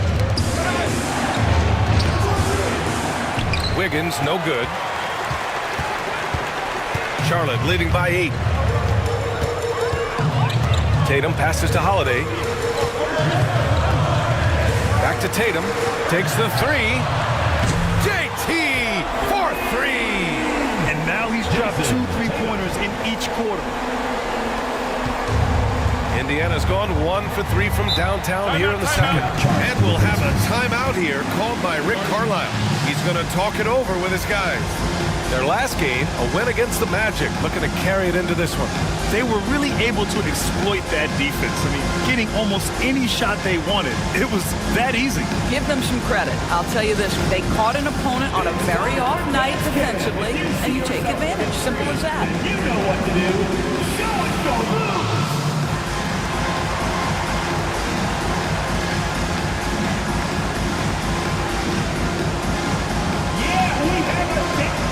Indiana going with an almost entire new group here. Collins, he's checked in for Allen. Smith comes in for Sohan. Connects checked in for Andrew Wiggins. And it's Morant in for Butler.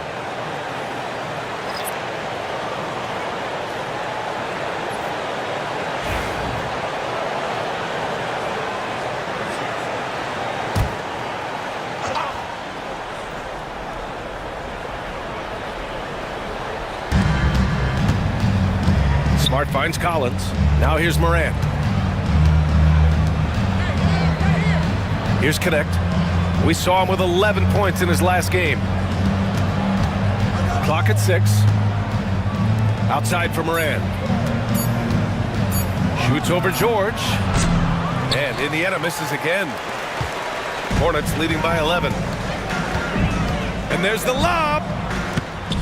And the lead increases on a crazy offensive sequence. Man, the dunk alone would have been incredible, let alone the fact that it came off a pinpoint pass.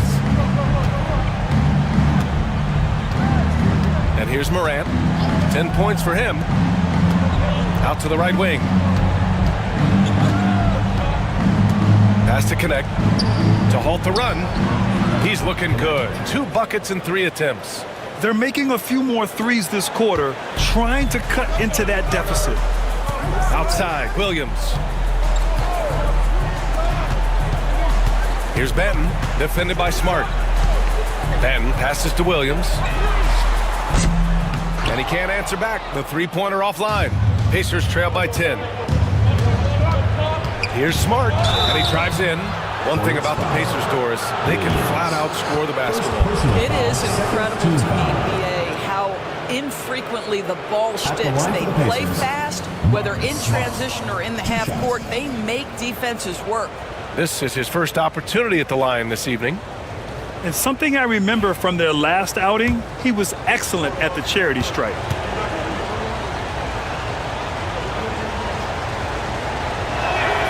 The first one falls. Grant, the Hornets are a team hoping to end a pretty substantial playoff drought. Yeah, it's been a long time since they made a buzz in the postseason, but their return could be closer than people think. A few smart moves here or there might be all it takes. And so Smart nails them both. The Hornets are in the midst of a playoff drought. Their last appearance was 2015, Doris. Yeah, B.A., that's the longest active streak in the league, not something you love to be associated with. And listen, like other organizations, they've hit on some draft picks, they've missed on some draft picks. A lot of the problem has been injuries that have plagued this organization. Vit Krejci. First personal foul, third team foul.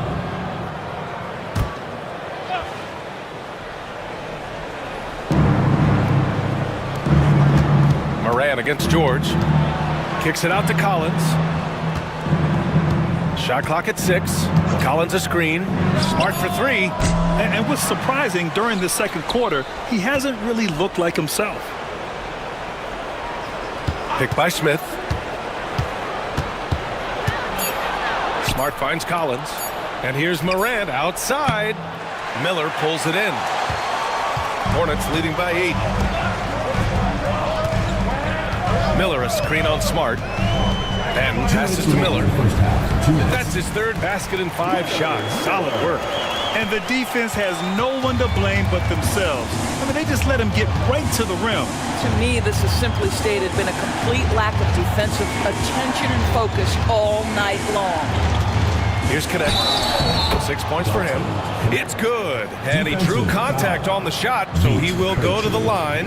A 3-point play opportunity. Well, Dalton Connect had a late growth spurt during college, and it really helped his game, Grant. He really did. I mean, B.A., he started college as a 6'3" guard, but grew 3 inches during his first 2 seasons and added some muscle. Now at 6'6", he can play confidently out there on the wing. It's George with the drive. He gets it in there.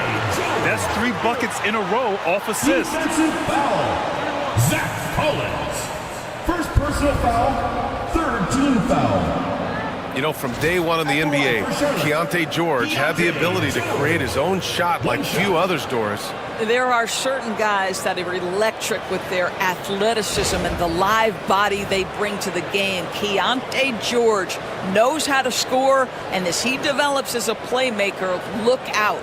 Mind the lanes. Mind the lanes. One shot.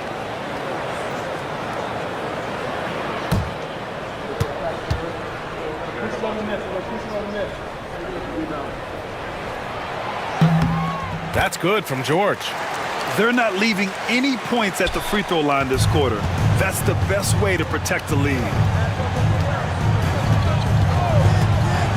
Morant looking for an opening.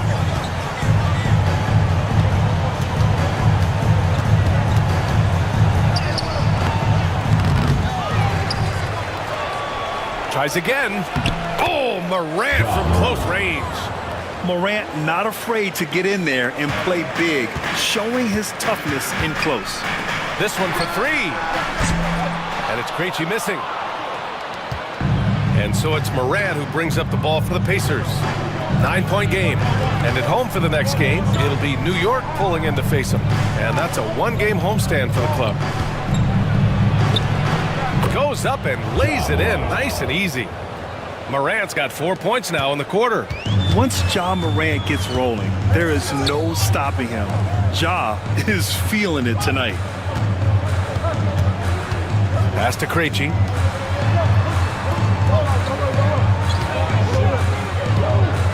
Outside, Williams.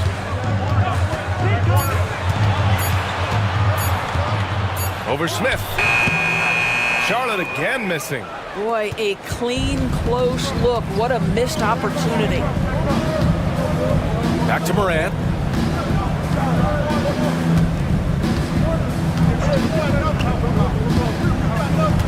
Smart outside. Off target from outside. And so it's the Charlotte Hornets closing out this quarter with a 7-point lead. Their key to consistency has been their dominance in the paint. They've been the more physical team. Back to the game after this break.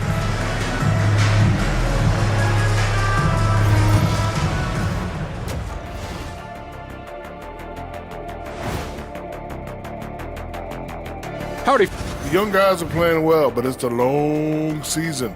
There's something called the rookie wall. Yeah, it's going to be interesting to see which players hit that wall and which ones knock it over. Turning back now to that game we've been watching. A positive first half for the Charlotte Hornets. And that is going to do it for us. Let's get back to some second half action with Brian Anderson and company.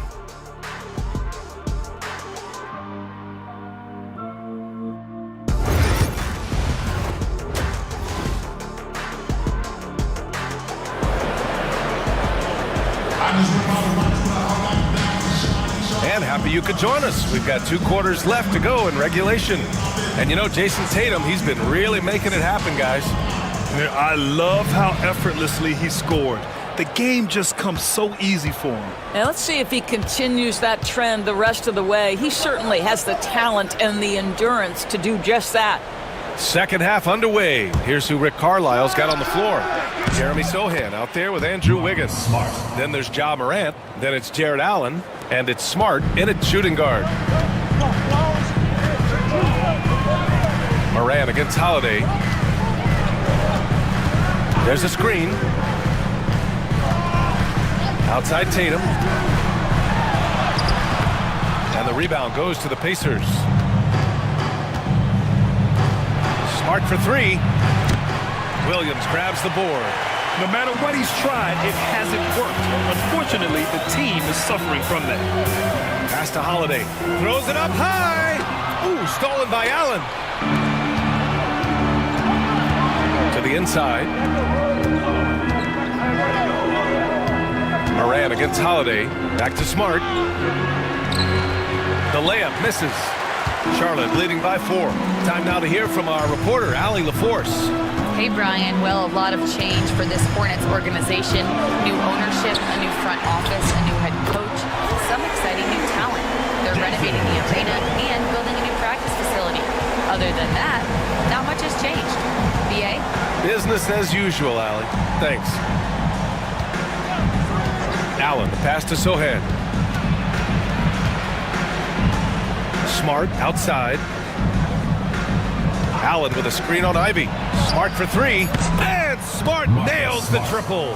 Finally starting to dial in from range. That's his second this half. Charlotte is shooting pretty well at 45%. Holiday passes to Tatum. They get the rebound. And Williams punches it home. And I just love how he's making the effort plays that everyone around him appreciates. It is certainly making an impact tonight. No doubt. On the scoreboard, in the body language of the players, you can tell which team is in complete command. And this is exactly who you want taking that shot. He just missed it. Inside, here's Holiday. Oh, nice finish from the low block. That one's good. And it's an 8-point Hornet lead. Yeah, what a dish right there. I mean, Ivy anticipated the open man and executed. And it's Rick Carlisle calling timeout here. Coach wants to speak to his guys, maybe alter some of the game plan.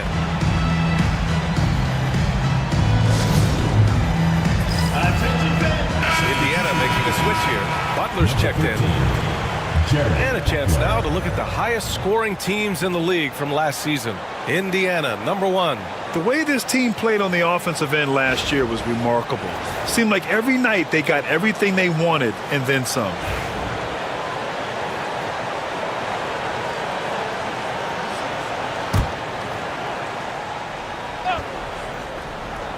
Well, we're into the third quarter, just over 2.5 minutes played. Now Morant, 14 points for him. And Indiana misses again. Outside Tatum. Holiday finds Ivy. On the wing, Tatum. 5 on the clock. So it'll be 2 free throws. He was fouled in the act of shooting. You can see Jason Tatum not letting the pressure get to him, just calmly sinking the bucket. And he'll take his 3rd and 4th free throws of the night. Jason Tatum taking 2 shots. First free throw is good. And several years ago, the NBA introduced the Supermax. How do you think it's worked out, Doris? Yeah, I think every decision, Brian, that the league makes is trying to make sure that everybody has an equal opportunity for a championship. This particular implementation has made it easier for small market teams to retain their stars. And think about it, even if someone signs it and then gets traded, at least those teams get an opportunity to get big draft capital. That's huge. Pass to Butler, the 3. And the rebound goes to Charlotte. Williams has got rebound number 9 now. What an effort here tonight. Holiday against Morant. There's Tatum with the 3. That one falls. Nice feed that time from Holiday. Tatum's got 8 here in this quarter. And what's working here? Each guy is willing to make the next pass. Offensively, it's been a struggle for him. Yeah, they need to string together some shots to have any kind of chance. Down low. Will it go? And it's Allen who slams it home. Well, why settle for the layup when you can finish with authority? Mr. Allen on the dunk. And it's Charles Lee calling timeout here. He'll take the opportunity to regroup.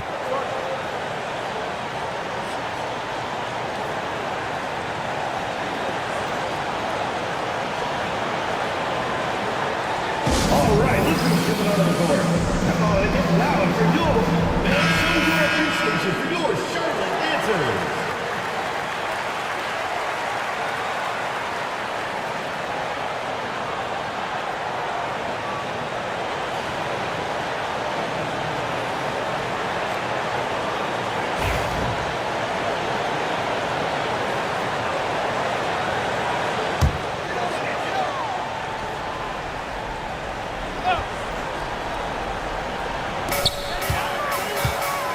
Ivy passes to Tatum. Lets it go from deep. The rebound by Allen. Allen's got 9 rebounds in the game. Boy, he's getting it done. And Doris, you think about the advantage for Jared Allen with that 7'6" wingspan. B.A., this guy is a massive presence in the paint. He's got length, he's got intellect, and he's got incredible anticipation and timing. The other thing is he can absolutely step out on the perimeter and keep a ball handler in front. He is a special defender.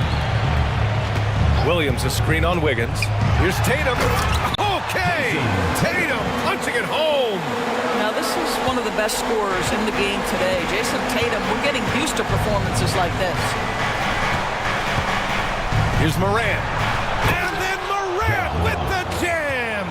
Oh, putting on a show for the fans. Morant's skills making it look like a circus in here. There's the AT&T 5G Slam Cam, capturing the moment. Here's Holiday. Give him 8 points now.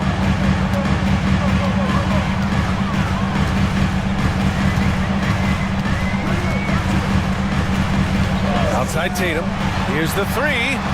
And the shot is good on the assist by Holiday. Holiday's got 6 assists here tonight. I'll tell you, this lead's not going anywhere with this guy making plays. What a quarter. Outside Morant. Allen with a screen on Ivy. And here's Morant outside. Drills it from deep. Morant's got 19 points. This is just fun. These teams are trading threes back and forth. Well, that three-point shot just gives you so much room to operate on the offensive end. Wiggins against Tatum. Shot clock at 5. Ivy outside. Fires from deep. The rebound by Allen. Allen's got 10 rebounds here tonight. So active. Wiggins down low. Pounded by Tatum. Wiggins passes to Sohan. Moran against Ivy. And a miss there with a chance to cut the lead to single digits. Charlotte leading by 11. Pass to Holiday. There's Tatum with the three. The rebound by Allen. And Wiggins has got the ball here for Indiana. Unloads from 13. Jump shot is good. Wiggins has got 7. Oh, really smooth. Andrew Wiggins with a terrific mid-range game. Tatum against Wiggins. The three is up. And it's Tatum with the three. Tatum's got 16 in the second half. And when it comes to the three, they've been really dialed in here in the second half. And it's Rick Carlisle calling timeout here. A moment to rest and confer on the game plan. One of the stories here, Jason Tatum. Man, is he getting it done today? With the perimeter D struggling to stay connected to him, they're getting bombarded.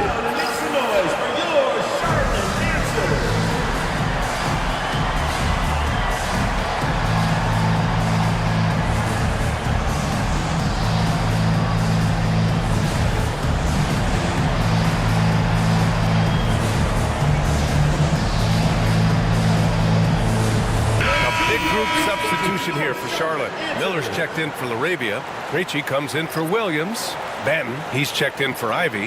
And it's Keontae George in for Holiday. A big group substitution here for Indiana. Collins, he's checked in for Jared Allen. Smith comes in for Sohan. Connect's checked in for Wiggins. And it's Marcus Smart in for Butler.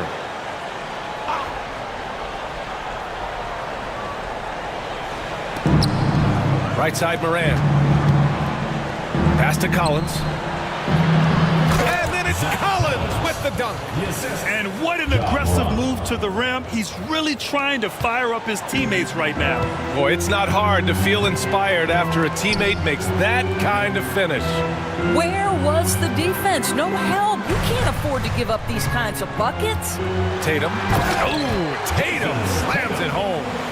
And adds a few more points to their lead, showing off some style. Wow, that was prime time stuff right there. Morant, the pass to Collins. Here's Connect. Pass to Moran. Hornets foul. Beat Krejci. Williams is checked in for Charlotte. First team foul. Substitution for your Hornets. Number 22, Cody Williams.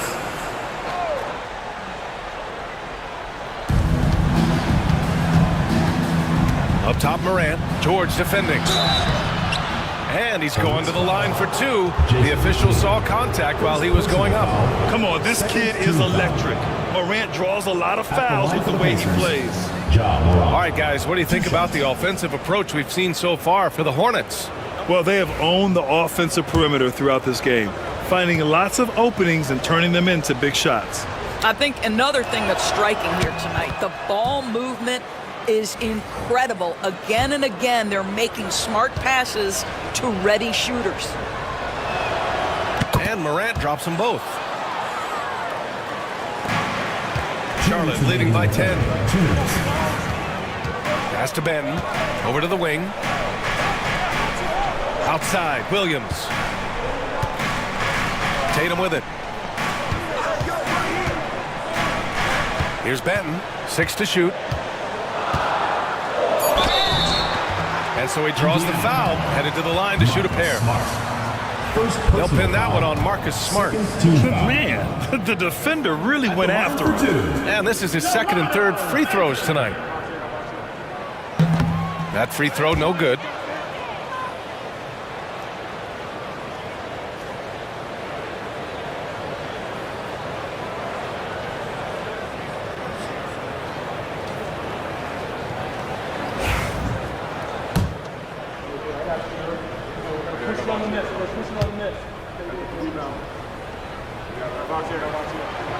And he sinks the second. A minute 42 left in the third. Pacers trail by 11.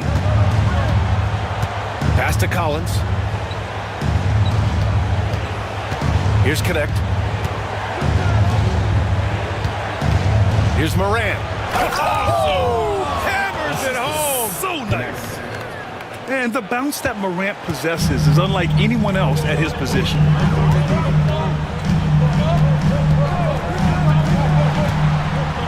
The kick out to Williams. Oh, trying his luck from deep. It's rebounded by Indiana. Oh, man, he can't get anything to fall. You can feel his frustration. He is trying to shoot his way out of it, and it might be better for him to pass the basketball at this point. Collins finds Morant. Shoots from 12. Again, the Pacers. Good for 2 more.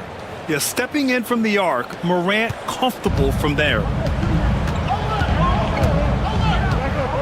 George against Morant. Outside, Williams. They set the screen.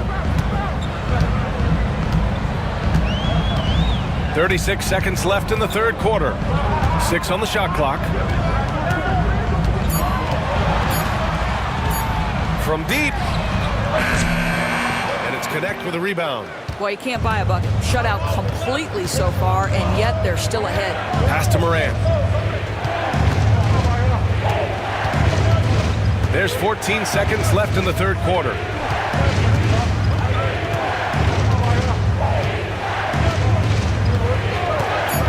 The 3-ball. And Morant laces the triple. And he's coming off a huge performance, and his confidence couldn't be any higher. And his coach knows that, too. Well, the best players, to me, deliver night after night after night. So as long as he's hot, keep riding it.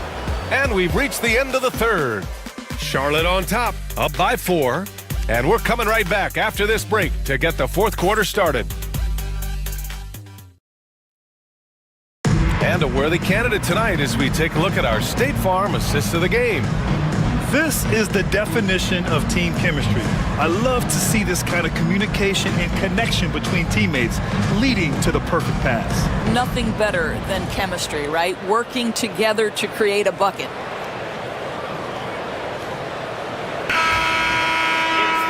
And with 3 quarters behind us, we'll start the fourth in what is still anybody's ball game. They've got Williams, Drew Holiday out there with Jaden Ivey. Then it's Williams, and it's Laravia in at the 4. So that's the group out there for Charlotte.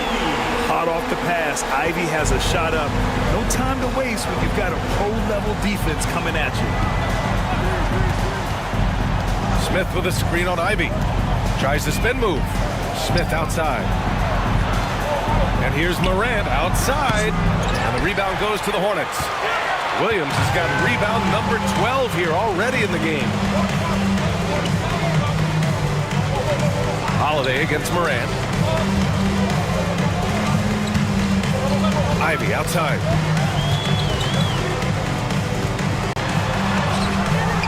And it's connect with a rebound. Pacers trail by 7. Pass to Morant. 60 ticks off the clock here in the fourth. The 3 is up. And the rebound goes to Charlotte. Williams has got rebound number 13 tonight with that one. Holiday with the ball. Back to Ivey. Takes a 3. Smith with the rebound. Smith's got 4 rebounds in the game. Tough points from John. Hey, they're just getting pushed around inside. And so Holiday will bring it up for the Hornets.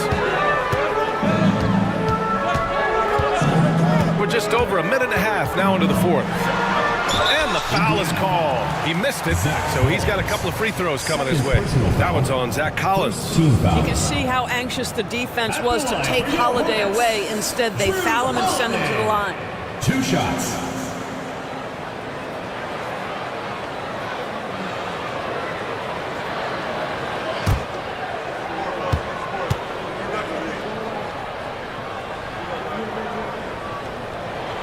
First one falls for him. You know, one thing you got to love about Drew Holiday is he's a true two-way player in this league. He puts in a lot of work to make a big impact on both sides of the floor. And Charlotte making a change here. Tatum's checked in. Jared Allen, he's checked in for Indiana. Holiday hits them both. Here's Morant.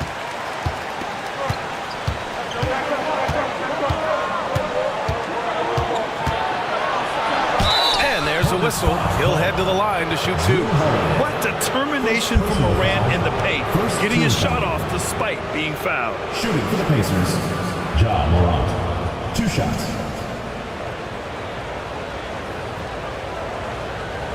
Take a break. Take a break. 2 shots.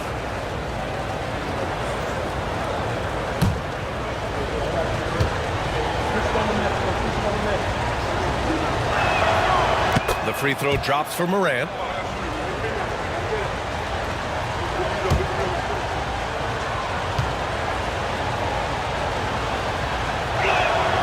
And Morant drops them both. And we've seen some good free throw shooting in the second half. Charlotte leading by 5. Outside Holiday. Ivy up top. Charlotte no good that time either. Indiana's gone 0 for 2 from outside here in the fourth quarter. It's tipped. This is one of the great defenders of his generation, Drew Holiday. Send it back twice on the pipes. Right side Morant. Clock at 4. Ooh, and he took a hard foul on the shot. So he'll head to the line to shoot a pair. It's on Drew Holiday. Team foul. Shooting for Indiana, Ja Morant. The free throw drops for Morant. Sohan's checked in for Indiana.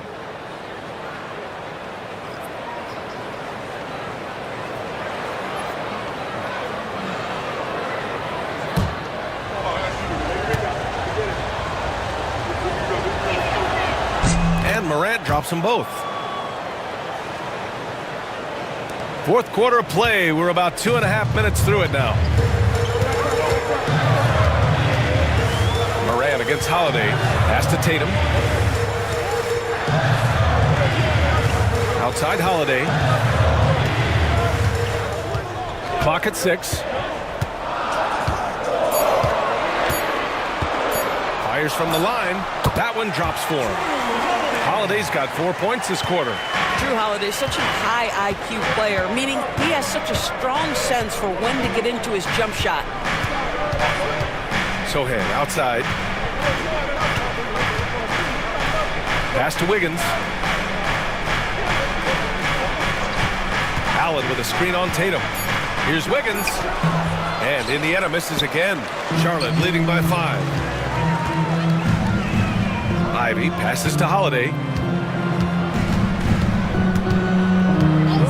A look at the clock. A little under 3.5 minutes gone by in the fourth. Tatum. And finished off by Tatum. And it's so hard to stop the putback when you let him live at the rim like that.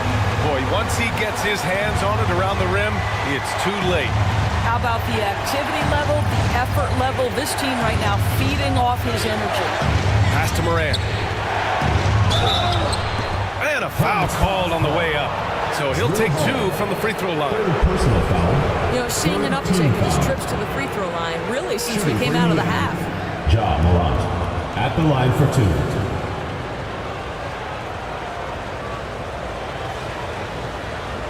Shooting 2.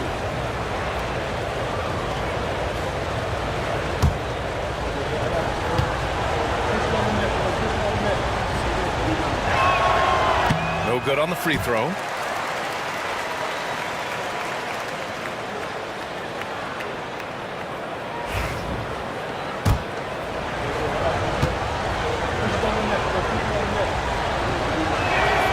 And the second free throw is good.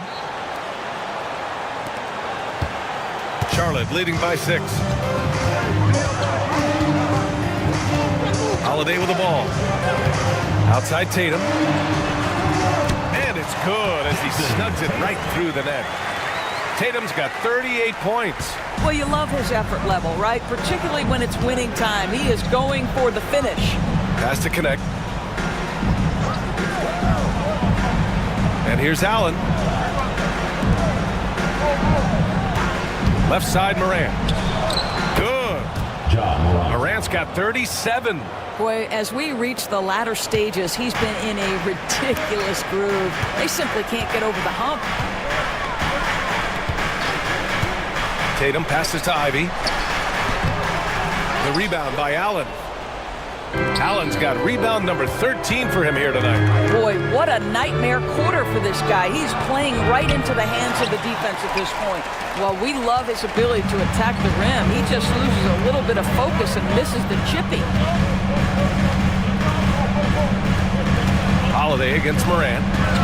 Back to Tatum.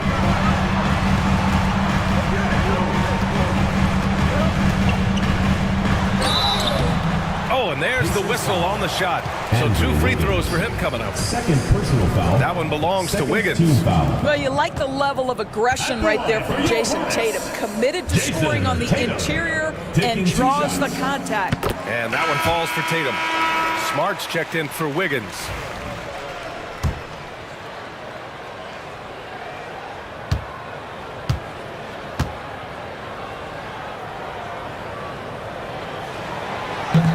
So 1 for 2 that time at the stripe. From the moment Jason Tatum stepped into this league, he has been a guy who has wanted the burden offensively, and he has delivered. And he brings this game a little closer using a huge one-hand slam. That's a great way to get your team back into it. Pass to Laravia. Puts up a 3. Indiana with a rebound. Now here's Morant. Smart outside. And a great assist by Morant as that one goes. Now just a 3-point Charlotte lead. You've got to have a short memory. Put a poor first half in your rear view and now make an impact. Holiday passes to Tatum. Here's Laravia. Outside Holiday. Williams with the screen. Tatum from long range. Knocks down the triple. Tatum's got 42 in the game. Well, they're just riding the hot hand down the stretch, and he's been in the zone all night. Smart outside to the wing, right side. Pass to Sohan. Outside Morant. Jacks up a 3. Oh, Ja Morant, right back at you. And I love the response by Morant, draining the revenge 3 in style. Inside. Tipped. Here's Tatum. Uses the glass to finish the layup. Tatum's got 44. What an aggressive mindset in this period. He's starting to take over. Aggressive take from Morant. Ooh, took him no time at all to get that one. Well, this quarter has been all about this guy. He is trying to close the gap in the score.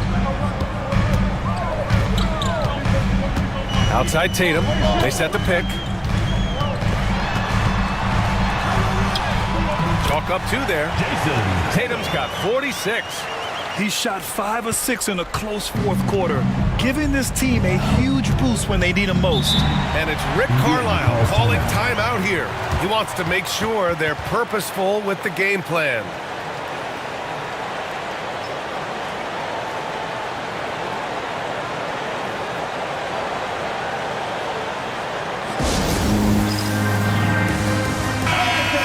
Get a report from Allie. Well, over the break, I listened in on Rick Carlisle's huddle.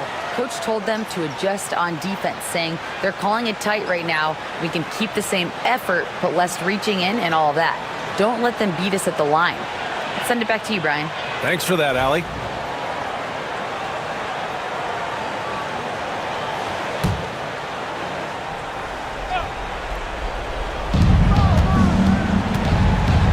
And here's Morant. Pass to Allen. It's Smart on the wing. Wiggins looking around. 5 to shoot. And the 3 off target. Every possession counts for them right now. That's not going to get it done. Outside Holiday.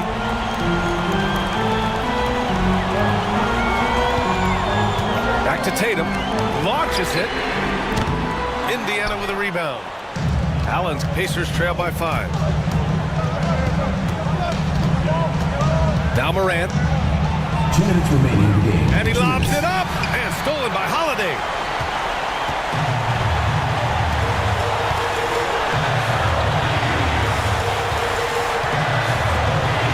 Pass to Tatum.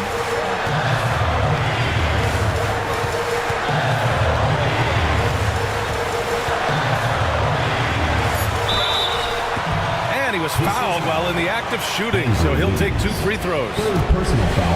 Tatum has worked very hard to improve his finishing game, and that includes sometimes taking contact and earning a trip to the foul line. First free throw is good, and that increases the lead to 6.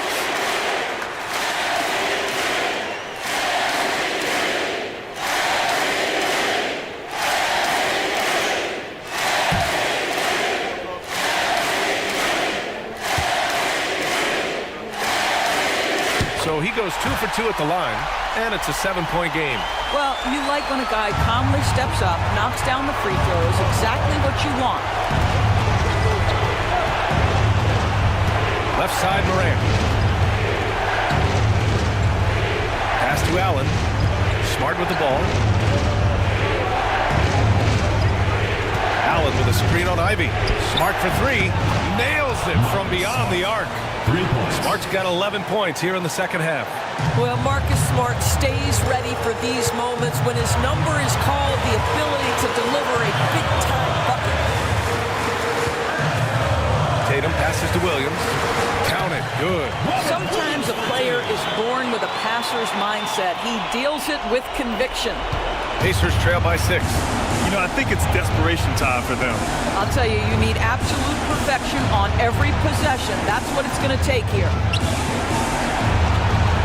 Morant, pass to Collins. Collins with a screen on Ivy. Smart against Ivy. Back to Collins. And it's off from 3-point range. And it's Holiday with the ball for Charlotte. Double team on Holiday. And we've got 28 seconds left to play in the fourth. Ivy's shot is off. Indiana calls timeout. 23 seconds left in the fourth quarter. Let's hear from our analyst. Give us your take on the strategy being discussed right now. They need to answer fast. Well, preferably a 3, right? If there's a clean look, take it.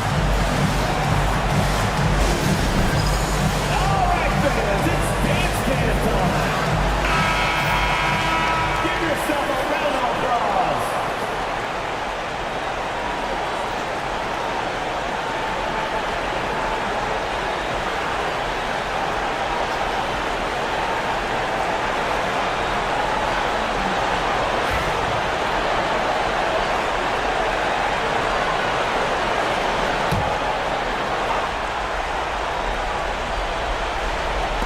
Three seconds left in the fourth quarter. Morant, the pass to Allen, and stolen by Williams. And so they foul intentionally.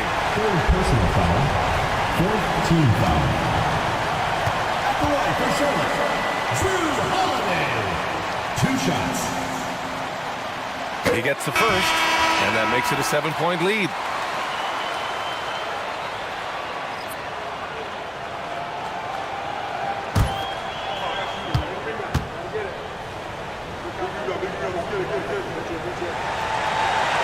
And so both free throws good, and it's an 8-point ball game. 15 seconds left in the final quarter. Sohan outside, 3-pointer.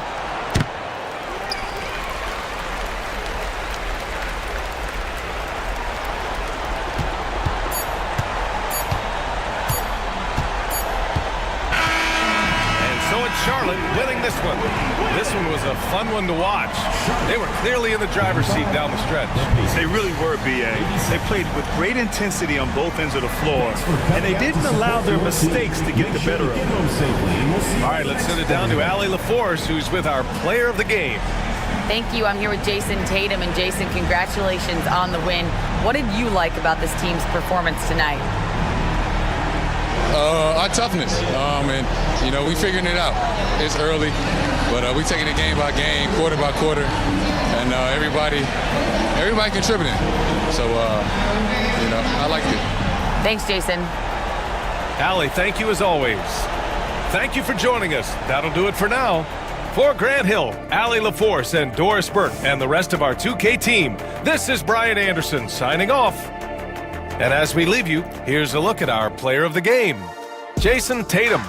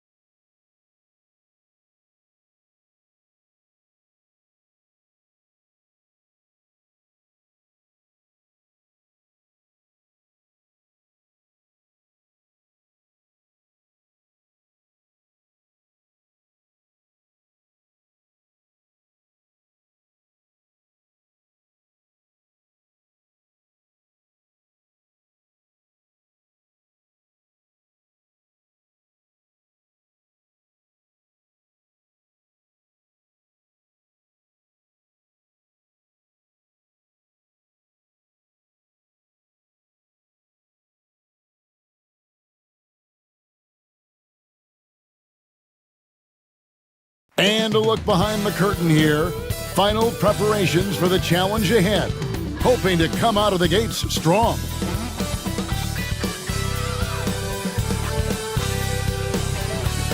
It's NBA basketball on 2K Sports. We're glad you could join us on this exciting Friday night matchup. We've got some great...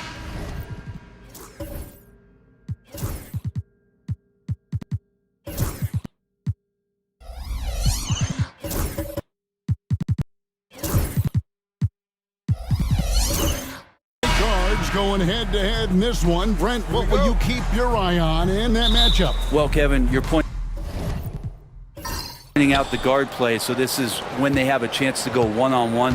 Which of these tandems can stand out against the other? Tons of pick and roll, tons of creativity, and we'll see which of these guys can pair off tonight to win this contest. A look at Atlanta's opening lineup. Embiid is out there with Josh Hart. Then it's Malik Beasley. Then there's Maxey.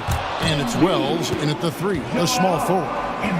What a scary sight. Joel Embiid with all that momentum taking it to the hoop, looking like a freight train. Now, here's Sabonis. Beal gets a wide-open look. Sinks the triple. You can't just stop when there's a pick set up. Gotta fight over it as a defender. That's one that the coaches will watch tomorrow with that player. You hate to see him give up in that situation. And here is Wells after the three-pointer from Bradley Beal. From 6 away, and Embiid finishes inside. It's just so tough to knock Embiid off the block. That's his territory. Quickly the pass to Murray. Uses the glass to finish the layup. What a great option he gives them on every possession. And so it's Maxey who brings up the ball for the Hawks. And this is their first time matched up with the Pistons this year. And going back to last season, they really struggled for wins. And even against a team like this with comparable talent, they didn't manage one win in the season series. Shot clock at 6. Beasley for 3. It's rebounded by Nesmith. Here's Murray. Hangs in midair and converts on the double clutch layup. Leading the defense with a tenacious will to score. Murray giving you that effort. Maxey finds Hart. Back to Maxey. Embiid against Sabonis. And the basket by Embiid. Embiid's got 6. Yeah, another nice bucket down low. They've really been able to work the ball into the post effectively here so far. Now, here's Sabonis. And he could not get that one to go. A lot of contact, and he'll go to the line for 2. Greg, give us one word to describe Domantas Sabonis on the offensive end. Kevin, I guess I'd say dominant, but that really scratches the surface. The way Sabonis drops dimes, hits shots, and controls the glass, dominant just doesn't even really begin to say enough. Well, what elevates Sabonis is his team-first mentality. He's looking to pass. He's looking to help. He wants to set screens to get guys open. He just wants everyone to be successful.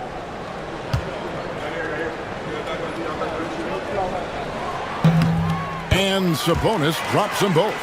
And Greg, for longtime Pistons fans, that bad boys era was so special. I mean, Detroit's a tough, hard-working town, and those teams did have great talent led by Isaiah Thomas, but it was their physical, intimidating style of play that made them the bad boys. And early on, they've been nearly perfect from the floor. Just the one miss here on their first 5 attempts. And J.B. Bickerstaff has called a timeout. He's made the decision. He wants to huddle up with his guys. It's time now to hear from our Hall of Fame reporter, David Aldridge. What's the latest, David? Hey, Kevin, thanks. I was able to talk with J.B. Bickerstaff for a minute. We talked about the game plan for Joel Embiid. He told me Embiid might be the hardest matchup in the league. We just have to try to make things difficult on him and make him work for every point. Let's see if they're up to it, Kevin. Thank you, David.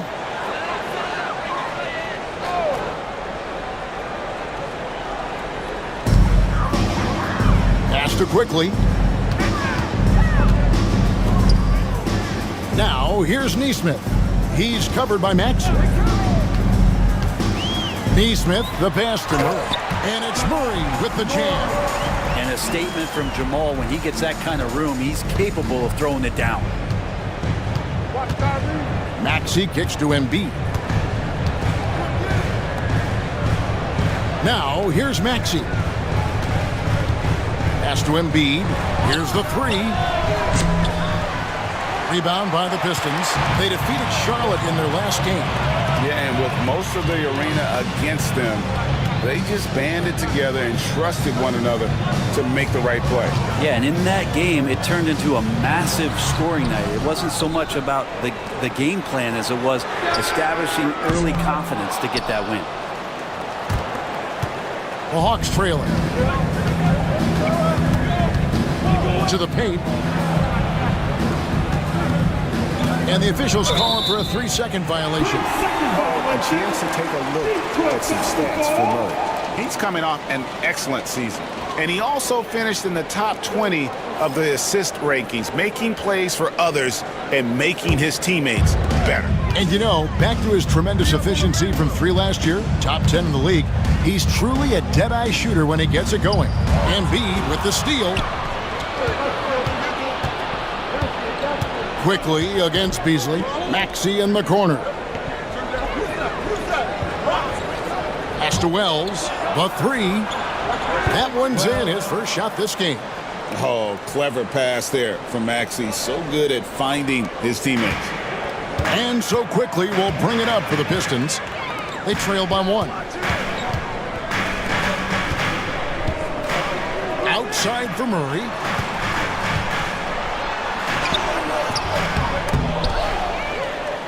Here's Neesmith. Now on the scoring column with that bucket. 1 for 2 this game.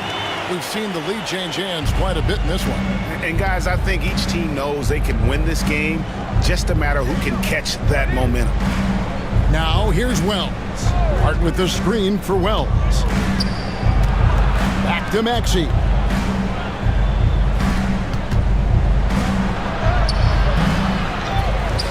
Over to the left wing.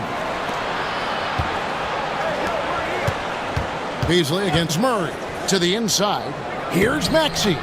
It's rebounded by Quickly. He's so good at getting to the rim. Maybe tries to get a little bit too cute with that one. I thought he'd lay it straight up and in. Jerome, he's checked in for Detroit.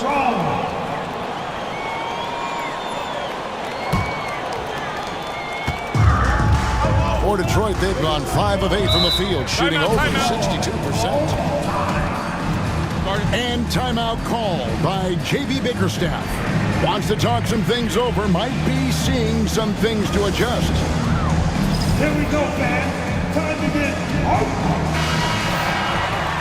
Let's take a moment to look at the 2K leaderboard and see last year's high-scoring teams. Number 5, the Hawks. I just loved how this team attacked their opponents. You could see their confidence grow as the year went on, and the points really started to pile up.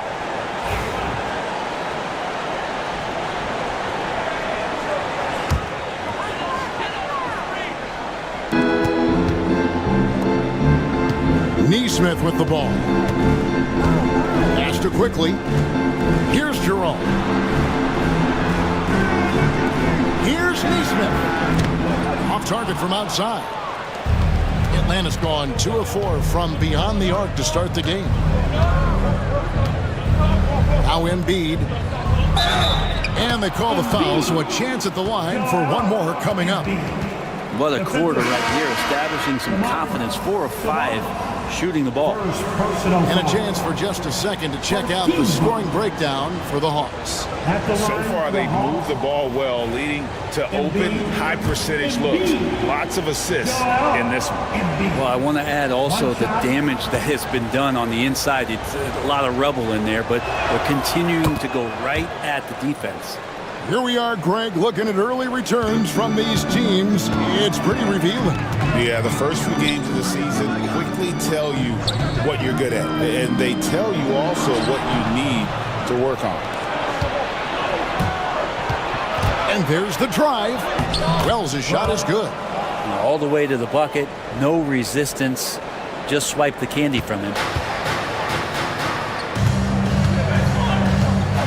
Here's Jerome. Pass to Bessie.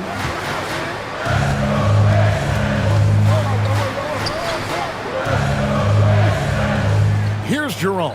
He's covered by Maxey. Drains the three-pointer. And that's exactly what he's looking for, draining the triple. Richardson against Beasley. Outside, Maxey. Knocked loose. And a moment here to find out what the news is out of the Western Conference. Shams Charania is on the line. Shams, what do you have for us? Thanks, Kevin. The intel today is out of the Bay Area. The Warriors with an early season transaction. They are thrilled to be adding an all-time great shooter to their roster in Steph Curry. But more than that, I know from talking to people, Curry's leadership was also something that made him desirable to this organization. They wanted a star who creates a winning atmosphere just by being on the floor. And Steph Curry is a champion. Thank you, Shams. Great to hear from you as always. Here's Jerome after the made shot from Joel Embiid. Just 5 to shoot. Passes it, and he bangs it home with one hand. And guys, he's not an easy man to stop when he's got the rim in his sights. Never has been, never will be. He is a determined finisher. Now here's Beasley. What a tremendous game he played against New York. Richardson right side. And that one goes long. The Hawks leading. To the middle. Here's Maxey. The putback. Time for some consideration in the passing category, maybe, Kevin. The shot is just not on. Get somebody else going. Pass to Bessie. Richardson with it. The Pistons working the ball around now. Here's Jerome. And no good. Had a chance to take the lead there.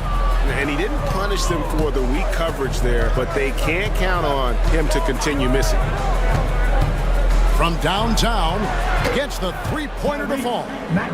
And the Hawks lead by 4. Take your focus off Maxey for 1 second, and he will let it fly from out there. And with an update from the sidelines, let's check in with David Aldridge. Thank you, Kevin. Joel Embiid talks about leading his team. He said, I've been guarded so many different ways. I feel like I've seen everything, and I know how to attack everything. For me, it's all about how do I bring everyone along with me. You can't win alone. It's just about playing together and involving everybody. Kevin? And you've got to involve everybody. All right, D.A., thanks. And here's Caldwell Pope. He brings it up for the Detroit Pistons. Trailing by 2. It's Richardson on the wing. There's a screen. The 3. Buries it from three-point range. We'll see if they can finally hold on to a lead. It's been back and forth all night. Well, you can tell they really want to increase this lead. They can't keep letting them take it from them. Now, here's Maxey. Another key contributor to that nice win against New York. Here's Embiid. No dice from 9 feet out. Detroit's gone 3 of 6, 50% from deep so far tonight. Richardson outside.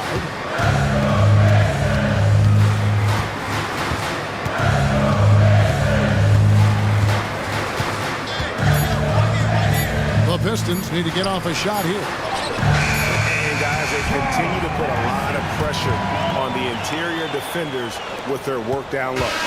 1 quarter in the books, and it's been a close one so far. Pistons lead by 3. Live from Little Caesars Arena, you're watching 2K Sports.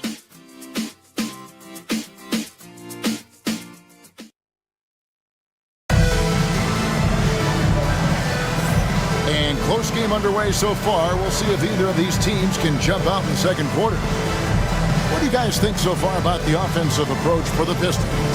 And guys, they've done a great job beating their bigs inside. They are just punishing the opposition in the paint. Let's make sure that that selfish nerve doesn't get tapped, because right now there's great ball movement. They're setting each other up. Let's see if that maintains. On the court for Atlanta, Brogdon out there with Isaiah Joe. Then it's Josh Hart.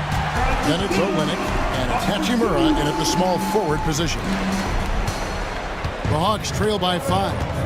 And the Hawks have been part of the play-in tournament 3 consecutive seasons. Yeah, since that run, Kevin, in the 2021 Conference Finals, it has been tough sledding for Atlanta. They've really been stuck in middling in that 7 to 10 range, which is forcing you to play some tough opponents in those early rounds. But they have not overcome that. Outside, Beal. Shoots over Hachimura. Again, the Pistons good for 2. Well, we know Quickly can score, but there he shows off his passing ability. Now, here's Hart. Neesmith covering. That one's in there. The Detroit lead is cut down to 3 on the bucket from Hart. Now, that's a high percentage look when the D doesn't fight over the screen. And the coach over there just asking for one simple thing, and that's some effort. Got burned on that one. Now here's Beal. He had a 33-point outing in their last game against the Hornets in Charlotte. Here's Sabonis. And he gets the whistle. 2 free throws coming up. Rui Hachimura picks one up. Sabonis is an unselfish player. You can see it in the actions out there on the floor. He's trying to get the best out of both himself and his teammates. For Detroit, they have gone 2 for 2 in the game at the line. 2 shots.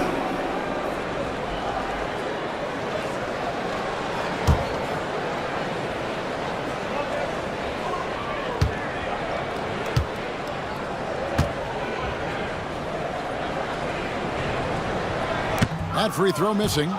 And Greg, you think about what they call float game. Why does that one shot earn a nickname like that? I mean, it's a badge of respect, right? The floaters, teardrops, whatever you call them, runners, often the finishing touch to an already well-developed offensive arsenal. So he comes up empty at the line. And Brent, for all the talent the Atlanta Hawks have had in recent years, playoff success has not been there.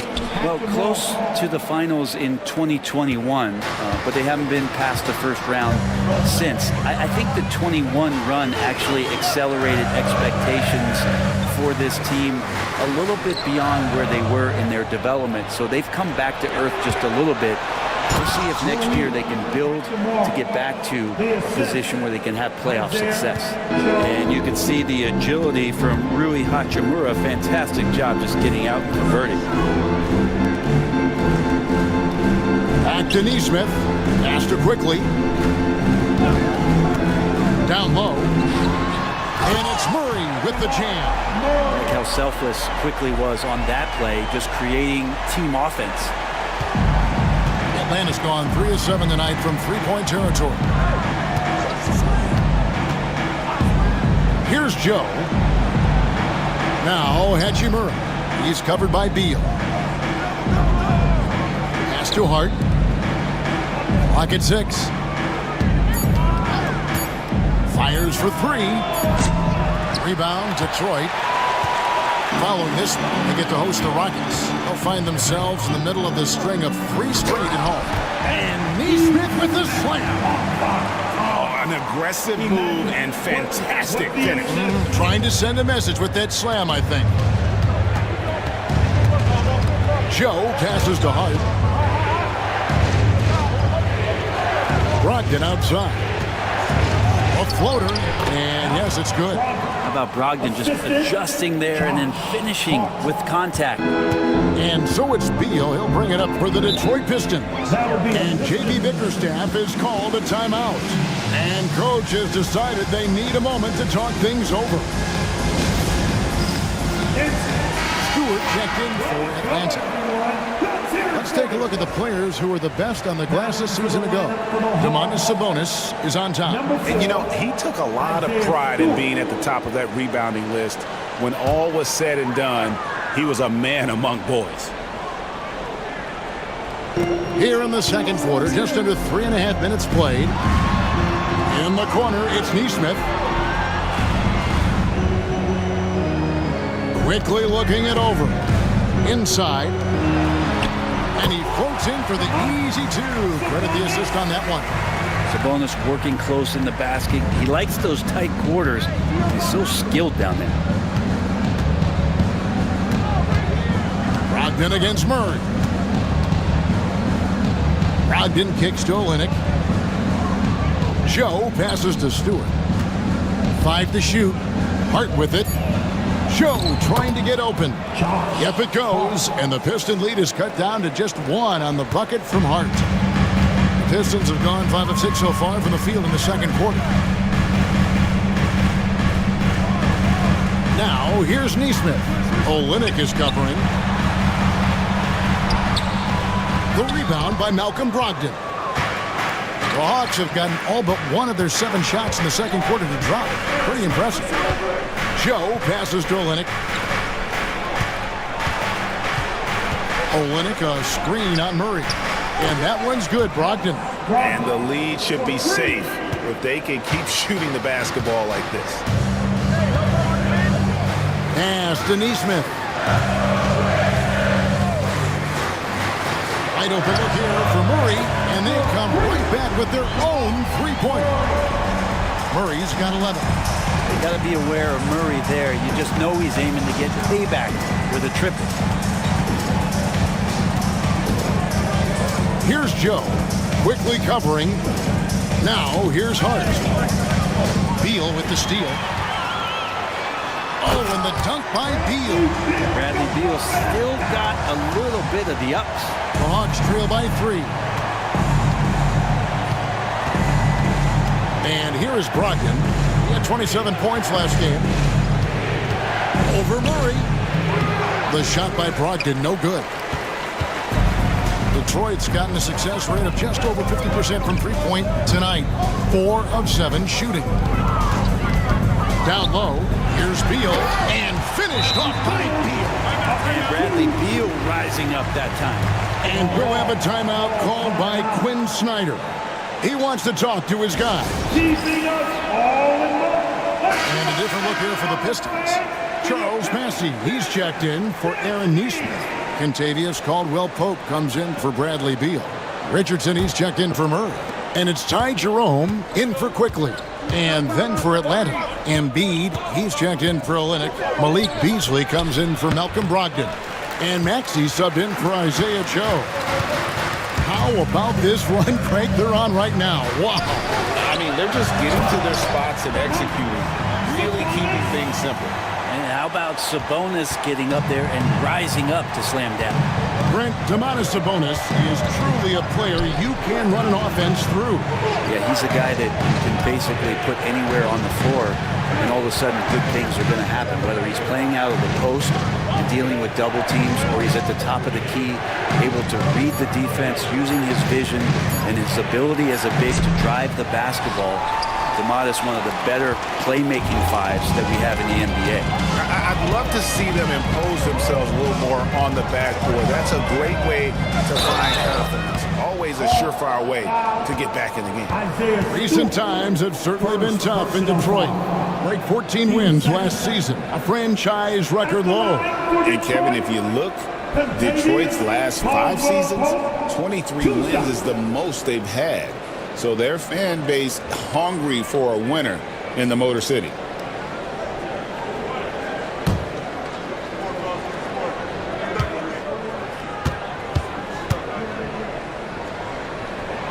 And he makes the first. And with this era of the Atlanta Hawks, Greg, they've gone as far as their defense has let them. You look back at their conference finals run in 21, that was the last time they had a top 10 defense. So scoring's never been the issue with this core, but defense has been non-existent. Wells, he's checked in for Isaiah Stewart. Embiid kicks to Hart. Beasley left side. Embiid sets the pick for Beasley.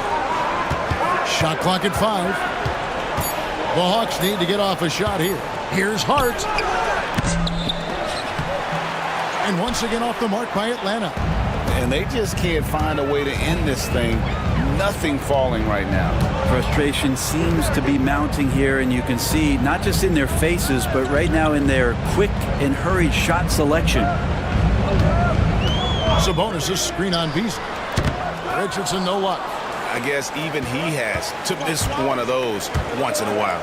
And slam dunk by Maxey. Nice read by Maxey. Sees it, hits it, done. Detroit leading by 7. Here's Jerome. Caldwell Pope outside.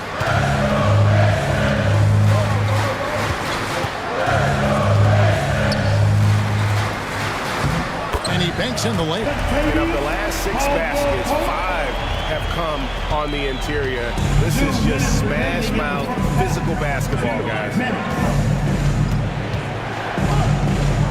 Outside, Maxey. And he lays it straight in. Maxey's got 4 points this quarter.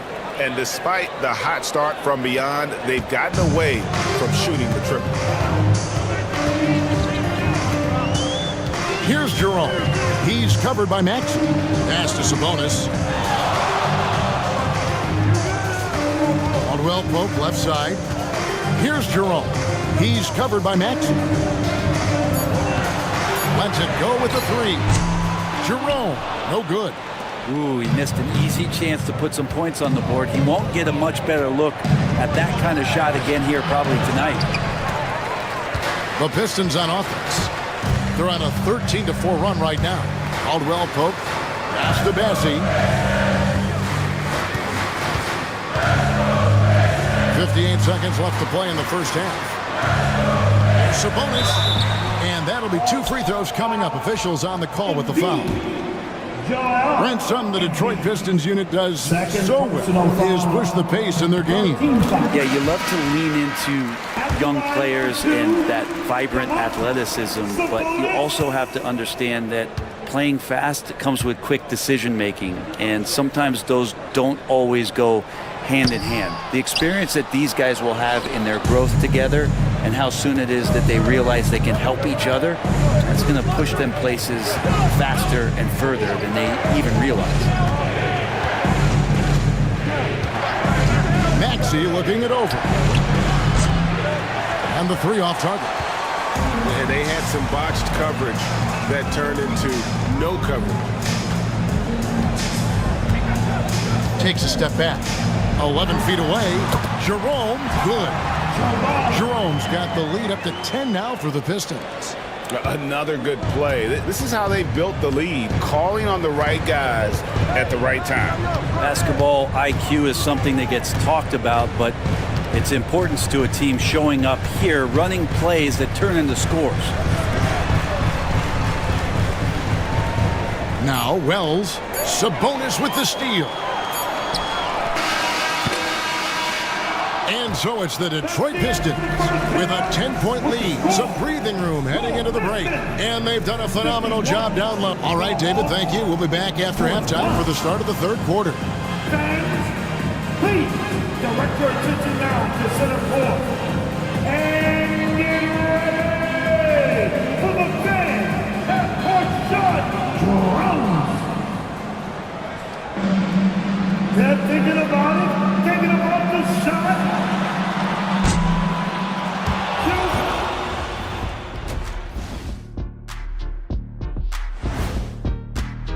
Taking a look at the Hawks, you expect this game to go down to the wire, and if it does, it'll be good for the coaches to see who performs well late in a tight game.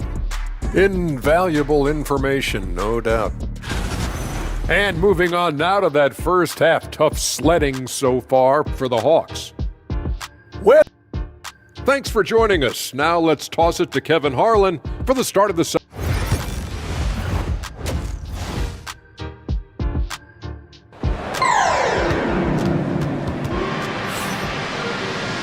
And if you're just joining us in this one, first half is in the books, 1 half to go.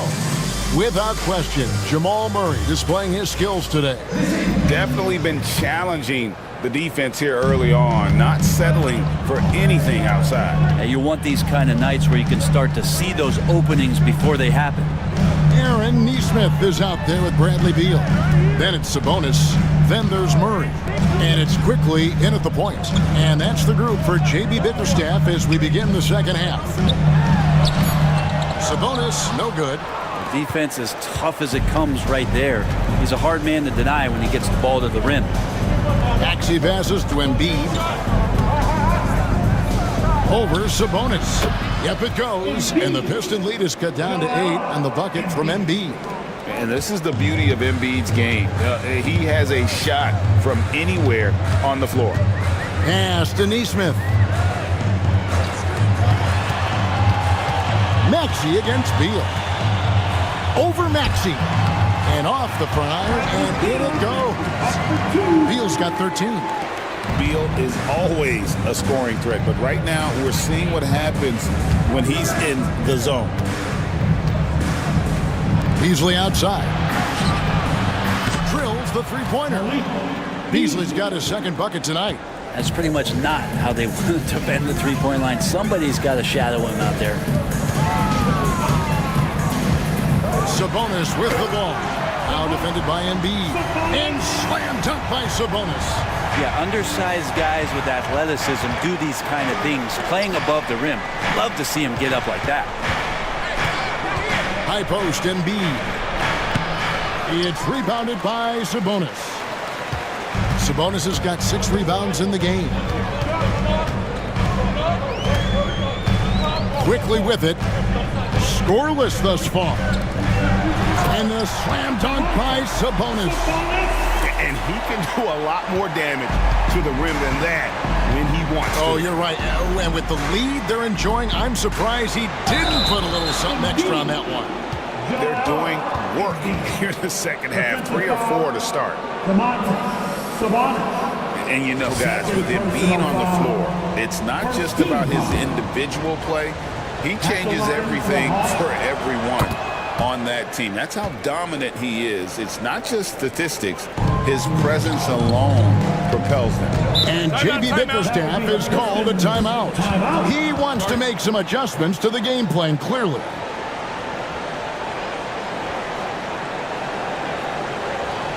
Put your hands together. It's the Pistons break the dance rules.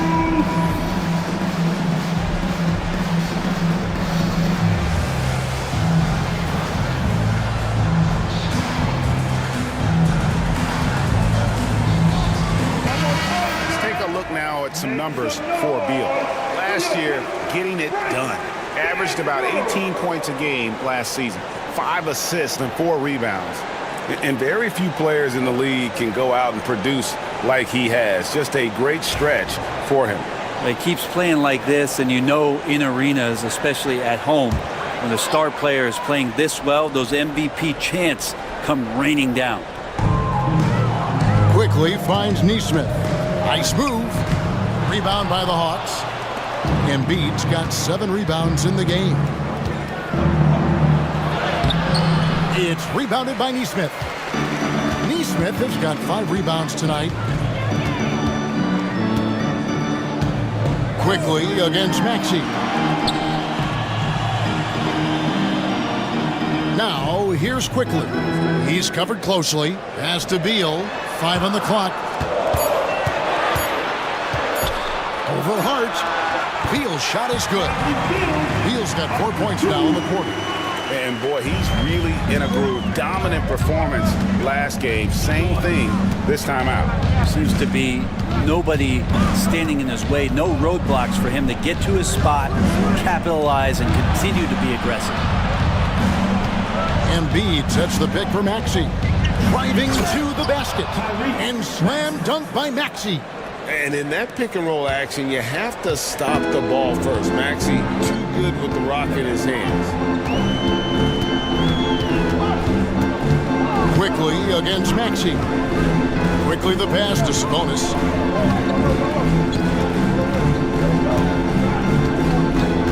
Pass to Nesmith. Here's Murray.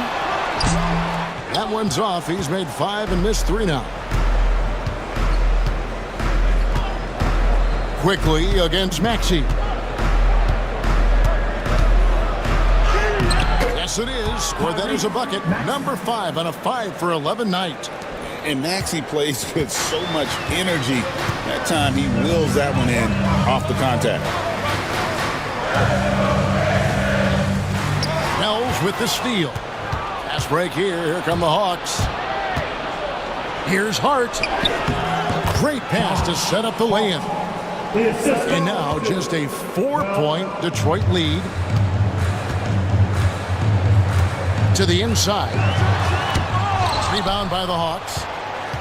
They'll be playing host to Chicago for their next game. That game is the first and last of their homestand. Beasley up top. He's covered by Murray. Maxey against Quickly. 4 on the shot clock. Embiid with a screen on Quickly. Maxey, no good. He wants that one over again, I guarantee that. Nobody's even in the neighborhood. Pass to Neesmith. Murray outside.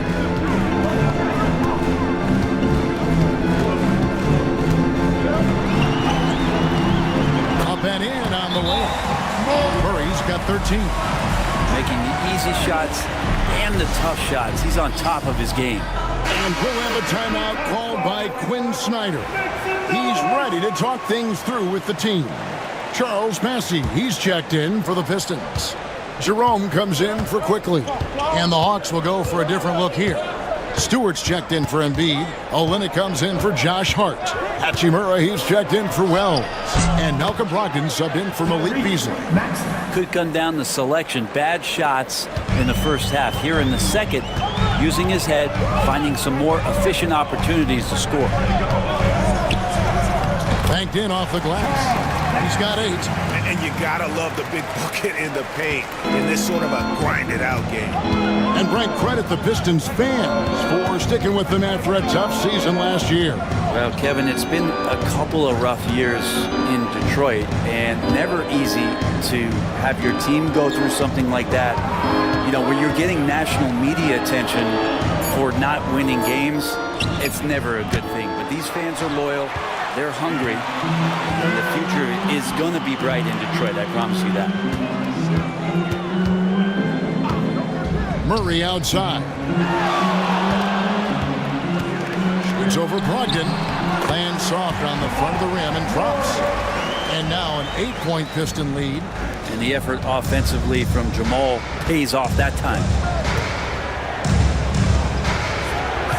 Murray against Brogdon. And he drops in the layup off the glass. I mean, it's just fun to sit back and enjoy watching him operate. And that's what it looked like the D was doing as well. They're just sitting back and watching.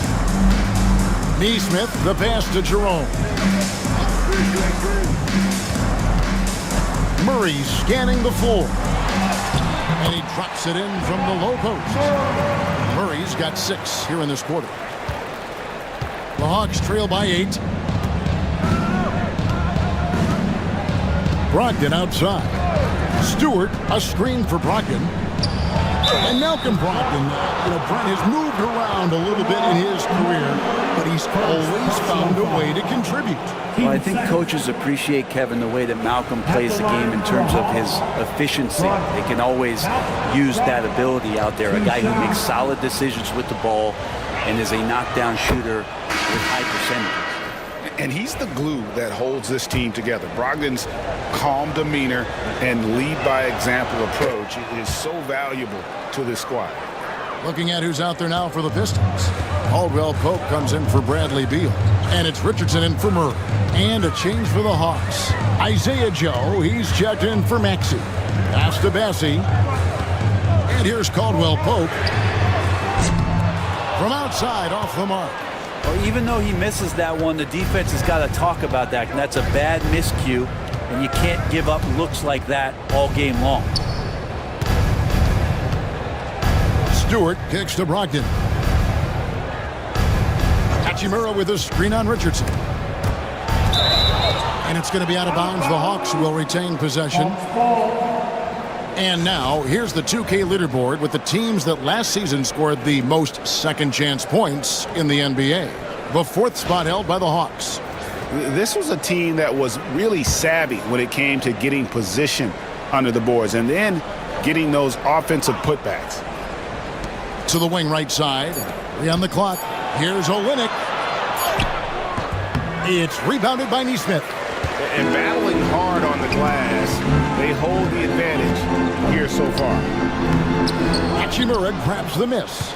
Just not there from a rhythm standpoint right now. It's really eluding him. The shot by Brogdon wide open. Bangs home the trifecta. Brogdon's got 7 now in this quarter. Boy, they've been terrific from beyond here in the second. Bassett. The rebound by Malcolm Brogdon. And so it's Brogdon with it. He brings it up for the Hawks. It's a 3-point game. The Pistons have gone better than 53% from the floor since halftime, shooting 8 of 15. Atlanta's gone 2 of 3 when they ventured outside the arc in the third quarter. 1:24 left in the third. Stewart finds Joe. Hachimura with a screen on Richardson. For 3, Brogdon. It's rebounded by Neesmith. Neesmith has got his 7th rebound of the game with that last one. Over in the corner, Caldwell Pope buries the long-range jumper. Caldwell Pope's got 7. Well, not a volume shooter, but the three-point percentages from KCP, they're solid. Here's Joe. Pass to Stewart. Hawks passing it around. Brogdon with it. Now guarded by Caldwell Pope. Hachimura the pass to Stewart. Joe with it. He's looking for Olynyk and finds him. And it goes down 2 points. Olynyk's got his first basket of the night. Olynyk showing some confidence now, and the big man is catching and firing. Here's Jerome. Covered by Joe. Jerome. No good. The Hawks trail by 4. Brogdon outside.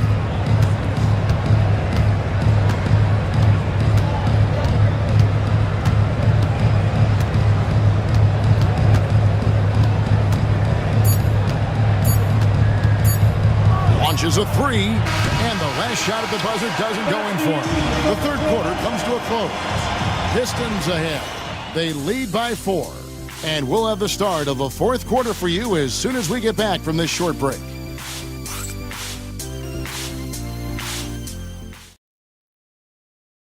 And it's time now to bring you our State Farm assist of the game. Just true artistry right there. I mean, great decision on where to go with the ball, and how about the perfect delivery? Yeah, those are the kind of plays that you want to put on a canvas. Just beautiful basketball. Well, what a terrific game it's been so far, with this fourth quarter sure to bring more pressure-packed basketball. Fourth quarter on the court for the Hawks. Rui Hachimura out there with Embiid. Then there's Tyrese Maxey. Then there's Wells. And it's Beasley in at the 2. Pistons leading by 4.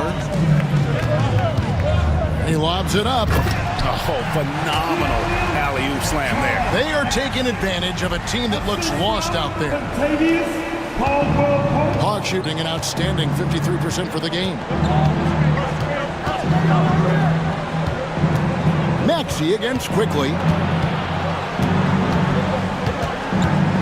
Left side, Maxey.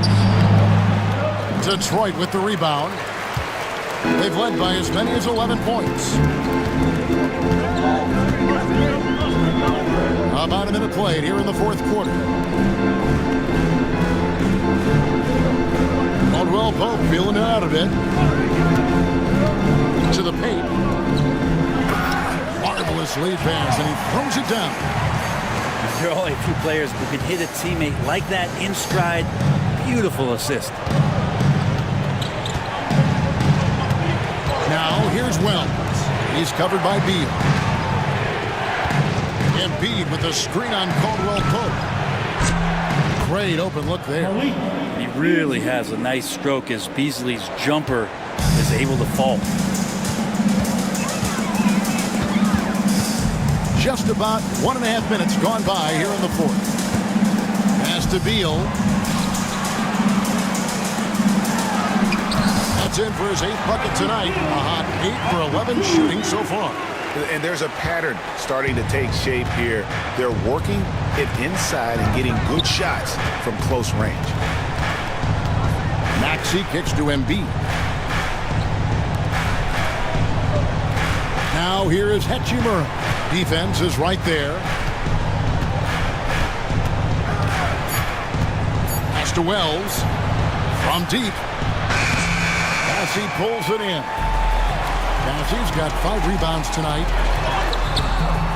Beal can't get it to go. The Hawks trail by 7. Beasley with it. Now guarded by Caldwell Pope. Caldwell Pope against Beasley. Outside, Maxey. With some arc, he takes it up and lays it in.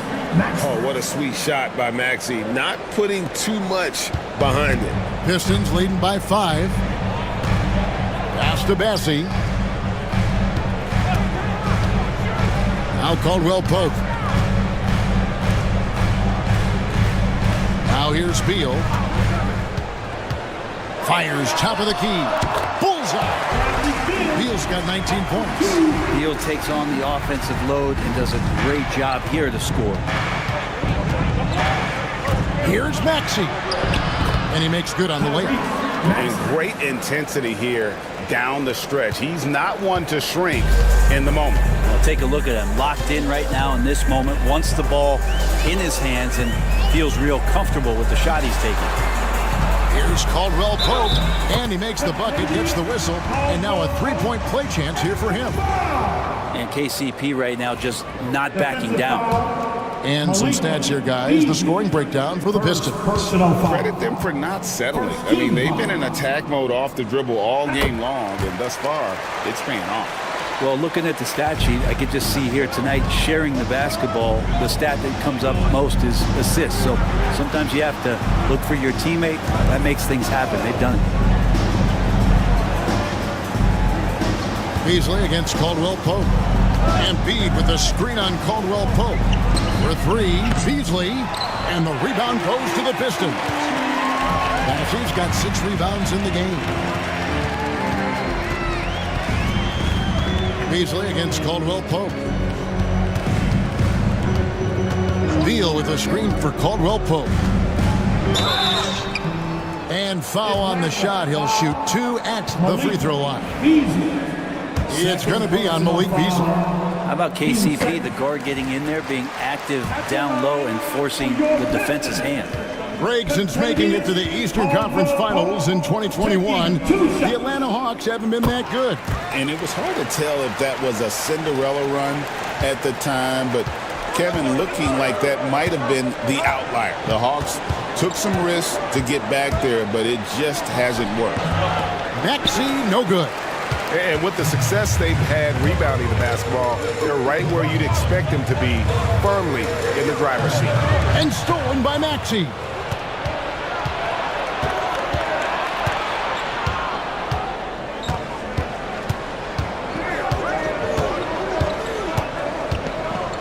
Pass to Embiid. Hachimura with it. Just 5 to shoot. Nice shot from the wing. Hachimura's going to take all those mid-range shots if he can get them. And so quickly will bring it up for the Detroit Pistons. They've led by as many as 11 points.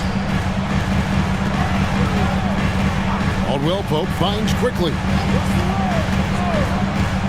There's the lob to the hoop. Oh, and the lead gets bigger on a ridiculous offensive sequence. That dunk alone would have been spectacular. Never mind it coming at the end of an alley-oop. Maxey passes to Hachimura. Beasley outside. Wells sets the pick for Beasley. From past the arc. Trains it from beyond the arc. Beasley's got 9 points now in just the second half. Well, after hitting a 3 earlier in the game, he now has 3 threes this half, guys. Here's Beal. Sabonis trying to get open. The shot by Beal, no good. Sabonis with the steal. Massey, the pass to Caldwell Pope. The Pistons working the ball around now.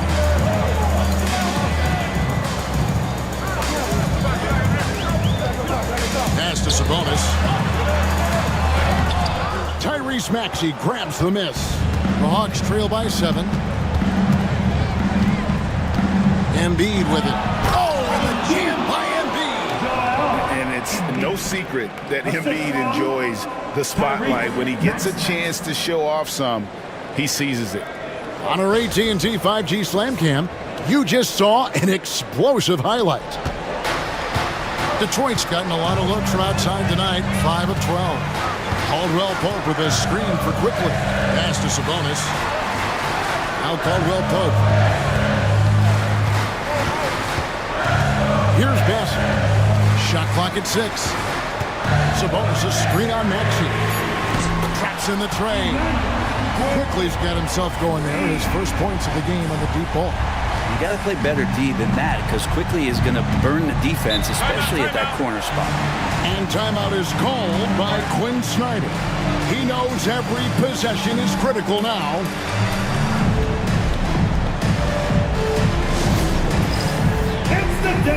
Neesmith, he's checked in for the Pistons.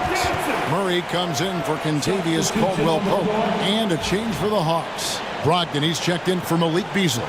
And now we've got some time to check in from the sidelines. What do you got for us, DA? Well, during the break, I listened in on Quinn Snyder's huddle. He told us, guys, I need you all to come together right now on both ends. This game is not over. You need to go out there and take control now.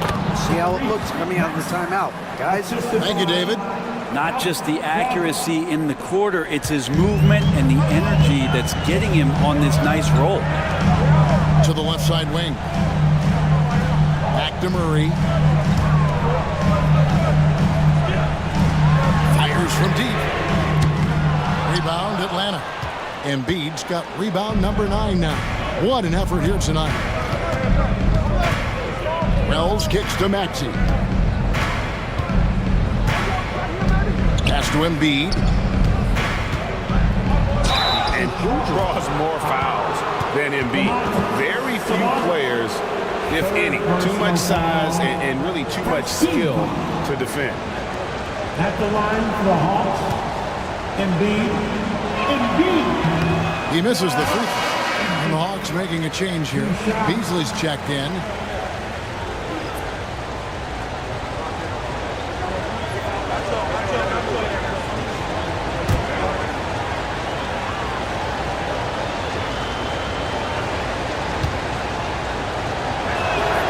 Good on the second free throw. I really don't think there's a more impactful player in the league. Even on nights when his stats don't show it, Embiid changes everything when he's on the floor. The shot's good from Quickly. And won't find many more games as entertaining as this one. No, this is about as high octane a game as you're going to find.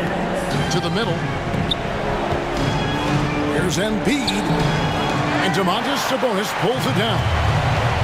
Sabonis has got 9 rebounds in the game, getting it done. Murray, the pass to Quickly. Back to Murray. He's looking for Sabonis and finds him. Murray outside. From outside the arc. Rebound by the Hawks. Up top, Maxey. Quickly covering. Pass to Embiid. Over Sabonis. Sabonis grabs the board. Guys, a good chance for them to slow it down. Yeah, they definitely should use some clock here. Murray, the pass to Beal. Murray sets a screen for Beal. Lets it go with a 3. That shot is good. He's taken 15 and made 10 from the field tonight. And now as the clock ticks down, this is going to end up as a solid victory here for Detroit. You know, it's tough to put your finger on the deciding factor in this one, but I'd say that the shooting accuracy made the difference. Yeah, I think you're on point, Kevin. They got better looks, and that tends to lead to a better field goal percentage. And it'll mark their 4th win on the year. Actually, their 5th win on the year. They can chalk this one up, but these two teams will see plenty more of one another before the season's over. And you know, guys, what a nice performance it was for Beal. Now, this was a showcase night of his skills offensively. Better than most centers from the line. Embiid exceptional with his hands. Hart, he's checked in for Atlanta.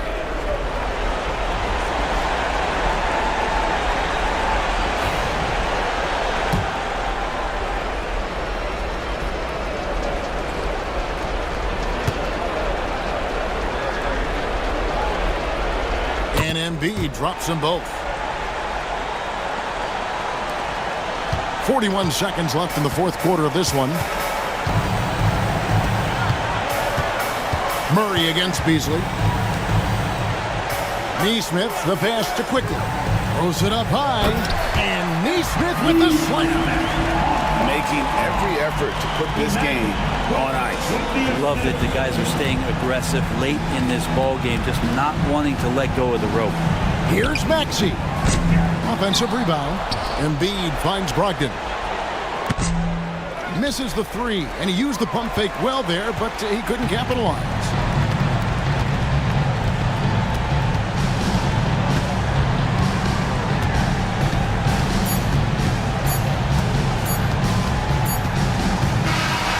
So Detroit takes this one by a big margin. Some good competition, but the hometown advantage and their ability to stay focused, I think, made the difference. Yeah, and the first step to becoming a good team is your ability to win at home. And they really seem to revel in that opportunity, and this is what they came out to do. And now, let's check in with David Aldridge reporting from the sideline for our player of the game. David, take it away. Thanks very much, Brad. Every defensive wrinkle they could think of, they threw at you tonight, the doubles, the traps, but I know that's nothing new for you. Yeah, for sure. You know, and it's only going to get tougher. But I'm confident in myself and my game, so you know, the more the merrier. Maybe they'll quintuple team you next time. Congrats on the win, man. Back to you. Thanks so much, David. Thank you for joining us. That'll do it for now.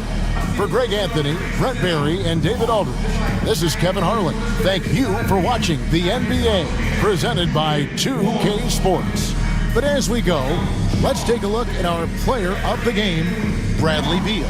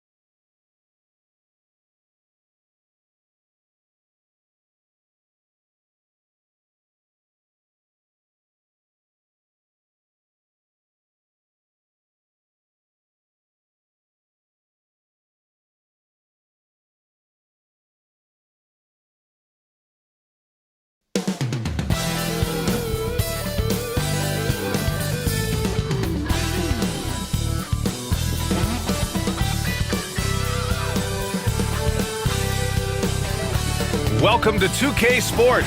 We have the NBA coming up. Great to have you with us. I'm Brian Anderson, alongside Clark Kellogg and Grant Hill.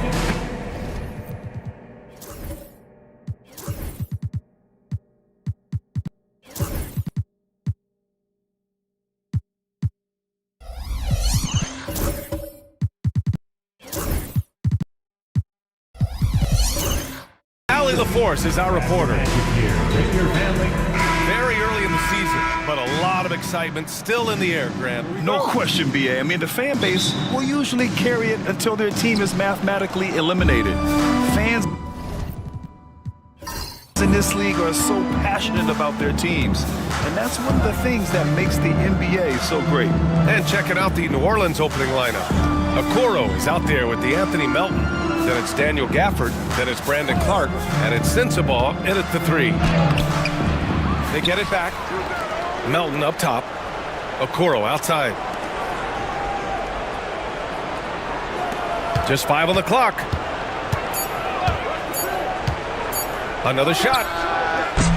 And he buries that one. Back rim and in.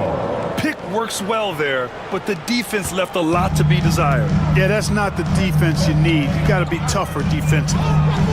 Now here's Williamson. Outside Edwards. Moody passes to Edwards. Gafford grabs the miss. Okoro outside. Here's Sensabaugh, defended by Jackson. Clark with the screen. Melton against Williamson.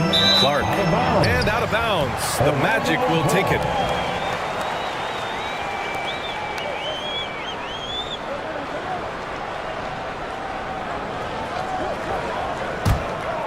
Here's Williamson.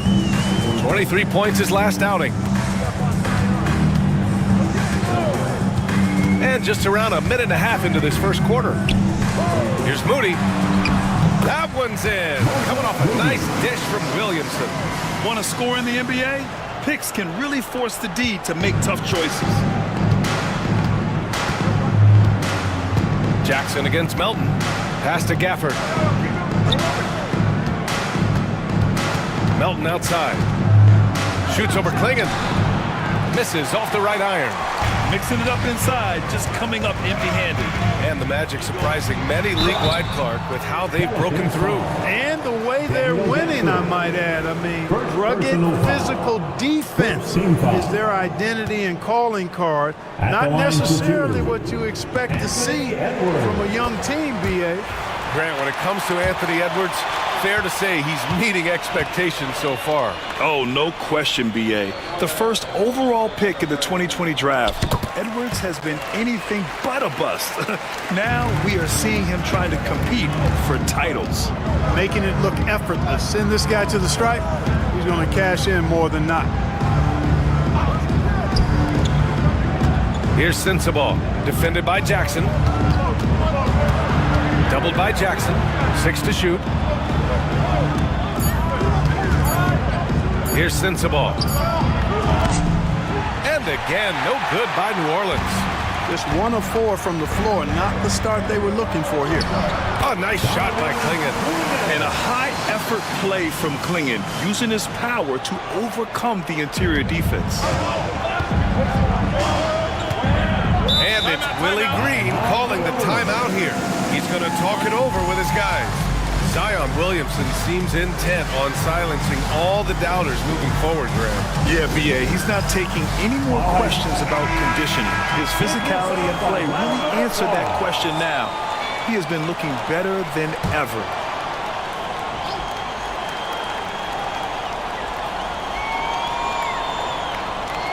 And here in the first, approaching 3 minutes play. Pass to Sensabaugh.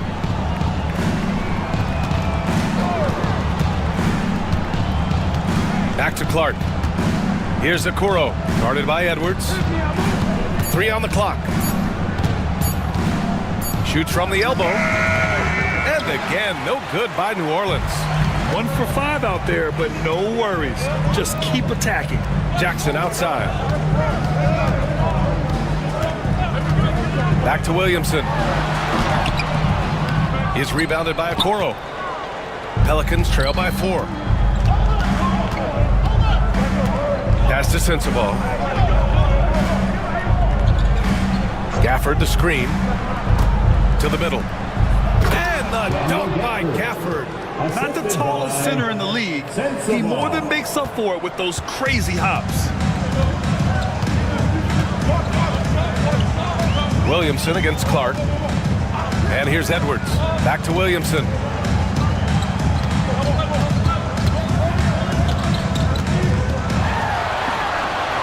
Outside Moody. Stolen by Melton. Drives to the hoop. The score now all even. The first step of Melton, tremendous. It helps him create the separation on the bounce that he's looking for. Outside Edwards.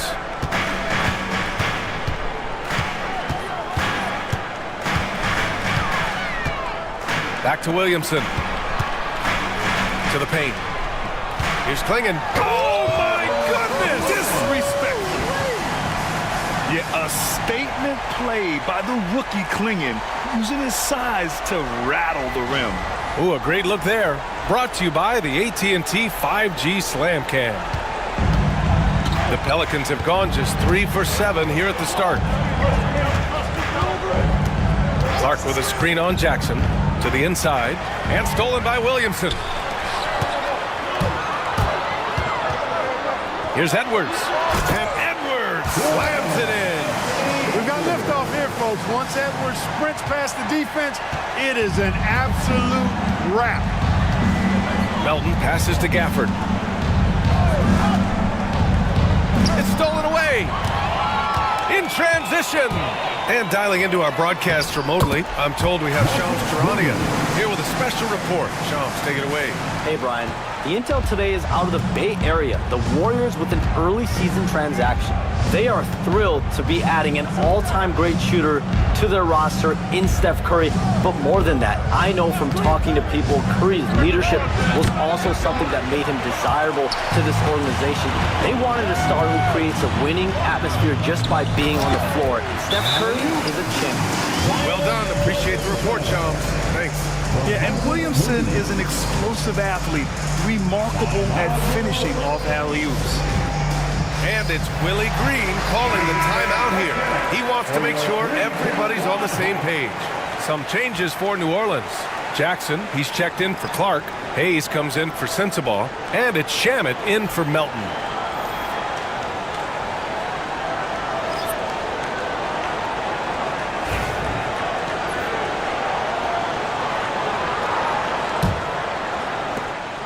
Pelicans trail by 8. Hayes with it. To end the run. It doesn't go for him. Couldn't quite line that one up. Just got to shake it off and move on to the next one. Here's Shed. And he can't extend the lead to double digits. New Orleans has gone 0 for 2 from outside. Shamet passes to Hayes.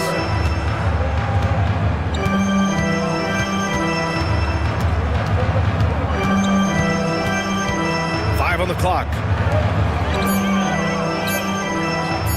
There's Jackson with the 3. Buries it from 3. Here's Shed.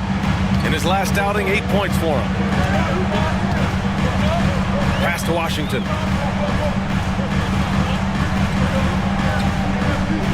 Here's Shed.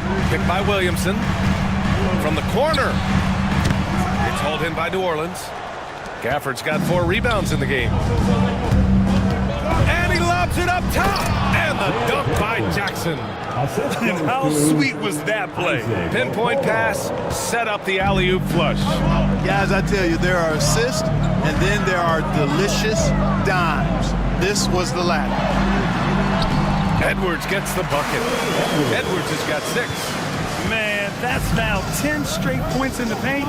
I'm not sure what's happened to their defense. I think they've really got to start committing more bodies down low and really kind of close that area off defensively. Here's Shamet, still without a bucket. Pass to Jackson. And the dunk by Jackson. B.A., the one-hand dunk just looks so fluid. Yeah, absolutely. Even smooth when he's powering it home like that. Part of what makes him unique, guys, that combination of power and power. Orlando with the ball, following the score by New Orleans. Yeah, and the defense has really got to tighten up on him. I mean, he's just too dangerous from the three-point line. Okoro passes to Hayes.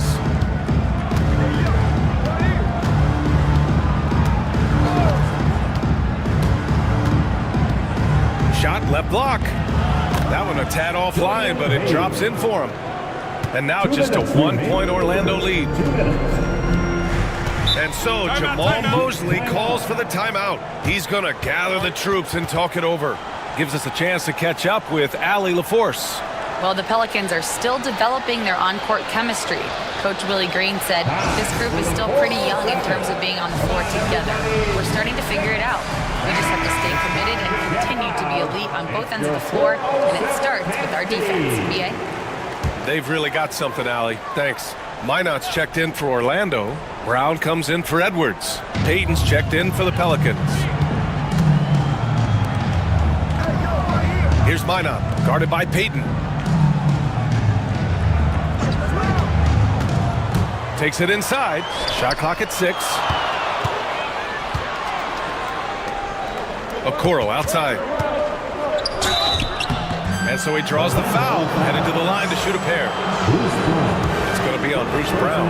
Grant, when you look at this Pelicans team, their length is so impressive. Yeah, they've made a point to draft players with big wingspans, and that really helps them on the defensive end. They're all very switchable.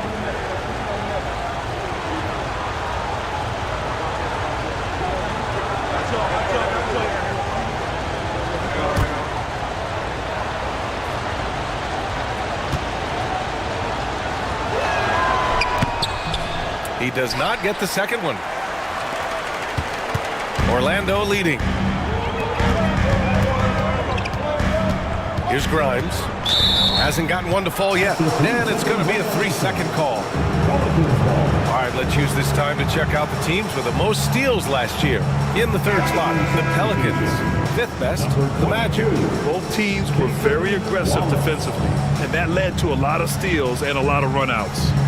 Wallace, he's checked in for the Pelicans.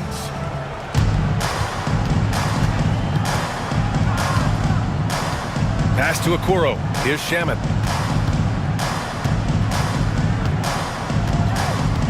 Wallace outside.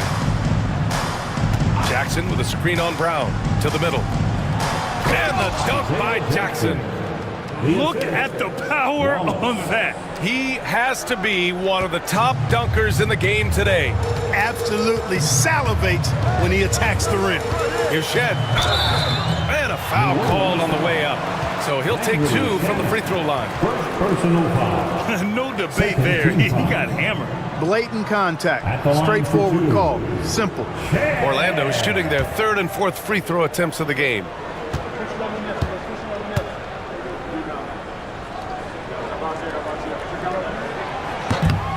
And he drops the first.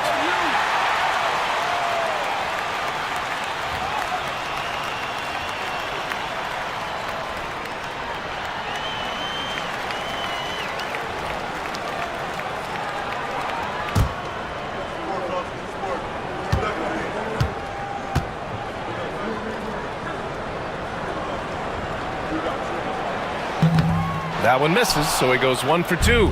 Golden opportunity to take the lead. Instead, he merely knots up the score. Okoro passes to Wallace. Here's Shaman. Yet to see a basket. Jackson on the wing. He's guarded by Washington. Washington grabs the miss. The Magic have gotten 7 of their first 12 shots to go. 6 seconds separating the shot and game clocks. To the paint. Here's Brown. Out to the right wing. From behind the arc.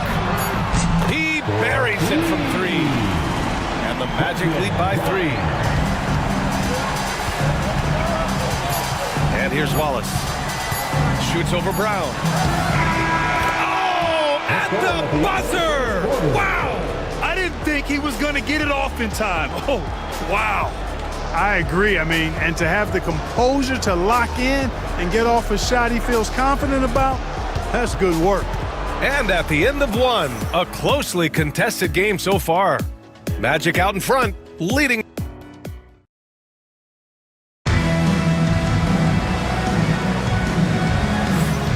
And it's been a pretty even game here after 1 quarter of play. And a chance for a moment to check out the scoring breakdown for the Magic. Look at the fast break point total from these guys. I mean, they're really hustling, working hard. And those hustle points are showing up on the scoreboard. And I've also liked how they've attacked the opposition off of turnovers. I mean, just making them pay for every mistake out there. And so Jackson Jr. will bring it up for the Orlando Magic. So for New Orleans right now, they've got Cason Wallace. Isaiah Jackson is out there with Brandon Clark. Then there's DeAnthony Melton. And it's Sensabaugh in at the small forward position. Jackson gets the bucket. They're punishing those late defensive rotations, getting good looks inside throughout the half. And you watch Donovan Clingan. He really benefited from that extra year in college, Graham. Yeah, the development cycle can be a little longer for centers, B.A. He cleaned up a lot offensively and took his strength and conditioning to another level. Down low. Moody with it, working on Clark. Pass to Brown. 4 on the clock. The 3. The rebound by Melton. Pelicans trail by 3. Just over a minute has passed here in the second quarter. Moody with it. Watch by Wallace. Here's Brown. And Brown with the stuff. Excellent hustle by the athletic Brown. And here's New Orleans now. And this is their first time matched up with Orlando this year. Pass to Jackson. Clark with it. We're about a minute and a half into this second quarter. Clark with the screen. From deep, Melton. And he missed again. Now 1 of 5. Orlando leading by 5.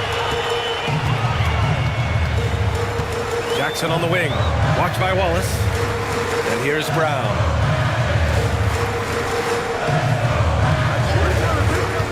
Inside. Stolen by Jackson. And here they come. Throws it up high. Oh, Clark with the slam. And you can tell they're in sync right now, expertly turning the steal into fast break points. Pass to Brown.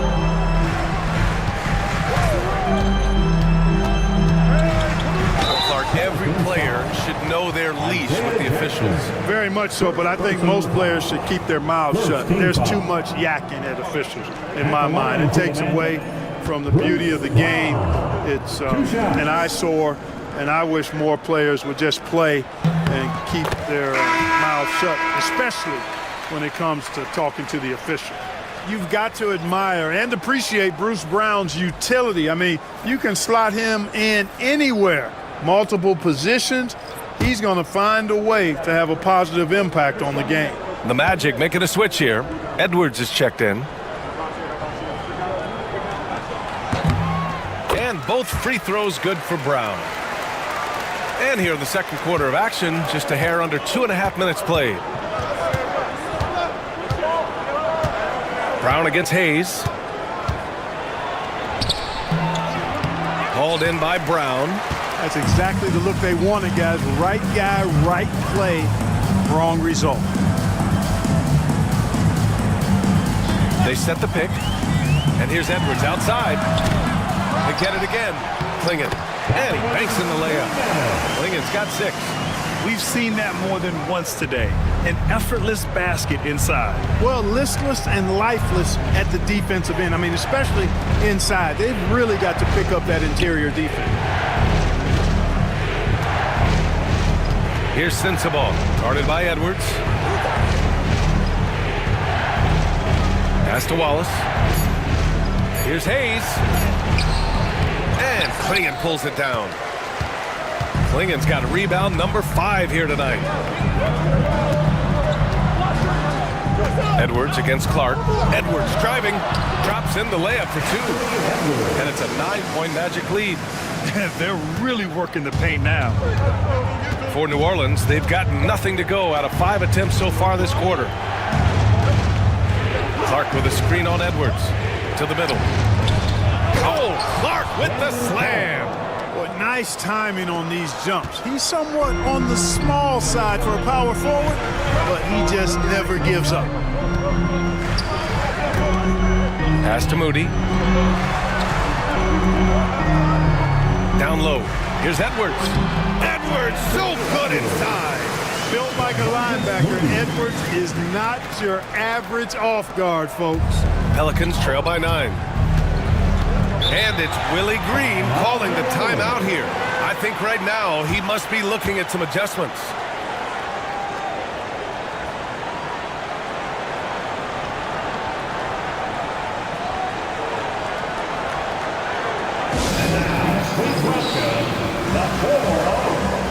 Williamson's checked in for Orlando. And here's a look now at who shot the ball the best during last season's campaign. Daniel Gafford on top. And last year, he led the league in field goal percentage, allowing the game to come naturally and taking whatever opposing teams gave to him.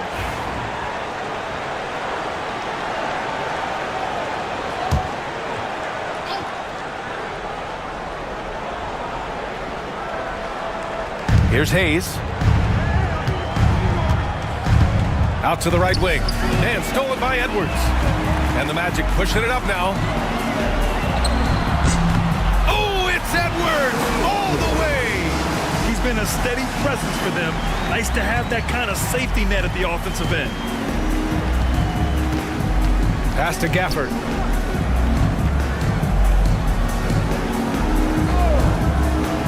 Wallace outside. Now here's Hayes. Defended by Brown. 6 on the shot clock. Here's the pick. The 3-ball. Shot's good by Sensabaugh. Sensabaugh's got his first 3 points of the game. Defensively, there was a lack of aggressiveness, and it really made it easy for him to knock that shot down. Back to Brown. Outside Moody. Oh, plenty of contact on that shot. Officials call the foul, and he'll take 2 free throws now. Second team foul. He's got his first free throws of the night right here. Moses Moody taking 2 shots.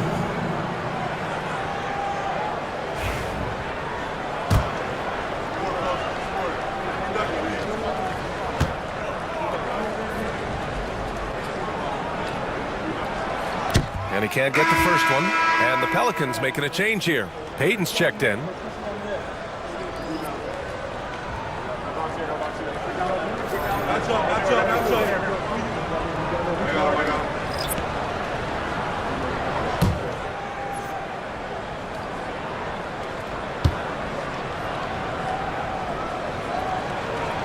He hits the second from the line. Pelicans trail by 9. Pass to Sensabaugh. Over Moody. And it's New Orleans with another. Well, I love watching him carve his way inside and capitalize. It's Edwards on the wing. Williamson with a screen on Hayes.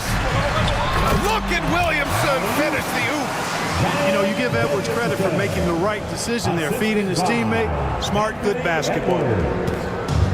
The Pelicans have gotten 4 of 8 shots to drop in the second. Here's Sensabaugh. Moody defends to the inside. Here's Wallace. The rebound by Shed. Well, guys, they need to do something to reduce this deficit. We'll see if that's the answer. Gafford grabs the miss. Gafford's got 5 rebounds in the game. Oh, and there's the whistle on the shot. So 2 free throws for him coming up. It's on Anthony Edwards. It's his first trip to the line. At the line for the Pelicans, Killian Hayes. 2 shots. Shooting 2.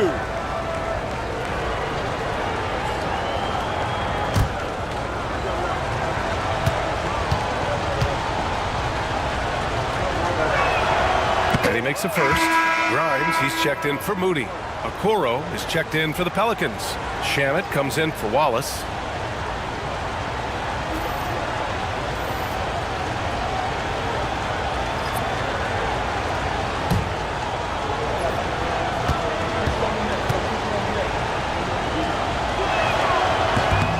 That's also good, so he hits both free throws. And Orlando has possession. They've led by as many as 11. Next matchup, they'll be at home against the Wizards. It'll be game number 2 in their 5-game homestand. Woo! Defensively, you can't afford to let him get to the rim that easily. Well, that might be why their deficit is what it is right now. You know, you look at it, the communication is lacking, as is the trust. They can ill afford those types of breakdowns. It won't work. You can't win with those kind of breakdowns. Down to 5 on the shot clock. And blocked. That one goes careening off the glass. A moment to hear from Allie LaForce. Well, guys, drawing charges is an art. The Warriors' Brandon Podziemski led the league last season, and he said, I'm not going to jump with anybody at the rim and block them. This is another form of rim protection. And Brian, while some have labeled them dangerous and called for charges to be taken out of the game, they remain a winning play. Yeah, that's a good point, Allie. Thanks. Here's Gafford. And he drops in the layup off the glass. Gafford's gotten his second bucket on the night. Here's Williamson. And from what we've seen so far in his career, Anthony Edwards wants to be that guy in crunch time, Clark. I love his mentality. Not only in that he wants to be the guy, but he also wants to elevate his teammates. And he plays the game with an exuberance and a joy and a freshness that is, quite good to see. But I like his attack mentality and his willingness to step into leading his team by example at both ends of the floor. And that one misses. Even as much as we've seen him, we still marvel at the power of Zion around the basket. It's hard for a defender to deal with this kind of strength.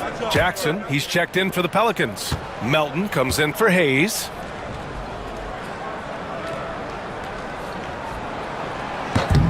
And he sinks the second. Pelicans trail by 10. Melton outside. Pass to Shamet. The three is up. Knocks down the long J. Shamet's gotten himself going with a triple, his first basket of the game. And so it's Edwards who brings up the ball for the Orlando Magic. They're moving on after a tough loss they took at the hands of the Pacers. Defensively, they weren't up to the task. Oh, a sensational slam by Edwards. Show us what you got, young fella. Anthony Edwards. Love to see you operate like that. A minute 53 left in the second period. Okoro outside. And he's going for the oop here. Melton on the wing. Outside Payton.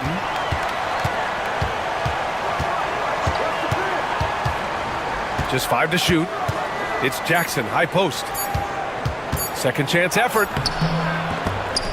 Washington grabs the miss. And they're doing strong work on the glass, a +5 advantage for them. And guys, you know that rebounding is a huge part, a huge component of winning games. It's not a glamour stat, but it's necessary if you're going to be a winning team. This is his second trip to the line in the game. And in their last game, he really distinguished himself at the free throw line. Matter of fact, a lot of his points came from the stripe. He was feeling it. Yeah, that was one spot where they didn't have to worry about him at all. I mean, at the free throw line, he was automatic. Minot's checked in for Zion Williamson. How about the work ethic of Anthony Edwards? Not to mention that linebacker build and the sweet shooting stroke, but what he wants most is to see his team succeed. That's what you love about AE. Okoro outside. Outside Payton.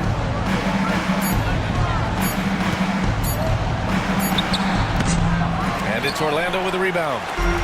54 seconds left in the first half. Pass to Shed. Back to Edwards. And there's the drive over Okoro. And once again, off the mark by Orlando. Pelicans trail by 12. Here's Shamet. Got a hand on it. Here's Shed. Guarded by Okoro. Shot and game clock separated by 5. Pass to Shed. Back to Edwards. To the paint. Here's Washington. Oh, it's blocked by Jackson. And he gets it back. Now here's Okoro. From deep three-point land.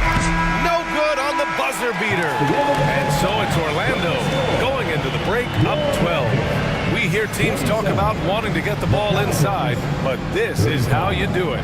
We'll be back in a moment.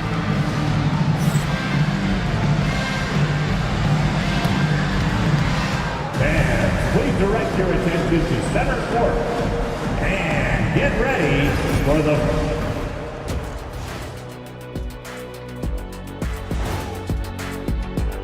Taking a look here at Orlando. It's still early. And let's move on to that first half. Talk about a rough... And that's it for halftime. Thank you for joining us. We send you back to Brian Anderson for the start of the...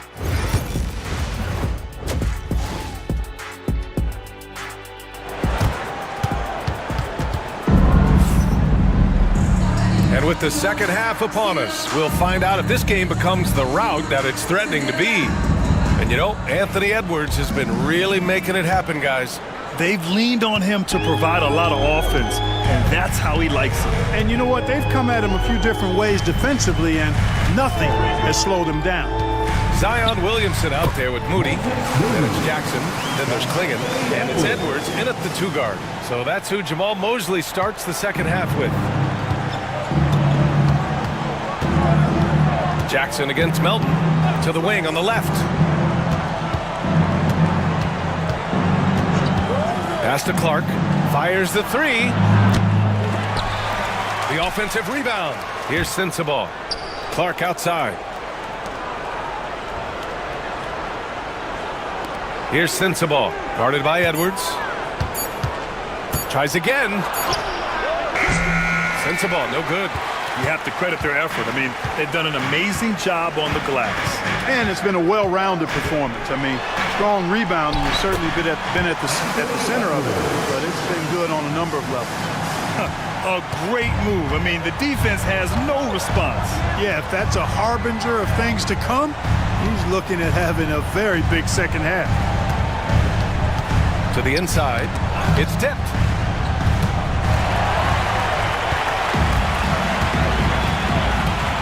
And he's going for the lob.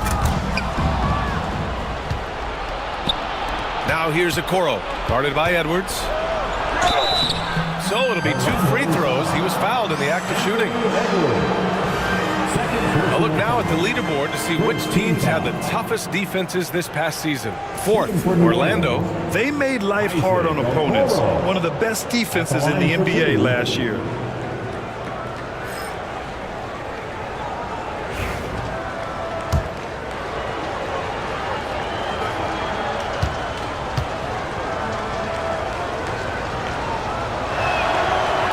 The first free throw is good.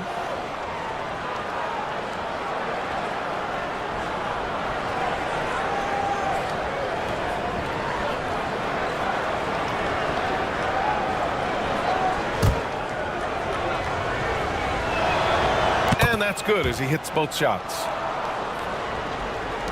First minute and a half of basketball played here in the third quarter. Outside Moody. Jackson outside.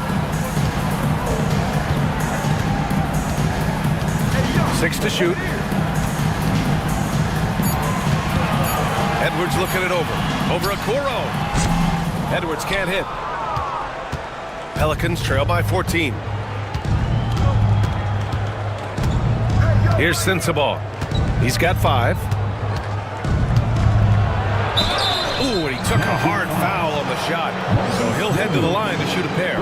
It's going to go on Moses Moody. It is. I mean, no reason to back off and give him the layup. Much better off making him go to the line. Taking 2 shots.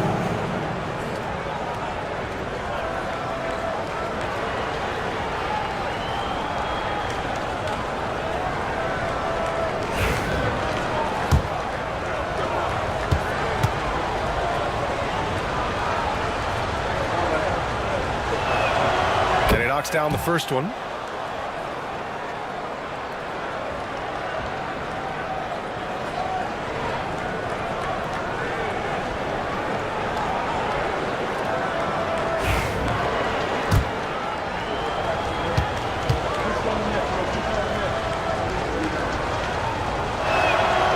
It's both from the stripe.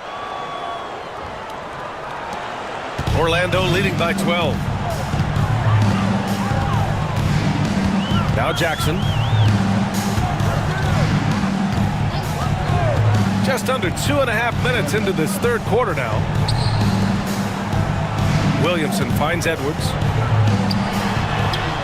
Edwards with some muscle. And force-feeding the ball inside. I mean, no reason to go away from what's working. And when you make 5 in a row in close like that, it also takes pressure off your perimeter guys, too. And we've got a timeout called by Willie Green. And we might see some changes. Coach potentially looking to adjust. It's time for Dance Camp. If you see yourself on the big screen. Orlando making a a switch here. Brown's checked in. Wallace, he's checked in for the Pelicans. Substitution on the board.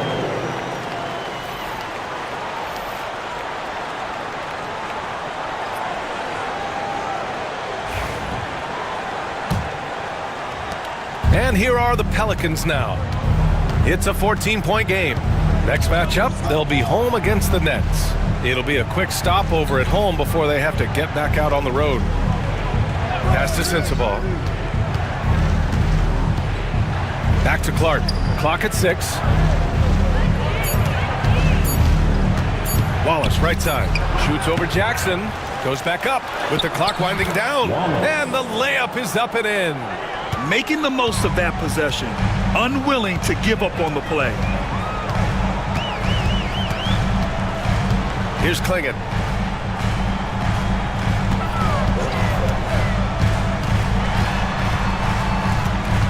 Outside, Brown. And the rebound goes to the Pelicans. Gafford's got rebound number 7 tonight. Here's Okoro. Got it. Good job in the low post. Okoro's got 4 points in the quarter. And it's the Magic with the ball. Second half here, and we're just over 3.5 minutes into it. Outside Moody.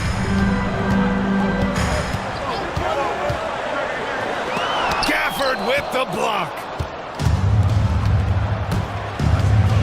Here's Sensabaugh. He's got 7. And the dunk by Gafford.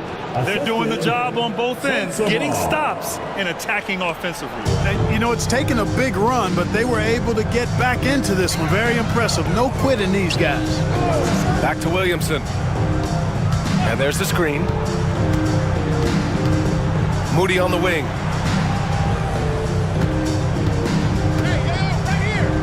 Down low. Brown draws the double. Williamson for 3. Gafford grabs the miss. Gafford's got his 8th rebound here tonight. Pass to Okoro. Baseline try. Out of bounds. It'll be Magic ball. And a chance now to look at the schedule for the New Orleans Pelicans. On Monday, they'll be matching up against Steven Adams and the Brooklyn Nets. Then on Wednesday, they'll face off against Anthony Davis and the Oklahoma City Thunder. And for that game against the Lakers, it's the second game of a back-to-back. So you know there'll be some heavy legs out there. Playing that much basketball in that short amount of time really takes its toll on your body. Washington's checked in for Orlando. Right side Brown. Fires the 3. Yes! And a nice assist from Jackson. Brown's got 7 points. You got to guard Brown closely because if not, he'll shoot it as soon as he catches it. Hayes with it. Gafford with a screen on Brown. Hayes, the pass to Gafford. And the dunk by Gafford. Terrific placement on the bounce pass. Right where it needed to be. Orlando leading by 9. Pass to Klingon. Jackson outside. Drive by Brown. And Gafford with the block. And it goes out of bounds. That went off Gafford. And that shot was going nowhere thanks to that aggressive swat. Yeah, I love that they maintain the defensive energy even when they're behind. Jackson, he's checked in for the Pelicans. Payton comes in for Clark.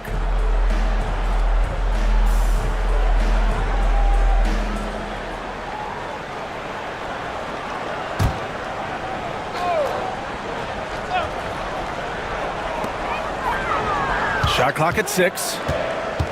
On the take. And count that. 2 points and a chance for one more in the line. Terrific design and execution, leading to an opportunity right at the rim. And let's take a moment to get your take, guys, on the scoring so far for Orlando. You know, all game long, they've imposed their will on the interior, scoring a lot of points in the painted area. And we also got to talk about the number of points they've scored in transition, just jumping all over the opposition in this regard. Well, you look at the so-called super teams that have been assembled in recent years. A lot of cautionary tales. Yeah, I mean, teams giving up their draft picks for the better part of a decade to bring in a star. It can get ugly really fast if things don't work out. Back to Jackson. It's stolen by Washington. Brown in the high post. 7 points in the game. It's hauled in by New Orleans. Jackson's got his 4th rebound in this one. You know, even though they have the lead, you can tell he's frustrated with himself that he's not doing more. And here's Wallace. Here's Hayes. He's off on the layup. Orlando leading by 12. Here's Shed. The rebound by Jackson. The Pelicans have gone 4 of 8 in the third. And finished off by Hayes. Ooh, bouncy. That should give him a nice lift. Good timing. They needed that one. And, you know, that's exactly what happens when you don't settle. That's the result. Tremendous effort and a big-time finish there. Washington, a screen on Hayes. Here's Grimes. It's deflected. Now here's Hayes. He has 6. Wallace, the pass to Hayes. Here's Grimes. Pass to Brown. Washington, a screen. Out left to the wing. Fires from deep. He drops it from range.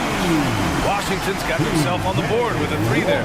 And in the second half here, they're shooting a terrific percentage from 3. No question about it. They found a nice rhythm from deep. Now here's Okoro. Jackson outside. Pass to Wallace. 6 on the shot clock. Payton finds Hayes. The 3.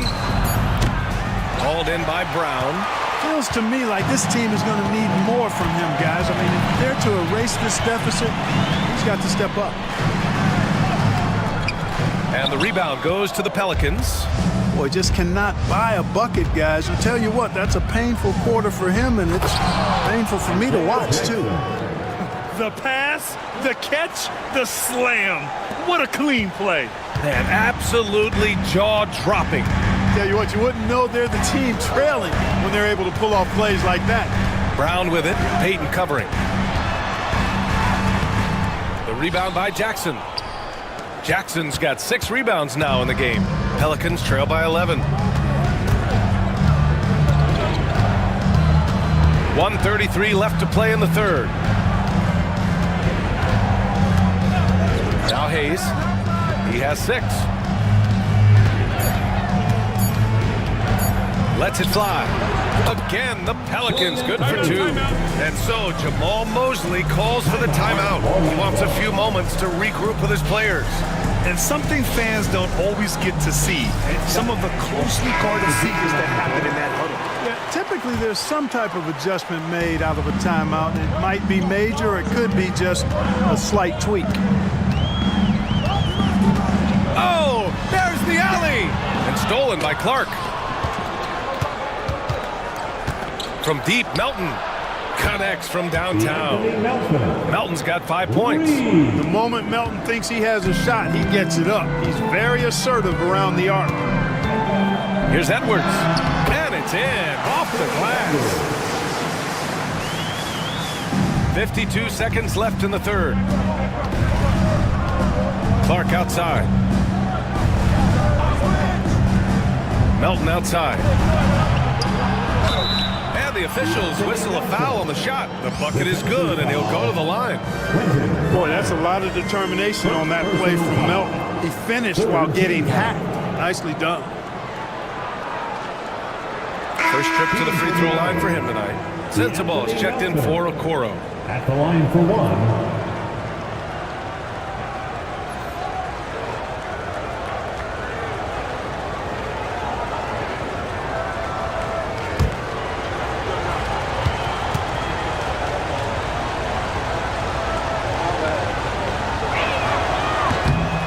We've seen some good free throw shooting in the second half.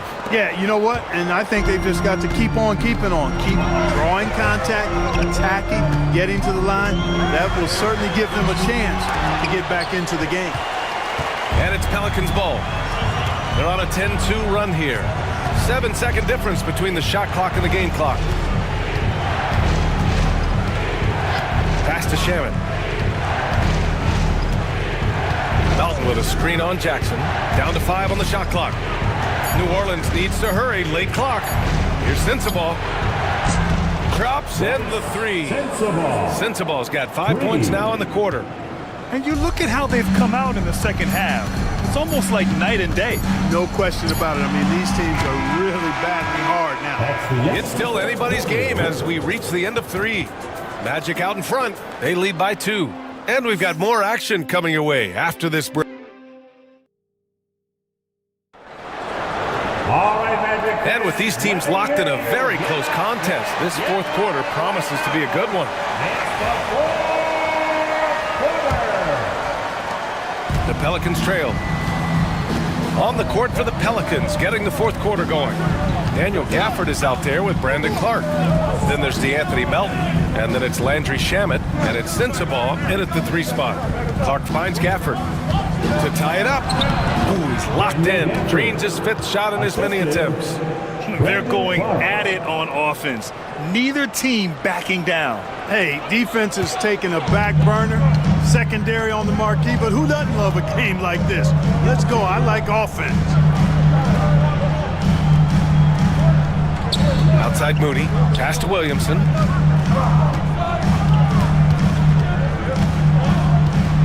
Shot clock at 5. Clark grabs the board. New Orleans has gone 5 of 12 from 3-point range tonight. To the middle. And it's New Orleans with another. They fought so hard to get themselves in a position to win this game. Extremely impressive was the rally they made. I mean, we'll see how much their comeback might have taken out of them, and we'll see if they can keep that foot on the pedal now. Edwards. Oh, he powers right through the defender for the dunk. Draws the foul, too, and he'll go to the line. That one on Melton. DeAnthony Melton. First personal foul. First team foul. At the line for the Magic, Anthony Edwards. 1 shot. Free throw no good for Edwards. A superstar level talent for sure. Anthony Edwards is awesome, but I like his competitive spirit as much as his skill. Melton misses. I don't know if you can credit the defense for that. It was just a missed opportunity. Here's Jackson. And they're going to count that bucket, and they'll send him to the line. It could be a 3-point play. Man, what focus. I mean, the hoop and the heart. Incredible. Yeah, great concentration there. Hung in there. He didn't let that contact throw him off at all. Stayed focused on the rim, knew he was going to get hit, and still was able to finish. Okoro is checked in for Shamet.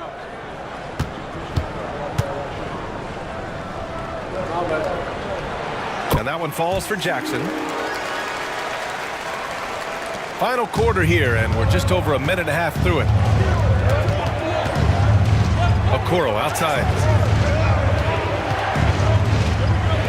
Gafford with the ball. Pass to Sensabaugh. Clark outside. 5 to shoot. Here's Sensabaugh. Over Edwards. And it's New Orleans with another.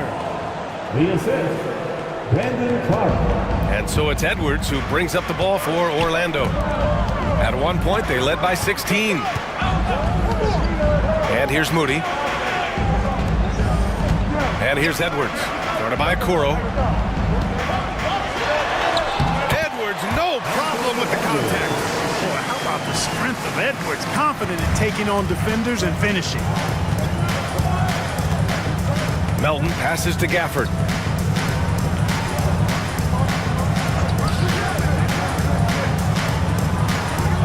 Melton against Jackson. 6 to shoot. Melton misses and stolen by Clark. And a missed layup. Outside Edwards. And there's a whistle. He'll head to the line to shoot 2. Anthony Edwards has a great body and knows how to control it. Showing you right there by taking advantage to draw the foul. That one's off. Anthony Edwards.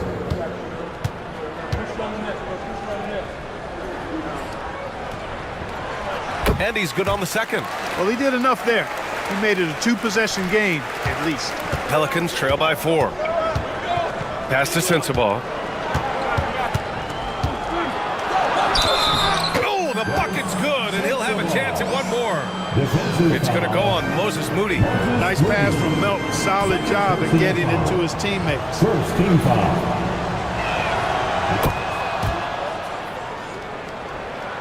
Orlando with the ball. And here's Jackson. Williamson, left side. Outside Edwards. From downtown. It's hauled in by New Orleans. Gafford's got 9 rebounds now. Pass to Melton. To the left wing. Back to Okoro. Here's Sensabaugh. Okoro outside. Over Edwards. A chance there to take the lead, but a miss. The Magic have gone 3 of 5 since this fourth quarter started. Jackson can't get it to go. Looking for the spectacular and coming up empty. And, you know, guys, always a tough catch on the lob. Placement and timing have to be close to perfect. Clark with the screen.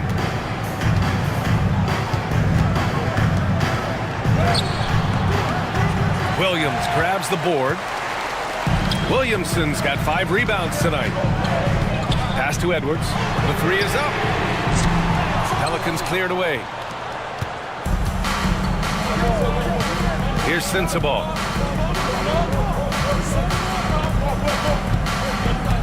Melton outside.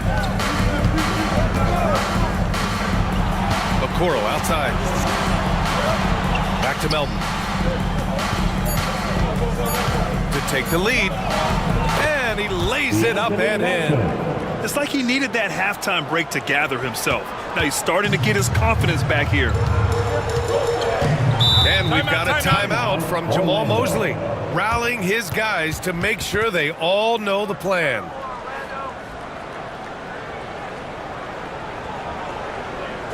Time for the 407. And keeping us updated from the sideline, Allie LaForce. Thanks, guys. I got a chance to hear what Jamal Mosley was saying to the team. He told the guys to stay after it inside. He said our play inside is terrific right now. He said don't lose any of that intensity. Stay strong down there. It's always nice to hear a coach enjoying his team's play. Back to you. All right, Allie, thanks once again. He's demanding the ball. He wants it, and he's coming through. I mean, you can see why his teammates trust him down the stretch, guys. Pass to Sensabaugh. Takes the 3. Orlando with the rebound. Williamson's got 6 rebounds in the game. Oh, here's Moody with the drive. And the basket is good. And now a 4-point Magic lead. The Pelicans have gone 5 of 11 so far in the fourth. Now here's Gafford. Pass to Sensabaugh. Gafford the screen. This one for 3. They grab their own miss. Orlando leading by 4. Pelicans foul. Sensabaugh. First personal foul. 4th team foul. At the line for the Magic, Moses Moody. 2 shots. And the first one at the line is good.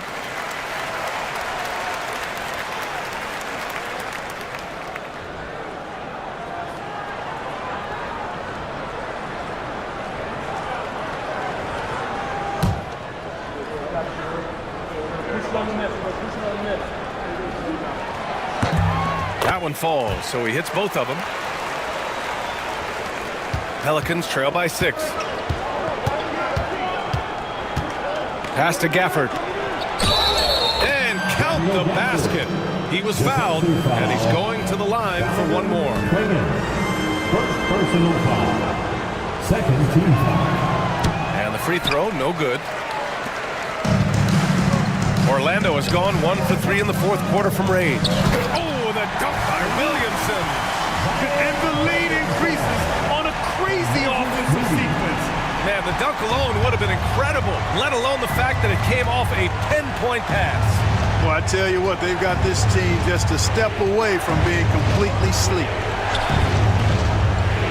Gafford passes to Melton. Here's Sensabaugh. Moody defends. 4 on the clock. Here's Melton. It's hauled in by Zion Williamson. Williamson's got his 7th rebound of the game with that last one. And he got the whistle on the way up, so he'll be headed to the line for a pair. Edwards does not back down, even if it means taking physically hard contact. He's fearless. The line for Orlando, Anthony Edwards, taking 2 shots. And he knocks down the first one.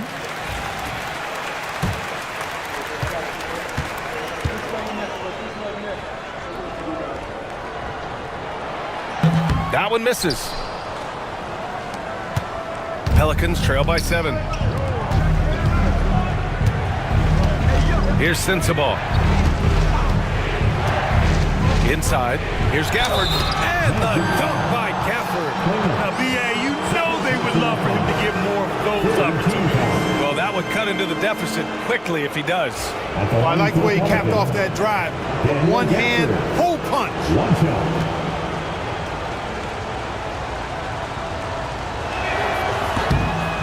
And that one misses. Orlando leading by 5. In transition, the Magic on the run. Edwards for 3. Hits the three-pointer. Edwards has got 37. I just love the ball movement. For New Orleans, they've gone 7 for 15 in the 4th. And we've got a timeout called by Willie Green. He's decided it's time to clarify the situation, leaving little room for error. Big round of applause for the 407.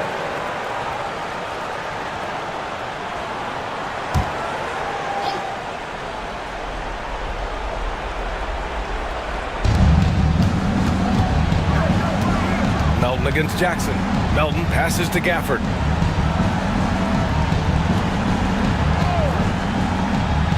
Down low. Here's Sensabaugh. That's his 6th make in 11 tries. You know, so far he's been dominant this period, making the most of his opportunities. Outside Edwards.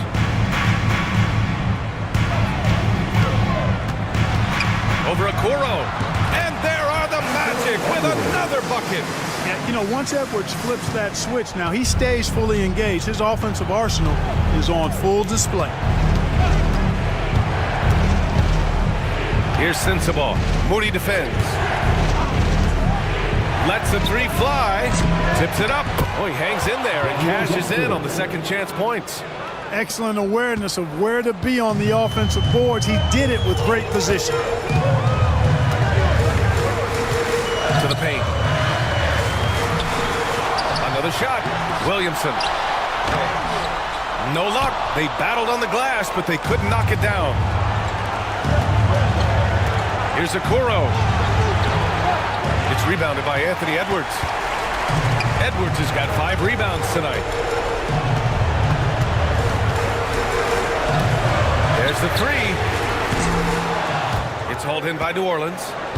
Sensabaugh's got 4 rebounds now.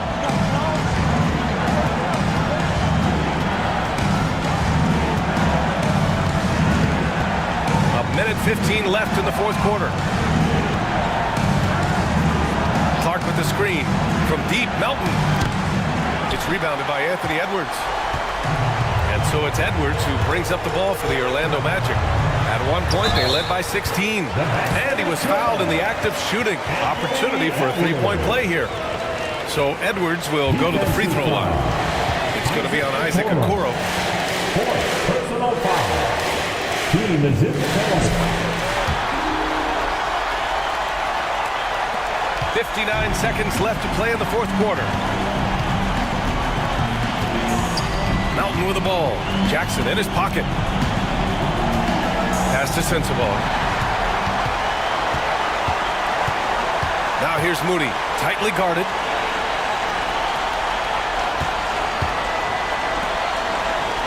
And there's the lob. And out of bounds. New Orleans will have it. Hurts to see that kind of mistake. Coach is going to be on him about that one.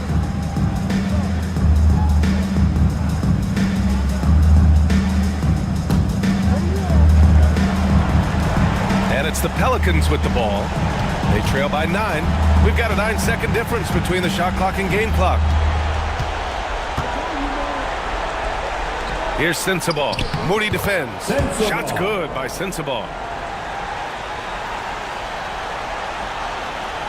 Here's Edwards. No need to shoot. This one is done. Yes, they've got to be happy with tonight's effort.